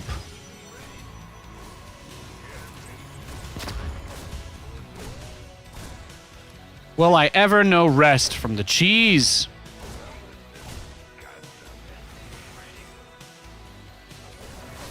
Just so you guys know, I am happy to die and lose this game right now to stop this robo. I do not give a shit. I do not give a single shit.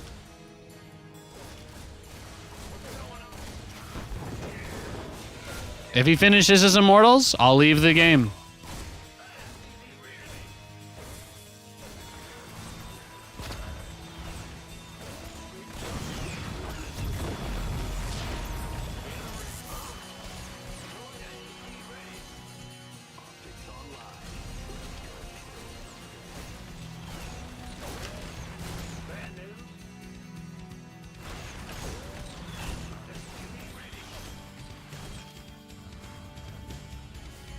I can't make you want to play with me, but I can slap you silly for this shit.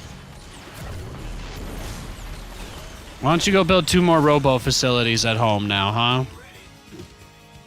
Pipsqueak. Add-on complete. Add-on complete. So uninspiring.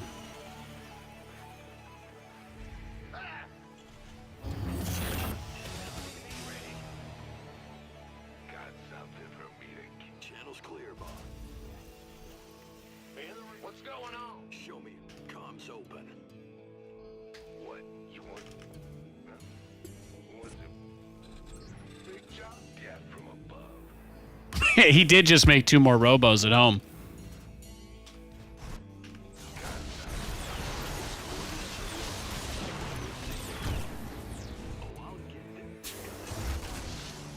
Add-on complete.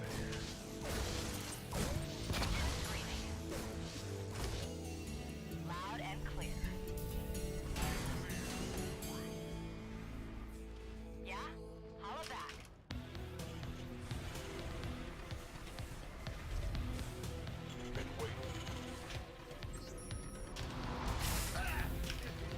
In the rear. Let's get ready.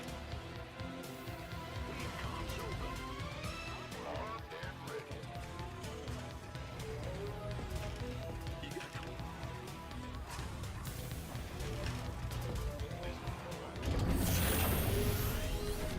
SCV ready.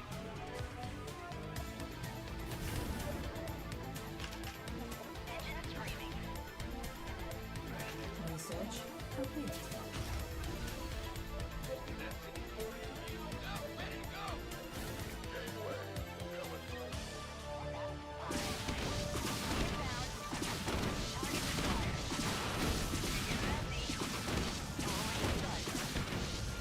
Weapons hot.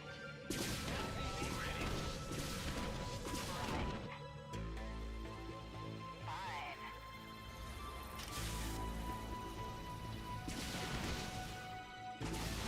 Can do. You got coordinates or?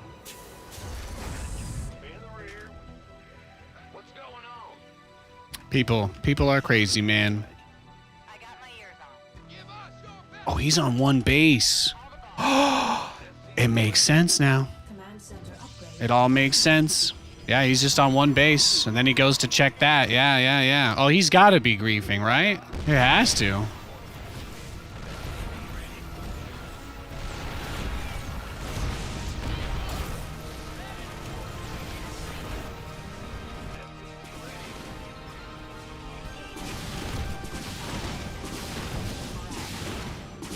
Base is under attack.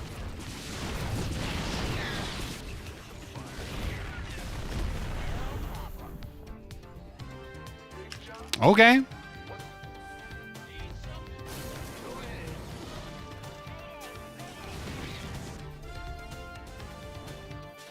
Do you not want to play? I don't think this guy wants to play.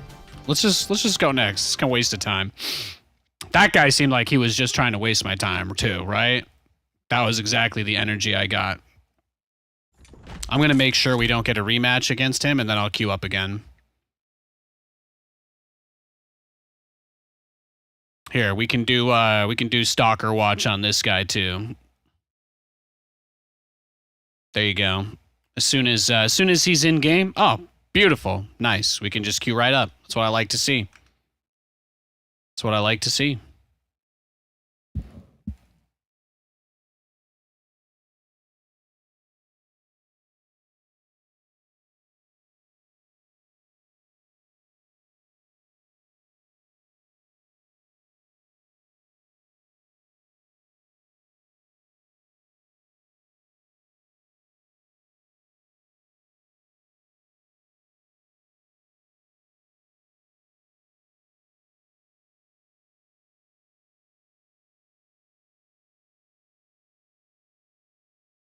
I got the Vortex guy that just blind countered me last time, so I'm going to leave against him as well.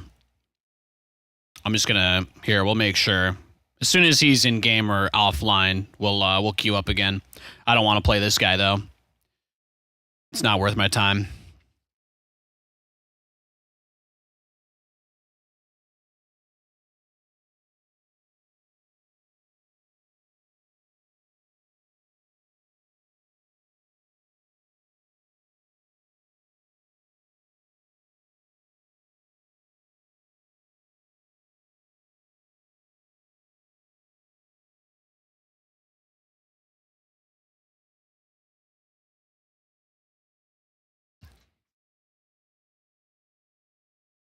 I don't know about the Matrix being a hacking movie, but I mean, there's definitely a lot more interesting angles for the Matrix, right?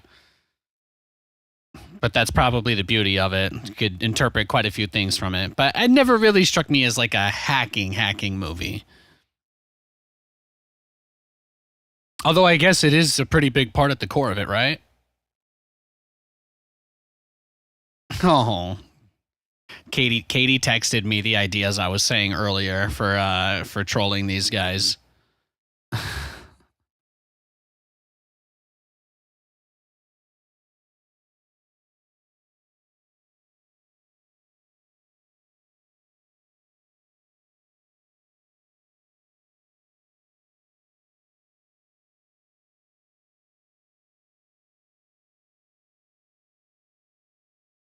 Just a shame Resident Evil 4 didn't win anything yesterday. That was the only thing. That was the only thing that sucked, right? Or are both of them waiting for me now? I got nowhere to be, guys. I got nowhere to be. Take your time.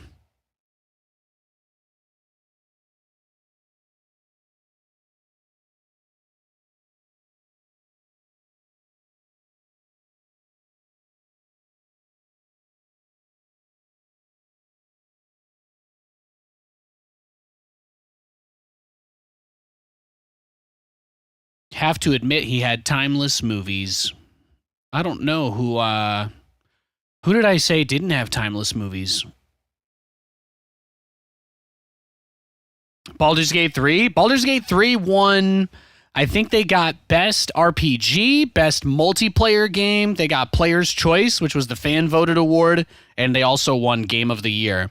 As well as the actor who played Astarion, Paul Newman, he won Best Performance. So Baldur's Gate 3 just completely cleaned house. Baldur's Gate cleaned house. Resident Evil 4 didn't get anything. Sucked, but you know, people are always going to be weird about the remake stuff. I think it was an amazing game personally. And then I think, what were the other contenders up there? Alan Wake, Super Mario Wonder, and then Tears of the Kingdom, I think, right? Zelda. That's about it. That's about it. That's about it, really.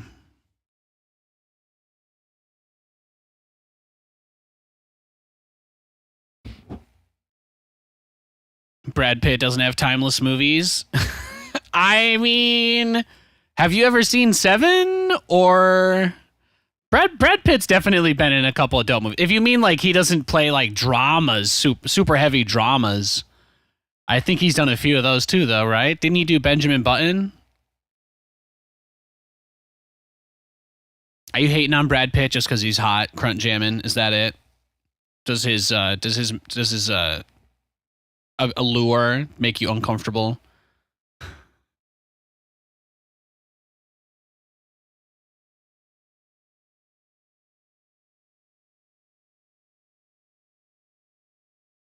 All right, let's queue up. I think we're good. Mr. Vortex got bored of waiting for us, so I think we're good.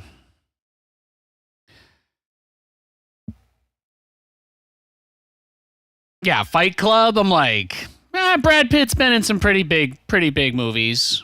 Brad Pitt's been in some pretty good films. Troy was also fantastic. Yeah, I wasn't going to mention it, but you guys know I'm a huge Iliad Odyssey fanboy. Fantastic literature. That Troy movie was freaking awesome. Well, Crunt, I think if you're going to ask people to argue with you about a movie being timeless, you need to establish a baseline, you know? What does timeless mean to you? You don't think Fight Club's a timeless movie? Like, what is a timeless movie if Fight Club's not there? That's all. I also know that maybe it's not lauded as a pinnacle of cinema, but at least, I don't know. Look. I'm gonna put myself out on a limb. And you guys could all judge me super harsh for this. But I do not think that I am alone in saying and feeling that even though it was not considered to be a cinematic masterpiece, everybody was hyped as fuck for Mr. and Mrs. Smith when it came out because of Brangelina. Okay? I'm just saying it. I said it. There it is. I'm pretty sure we were all pretty hyped about that. And it did deliver. Okay? That's all I'm going to say. Was it the best movie ever? No. Was it the action movie of the summer that everybody was pumped AF for? That I will remember forever? Yes. Yes, it was. Yeah. The whole Brangelina thing, and then that movie coming out that was so hyped up. The trailers were huge. That was like, everybody was just like, this is the biggest thing ever. I'm going to restart my queue. I can't find a game. But like, that was just huge, you know? That was just huge. So, if Fight Club isn't timeless, and that's not timeless, then it's like, eh. When I think of timeless movies, like, a lot of my favorite movies don't fall into those categories. So,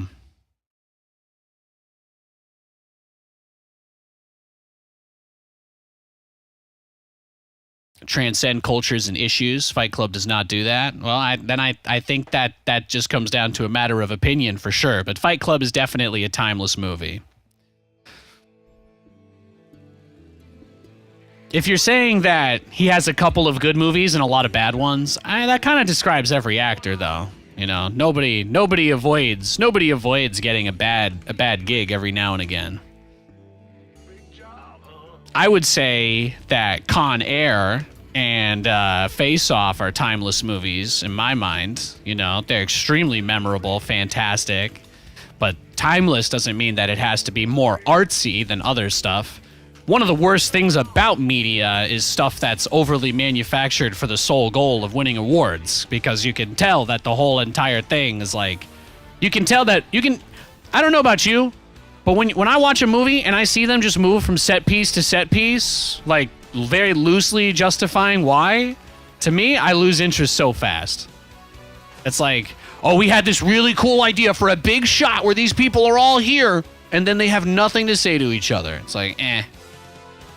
It's like, eh. Same reason you can't watch Walking Dead or anything else like that anymore, because it's not about the art. Most of those things veer so far away from having any sort of like artistic expression that it's just all, you know.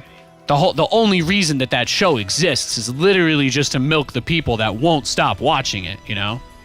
It's like Call of Duty. There's literally no pressure at all for any creative or interesting, you know. It literally just exists as a financial vehicle, not as art. Go ahead.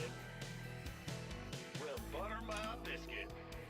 It's kind of like how The Flash had all the episodes written by and directed by different people, because they pretend that it's an artsy thing to do, but really they just can't afford to pay anybody to be a showrunner for the full season and actually do a good job.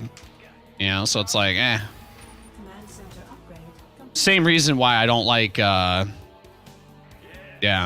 Same reason I didn't care for Oppenheimer. I had no interest in it at all because the movie seemed way too heavily. It's like, this is designed to win all the Oscars and not really anything else. And we won't talk about any of the other parts about this saga that are definitely relevant and important. And it's like, eh. Yeah, okay, Cillian Murphy wants an Oscar before he dies. Whatever, go for it. I thought he already had 5. My bad. Whatever. That's like, I'm like, eh. Important men stand around yelling at each other, seeming very important. And it's like, okay. Yeah. I liked the part where he talked to Einstein. I thought that was probably the deepest thing that was in the whole movie. But beyond that, you know, it was like, eh. Our SCVs are under command center upgrade complete. I like stakes. I like consequences. And just so you know, you don't have to have high stakes or high consequences. All you have to do is have some. If you want to make a movie with 2 characters that are too valuable to your brand's IP to have them kill each other, then you need to find other ways to provide consequence to the actions of them. You can't just have every single thing end with everybody being at the same space that they were. This is, in my opinion, the single worst thing about all the garbage that Disney spewed out on their streaming platform in the last year. And I don't know if any of you guys watched any of the Marvel Disney Plus shows, but I watched quite a few of them because, you know, I'm a glutton for pain. And the number one thing that stood out to me, by the way, they weren't all that bad, but the number one thing that stood out to me is that every single one of these series was extremely overly manufactured specifically to make sure that by the time any of these characters ever appear in a film again, nobody that has skipped these shows will have missed anything. And that, like, to me, that was like, then it just gets real bad.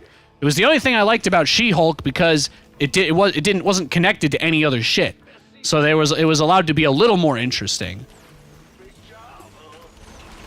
But, like, you watch Captain Falcon and Winter Soldier, and then you're like, yeah, the whole entire point of this show is so that they can end up at the exact same spot that they were at the end of Endgame, so that anybody who didn't watch this isn't like, whoa, what do you mean Sam doesn't want to be Captain America? They're like, no. They dealt with that in a TV show. It's not real. He's still Captain America. It's like, he has the shield, he has the suit, and you're like, oh, so nothing that really happened in this show.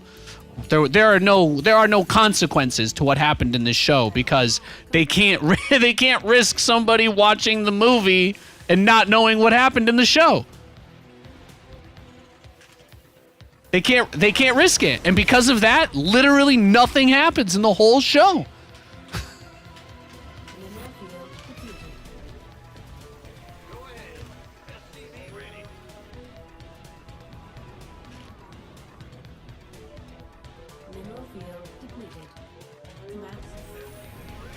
Good storytelling can involve stakes that don't involve protagonists or antagonists dying. Exactly! Thank you! That's what I'm saying, though! That's what I'm saying! The fact that these movies, the fact that these miniseries and shit don't have any consequence, in spite of the fact that there are so many things that you can do with it. You don't have to kill everybody off. That's my whole entire point. That is at the heart of what I'm getting at. It would be so much better if they're like, hey, you know, you know what? Now Sam has a scar on his cheek. And when somebody watches the movie, they're going to be like, whoa, did Anthony Mackie get hurt? Or is that, it's like, oh, no. He got scarred by the fake Captain America in the series. Just a little scratch. And you're like, whoa, that's like a cool detail that they kept from the show. But nobody there is intelligent enough to come up with anything that interesting. And here we are. You know, nobody gets paid to give you something to point at and go, oh, that's cool. There are so many ways to have interesting consequences that reward people for watching these less important media pieces. There's so many ways to have interesting developments and things like that. And that's like, I'm sitting here talking on the internet to a bunch of people while I'm playing a video game at 300 miles an hour, macroing 4 or 5 bases against a Zerg player, and even with my brain completely occupied by all of that, even I can come up with something better than what they did. You hate to see it.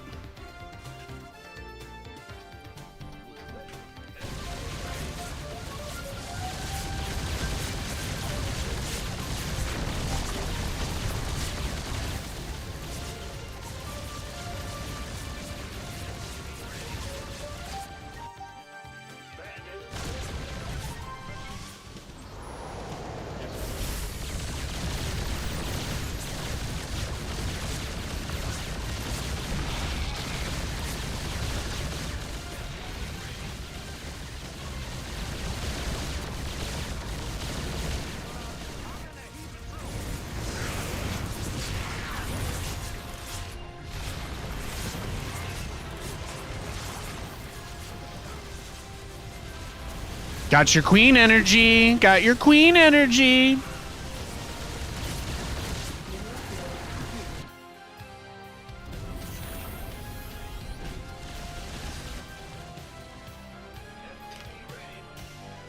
SCVs are under attack. Our SCVs are under attack. Our SCVs are under attack. Our SCVs are under attack.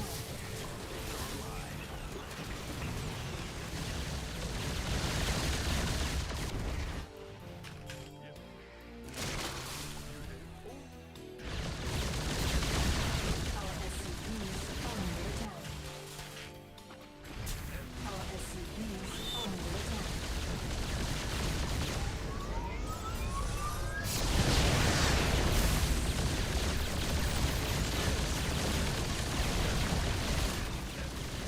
is under attack. Our SCVs are under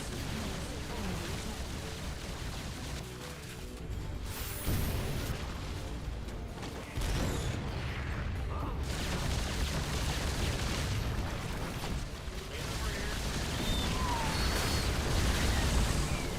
Thanks for the drones, bro. Command center upgrade complete.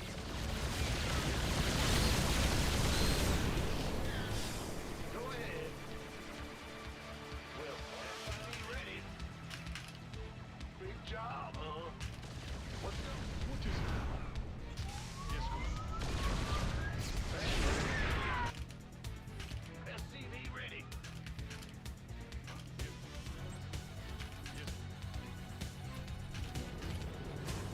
In the rear with the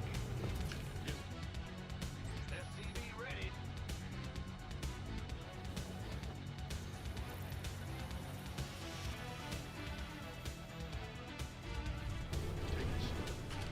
SCV ready.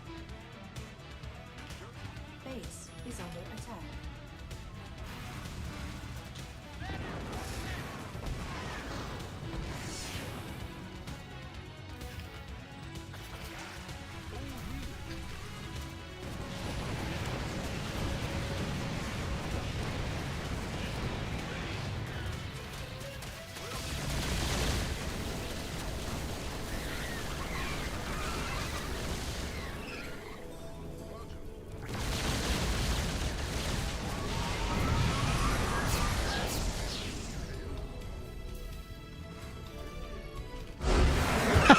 Got him.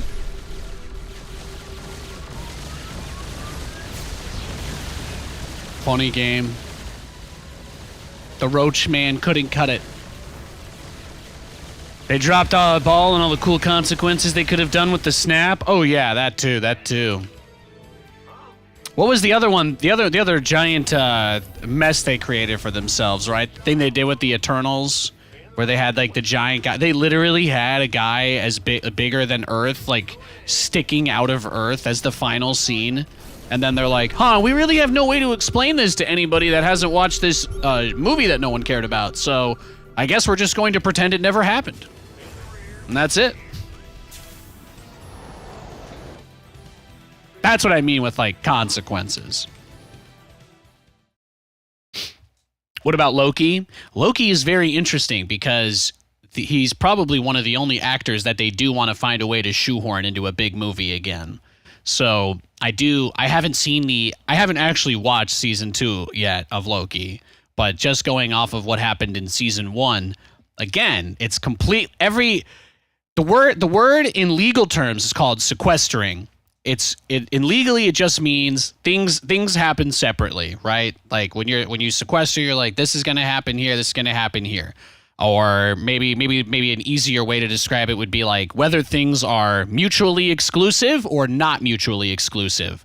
So when things are not mutually exclusive, they can all kind of happen at once and it's not like super consequential. And when they have to be mutually exclusive, then they happen on their own and only on their own. But everything within the shows, even though it's like the ultimate paradox, it's a paradox or like oxymoron, is that they want to build this whole connected universe, but because they're too scared of anybody not liking one product or canceling it, nothing like it happens in the universe. You know that, but you don't see consequences anywhere outside of that show from what happened in that show. That's to me the biggest thing that stands out. Kind of like WandaVision, and I loved WandaVision. Great show, amazing fucking show. Kate, my wife and I watched WandaVision like 5 times. Amazing. One of the best things we watched during the COVID pandemic. And I also really like Doctor Strange in the Multiverse of Madness. But I am not too stupid to recognize that literally no consequences on what happened there. It just doesn't happen. For whatever reason, all of that crazy shit goes down, and then they get to the movie and they're like, "Oh yeah, it's whatever, dog. Don't even trip." Like, sure, you've got the demonic book of hell and like might have inadvertently killed several innocent people after holding them all hostage for months, but we can just, unfortunately the writing of this movie doesn't permit us to address that any of that ever happened. So it's all just whoop under the brush. Stuff like that. That's what kind of hurts. There are things that do get set up, like presumably at some point in a movie, there's going to be a turning point where like White Vision shows up. I'm sure that will happen eventually, but if it's not setting something up specifically to make a movie about it, everything has to be hand waveable away. Everything has to be hand waveable. And just to be clear, there can of course be exceptions, but yeah.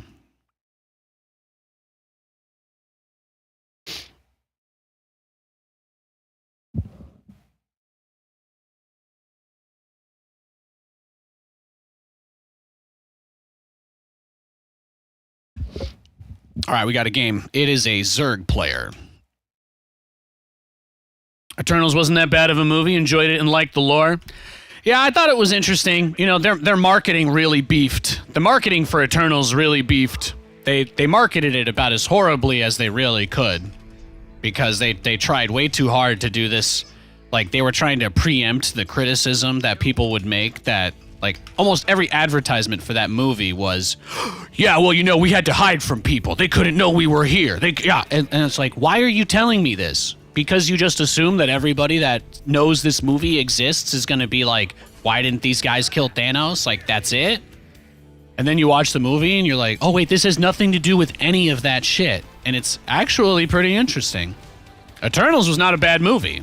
It was marketed worse than probably any movie they've ever made, but I did enjoy watching Robert Stark fly into the sun at the end. That was kind of hot,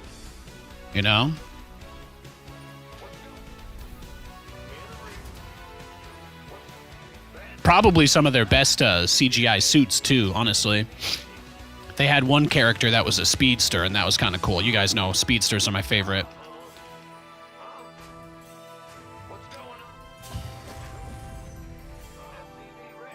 Nate, you already sent a drone scout. You already scouted. Yeah, we're good. Sorry about that.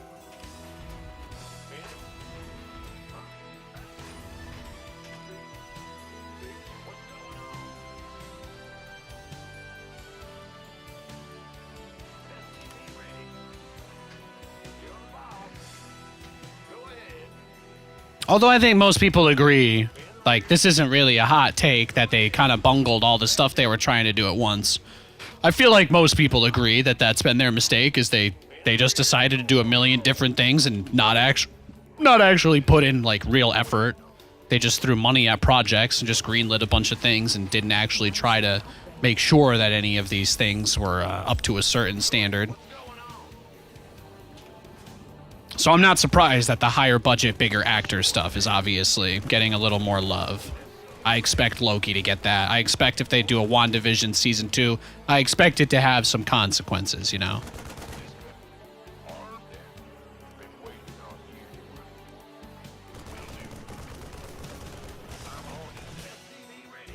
Yeah, they did it.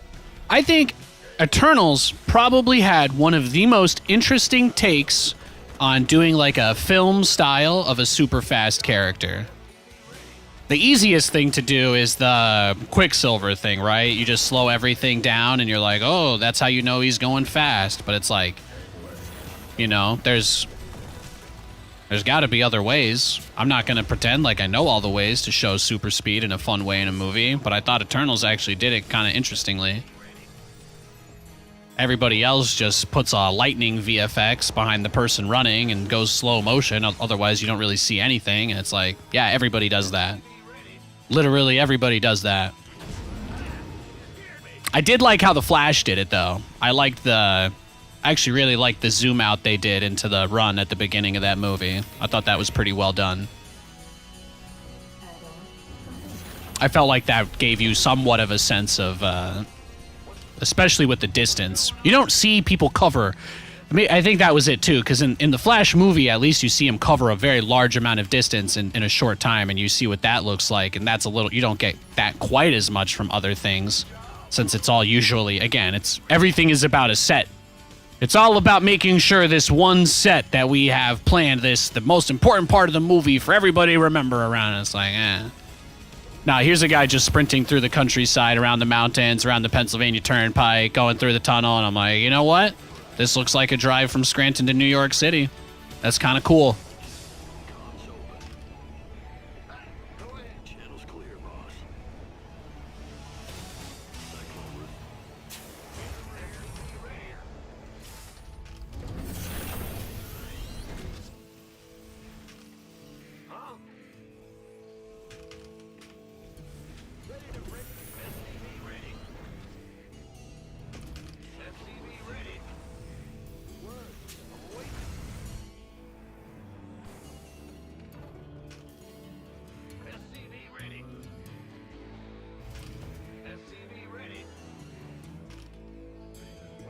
No ling speed at 5 minutes.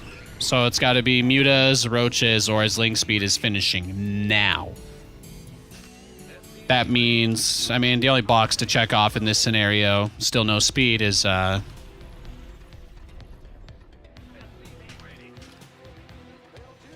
he's like, I clicked on it through the fog of war, but it was just a floating barracks.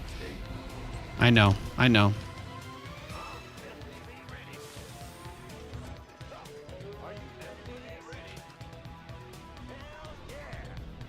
Okay, he got ling speed. That's good. Good visual confirmation.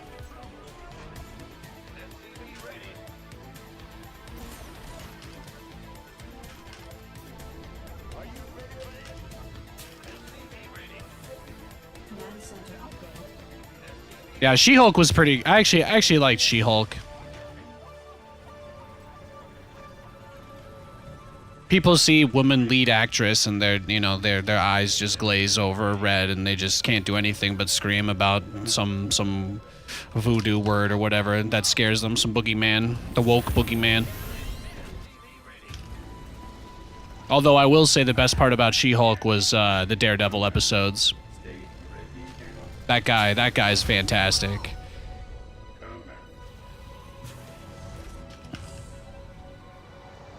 Matthew Cox is a fantastic actor.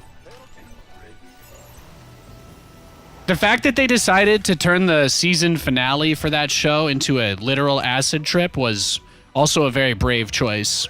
And as much as people didn't like it, to me, it was probably the single most creative thing that they've actually done with any of those shows. aside from WandaVision.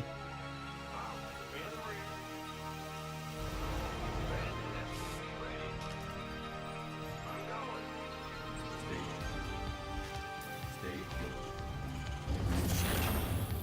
What's going on? Add-on.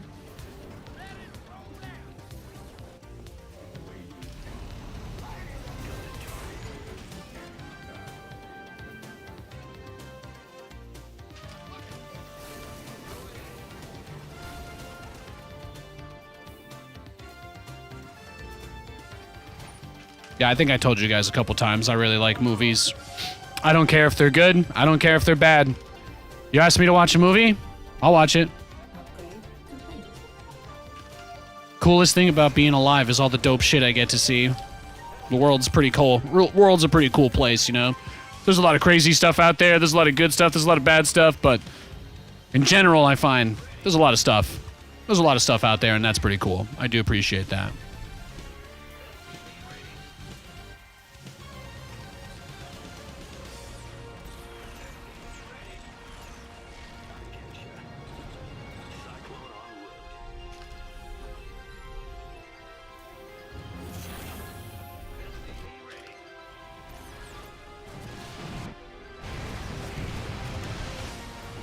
Command center upgrade complete.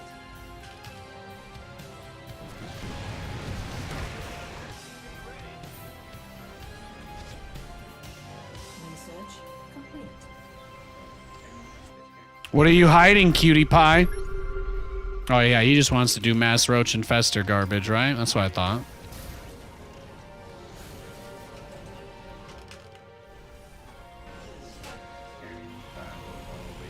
Research.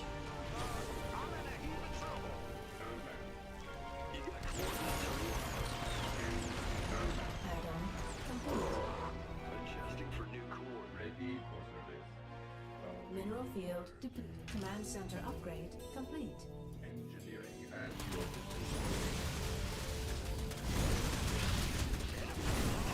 Mineral field depleted. Command authority.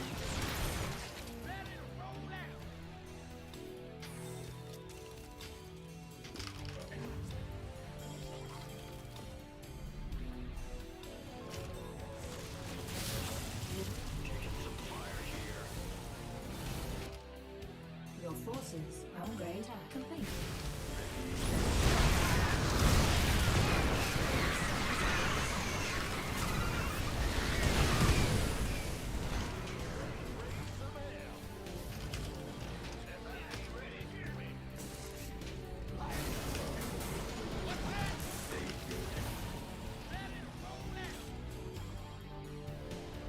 Really, dude?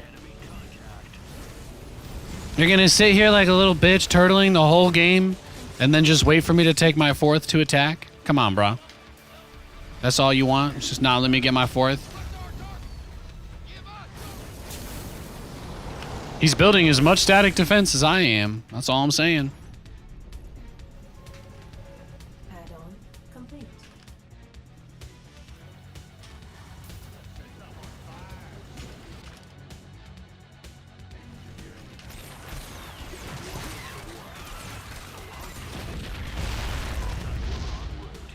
Awaiting.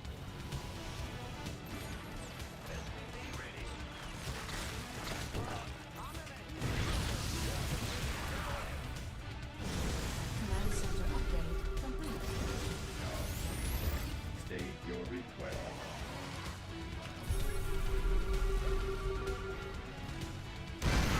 Here we go.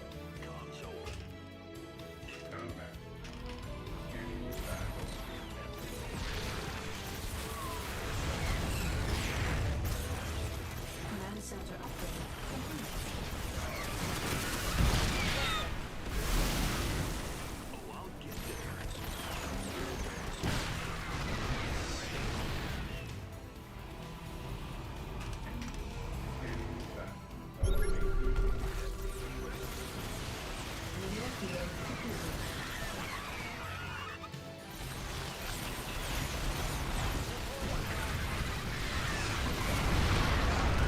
Need something new.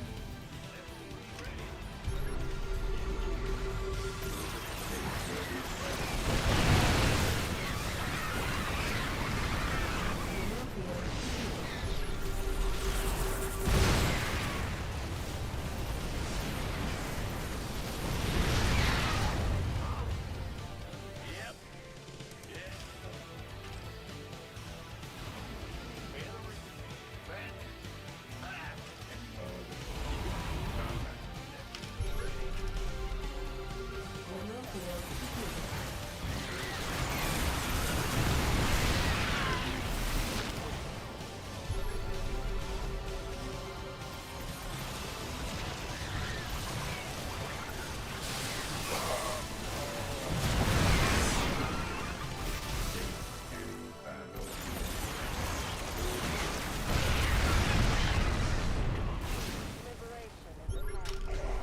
field completed. Liberation is attack.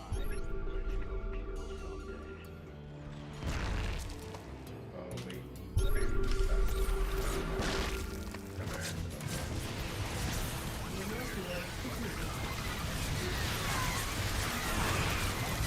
under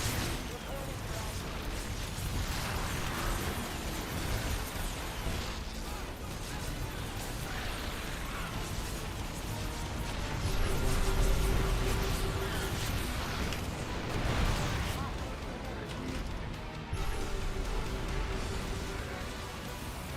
Your forces under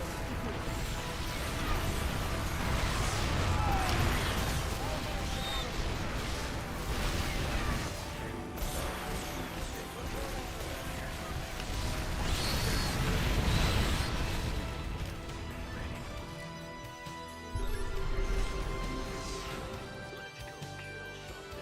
Mineral field completed. Mineral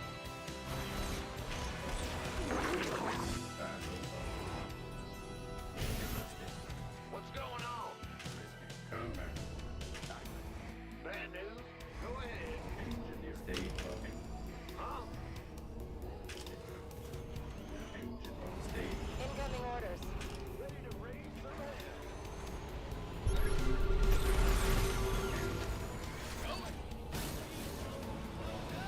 Mineral field Liberation is attacked.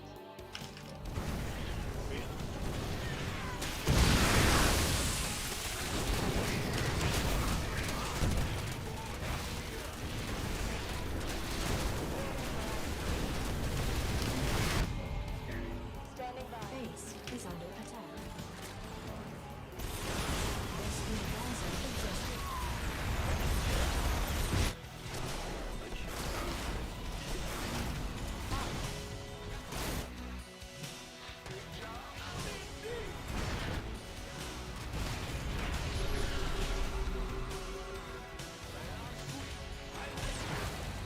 Research complete. Mineral field complete. Base is under attack. Standing by.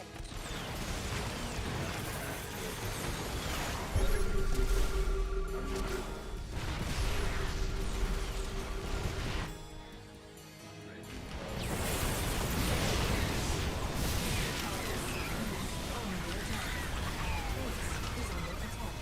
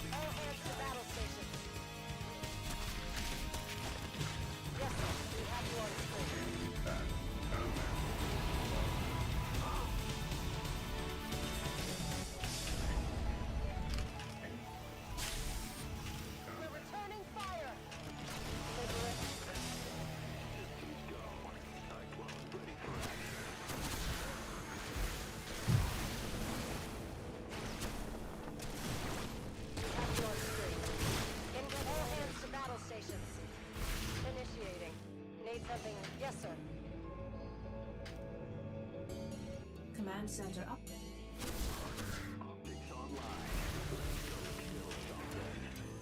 Stay here. Wait. Stay here. Wait.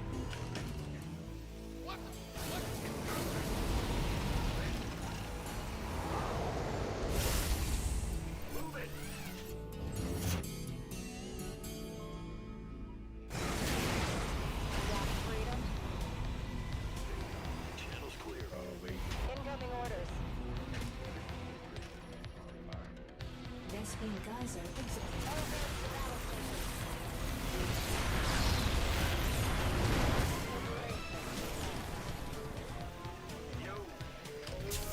Mineral field depleted. You weren't good enough. I'm sorry, Sean. Let's make sure you can't do any more of those. There we go. Ah, yes, his overlords.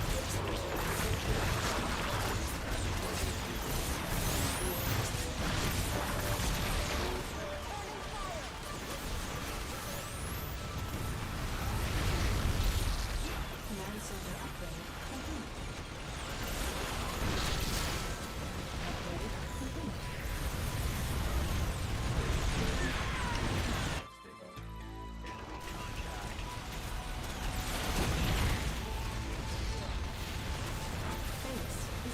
mineral field depleted.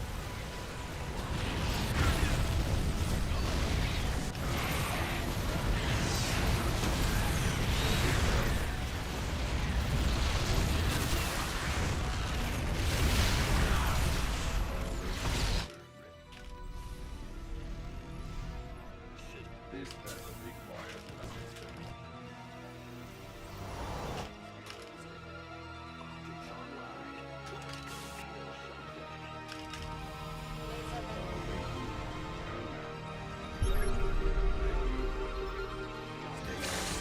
I mean, he's just in so much trouble. There we go. Yeah, trying to move across. Thanks, brah.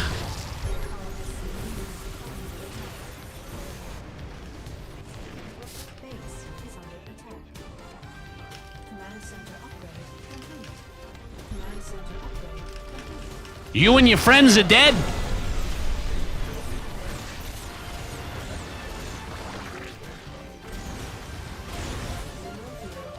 Yeah, when I want to win, I build Liberators instead of Battlecruisers.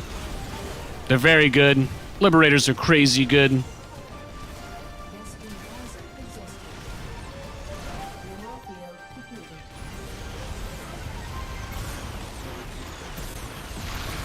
Mineral field depleted. Had their number all game? Yeah. They got a little bit close the first time they smashed the swarm hosts into me, but swarm hosts are bad, thankfully. So he just, when he makes that many swarm hosts, like, yeah, he has his little cute waves, but, you know, it's like trading half your supply to summon minions in League of Legends. It's like, you could have a real army, or you could have some League of Legends minions. That's what picking swarm hosts is like. It's like choosing to have minions from League of Legends as your front line instead of actual units. And of course, your supply, your maximum supply gets cut in half in exchange for that. It's not very good. Oh, Secret Invasion looked so bad. I didn't watch that one. I avoided a few. I saw the supercut of the finale, but yeah, that was bad. That was bad. That looked real bad. These guys are like, look, guys, we paid Khaleesi chick to be in this show. There's no way it could possibly flop, right? Think again, bitch. How do you move your screen? Do you use keys on your keyboard rather than mouse to edge of screen? I use the middle mouse button. So this is, here, I'll switch it over to this scene. This is my mouse. I use a Logitech G502X Superlight. I use it with super glides. I have glass skates on the bottom. Those are super glides. And I also I have True Grip grips on the top. So there, you can't really see it that well here. One sec. But yeah, that's my mouse. So when I move my camera around, this is left click, this is right click, right, left, and then that's my middle button. So I push that in, and then I move the mouse around, and that's how my camera moves. I also have my camera bound not just to middle mouse, but also there's a side trigger button on this as well, and there's one more button up here. I have 3 buttons for moving the camera in case my hand is all over the place. And then the side buttons, the forward I have set to idle SCV. This is select idle SCV. And then this one here, the back key, that's select all army. That's select all army. So that's what I do. Yeah. Do a lot of people do that? No, I don't think a lot of people do. Middle drag scroll is also not, it's not super reliable. It's a little bit buggy on Windows. It's a little bit buggy on Windows. That's the only F2. I don't actually have F2 bound on my PC. I don't ever press the key, but I do like, you know, when you gotta go, when you need the emergency it button where A moving, that's what all army is for. So yeah. But I play on Linux to get around the middle mouse button bug. There's a bug where it like jumps the camera around everywhere. It's been in the game forever. It's a Windows thing. Middle mouse scroll is dangerous to take your finger off another button. Yeah, it's been natural for me though. I use middle drag to move my camera around in every game. It's way better than edge scroll.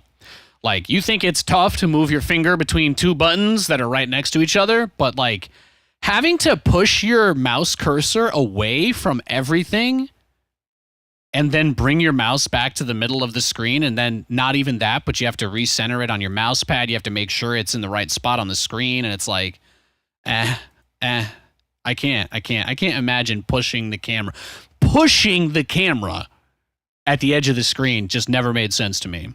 I much prefer this, which is like using a joystick, you know, it's like, oh, I'm panning, you know, I'm panning. It feels a lot more natural to me. But I also don't use camera hotkeys. So for me, it makes it really easy to just see everything. It may also be a side effect of, like, I used to cast a lot on my stream before really anything. All I did was cast here for like a couple of years. So probably also just something that I developed from observing constantly and then being like, the camera does look nicer when I move it smoothly like this, which I think is better for the viewers anyway. When you guys watch professional tournaments, do you ever see the observer move the camera around with their mouse? No. They use the middle drag for the smooth scroll. Ask yourself why. All right, I gotta pee. I'll be right back.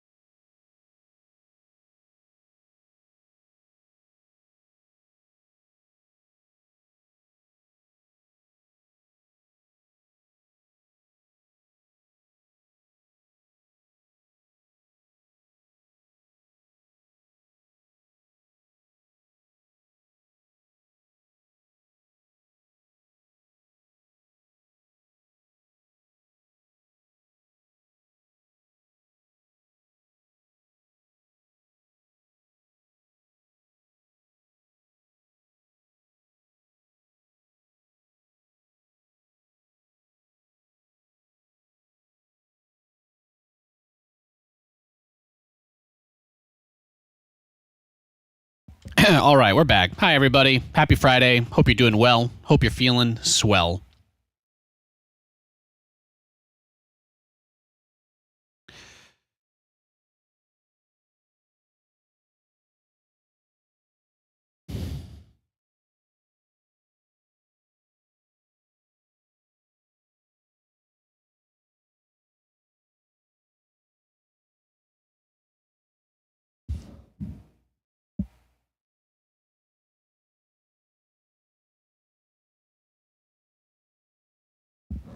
Let's go next. That was a great game, huh? Smashed that guy's face in. Crushed him. Crushed him. I think he's waiting for me to queue again. I'm going to give him a minute. I'm going to wait for him, guys. Do you want to do Stalker Watch? Look at his match history today. He's trying to get his first win of the day against me.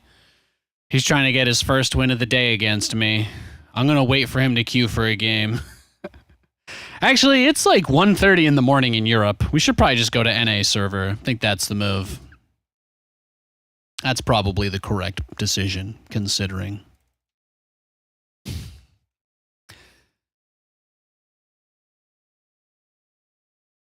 That was funny, though.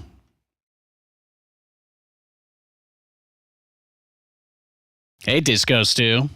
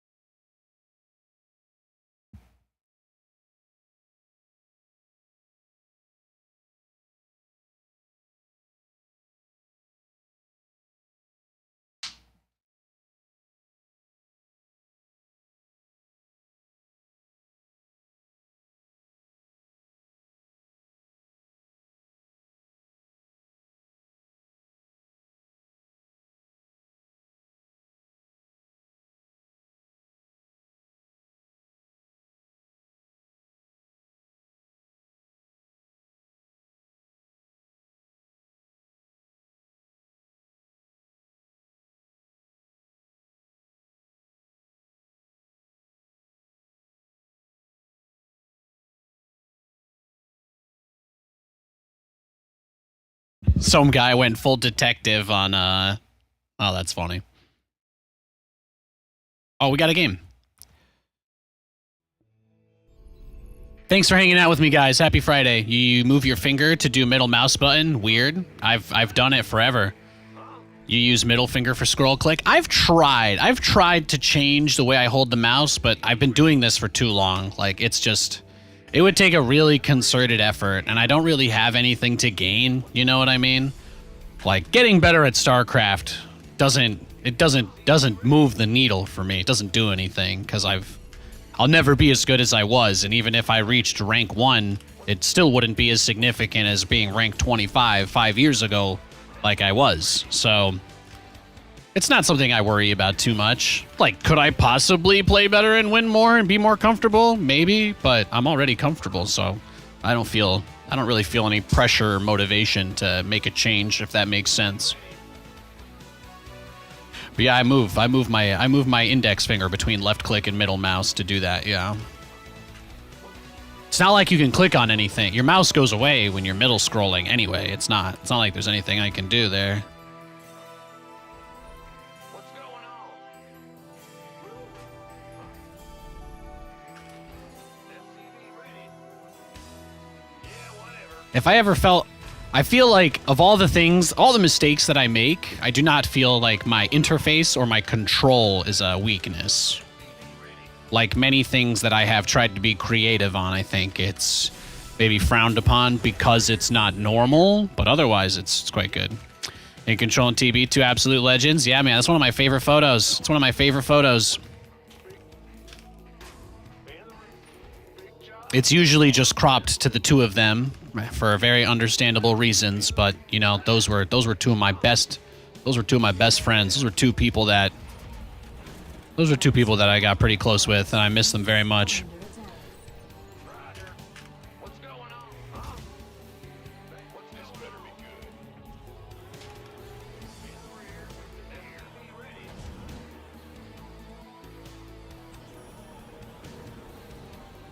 To you, it was just StarCraft, but to me, it was like some serious shit. Had a lot of good combos with those guys back in the day. It's crazy. It's crazy. I guess that's a part of the stuff I've been working through, too.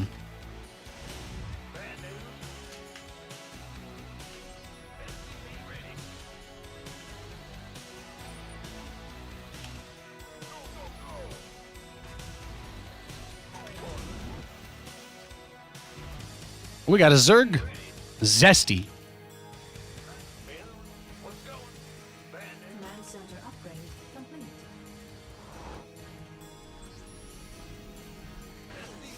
Get into the WCS. Get into the Blizzard studio at 4 in the morning. To do sound check. Everybody's tired AF. Nobody wants to be there. The guy from Blizzard is holding a gun to our heads, and he's like, if you guys act like you're tired or make a joke about how early it is, so help me God. And we're all both like, okay, yeah, we'll pretend everything's great. And then Jeff would just say some real funny shit or make a fart sound in the microphone while we're like getting ready to start, literally right before it starts, and everybody just cracks. It's amazing. Those were some of the hardest shows I ever did. I got crapped on super hard for those too. Nobody liked my casting for those. I was getting up very early to do those. It's tough. It's like the hard part of being a contractor, you know? Blizzard's solution is, well, you guys should just wake up at 3 in the morning every day and get used to it. And then I'm like, well, I gotta work, you know? You guys only hire us 2 days a week. That's not really feasible. But Jeff, that guy found a way to make any situation seem a little bit better than it was.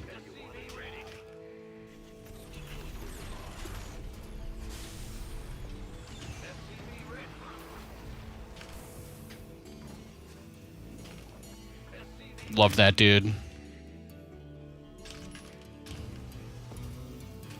We just sit in the green room and read Reddit comments about people that know absolutely nothing and just laugh at them together. It's good times.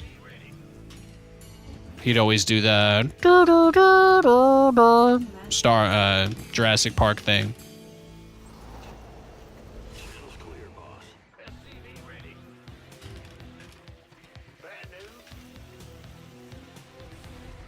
Yeah, I miss him so much.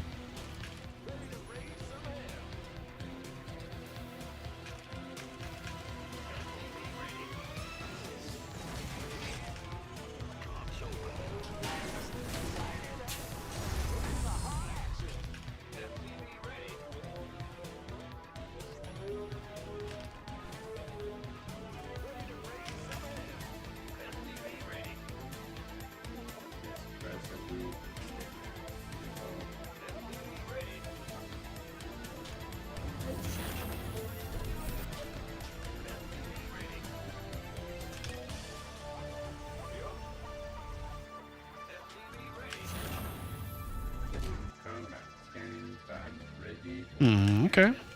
He's just chilling, it looks like.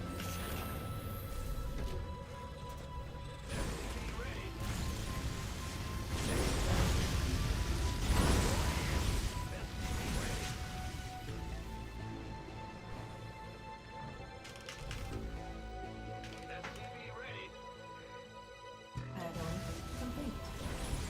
Oh, hey, baby. Add-on complete.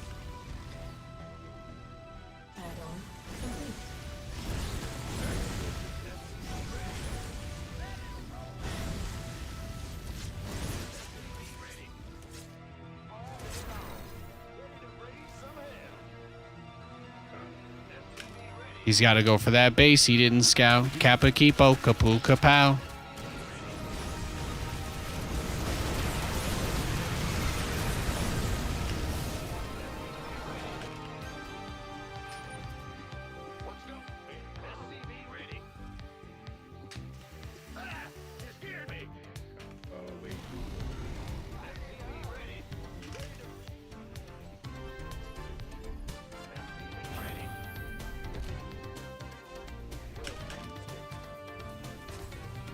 You just loitering?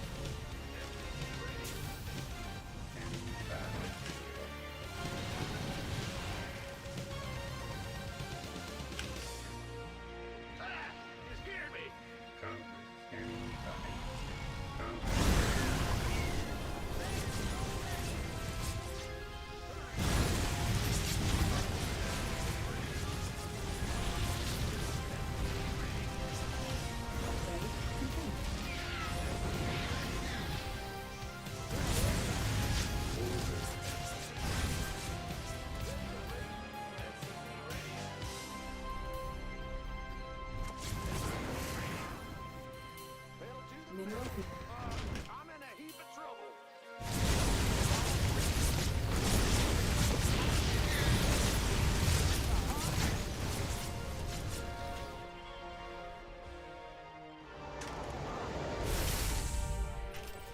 Mineral field depleted.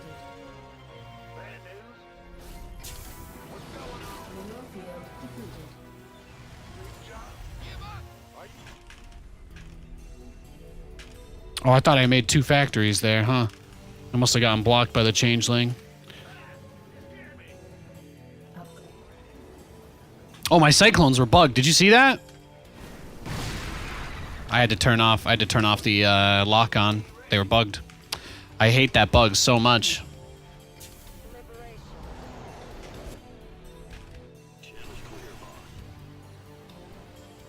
Command center upgrade.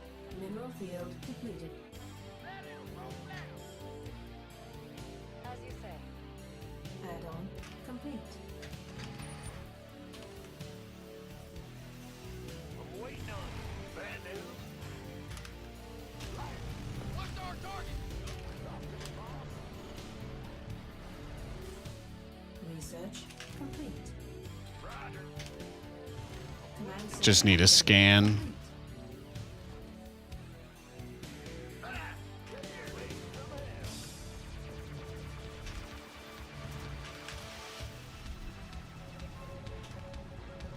Add-on. Rubber.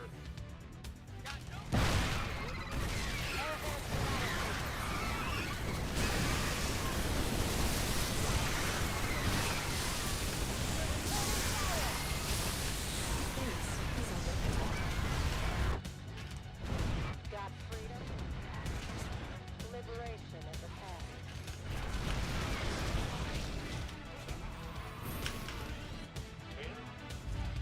FCD ready.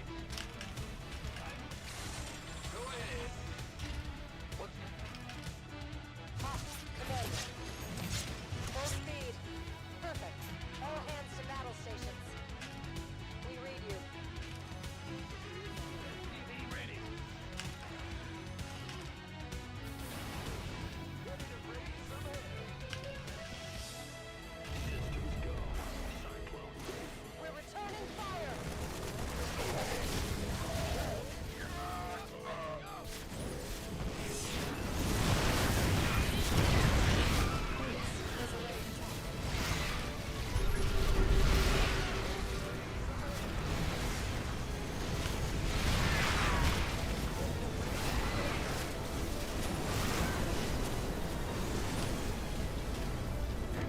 Bro, that's a lot of hydras to just throw away. Are you good? Standing.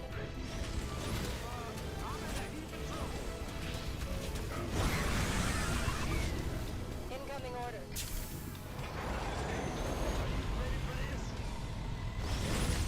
Mineral field You good, bro?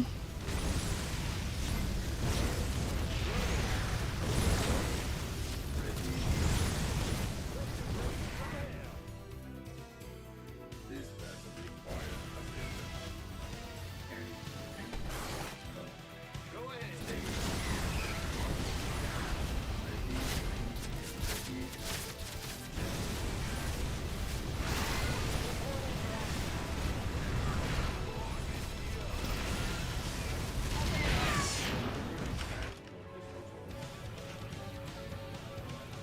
Ready to raise some hell.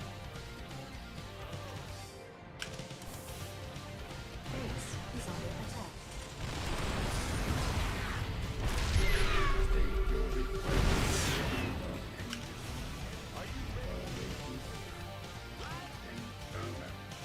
Bad news?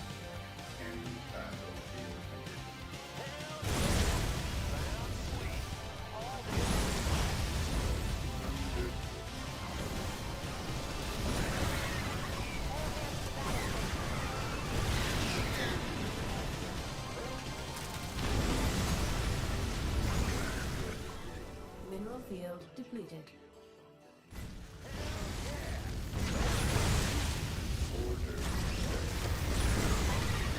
This battle requires assistance.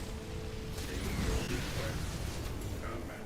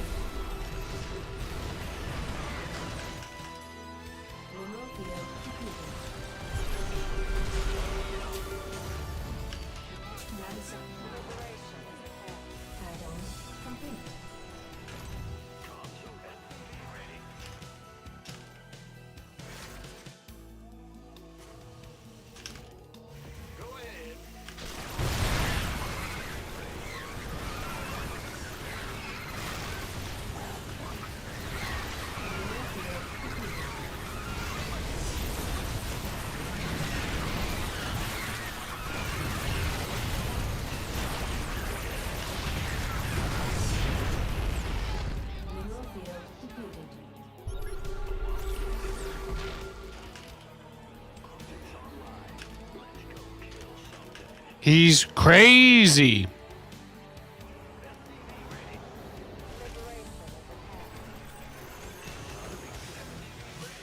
Mineral field depleted.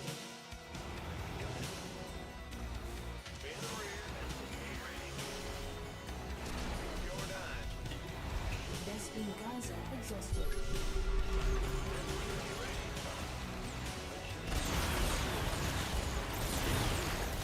This makes for a good last game of the day, though. I'm glad this one's going long.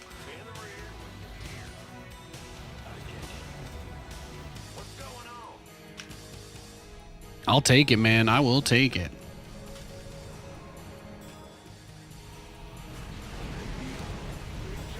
Mineral field upgrade complete.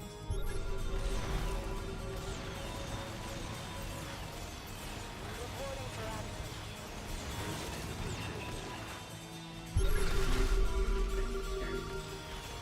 We have you on Mineral field depleted.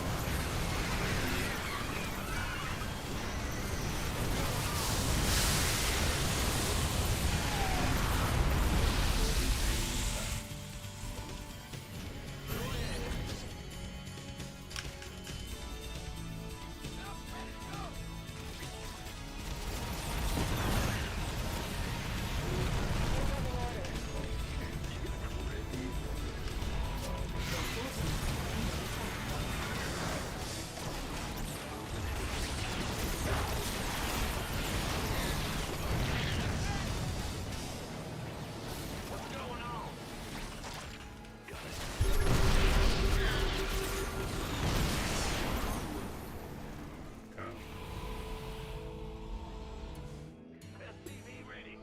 SCV ready. Attention! Easy. We read you.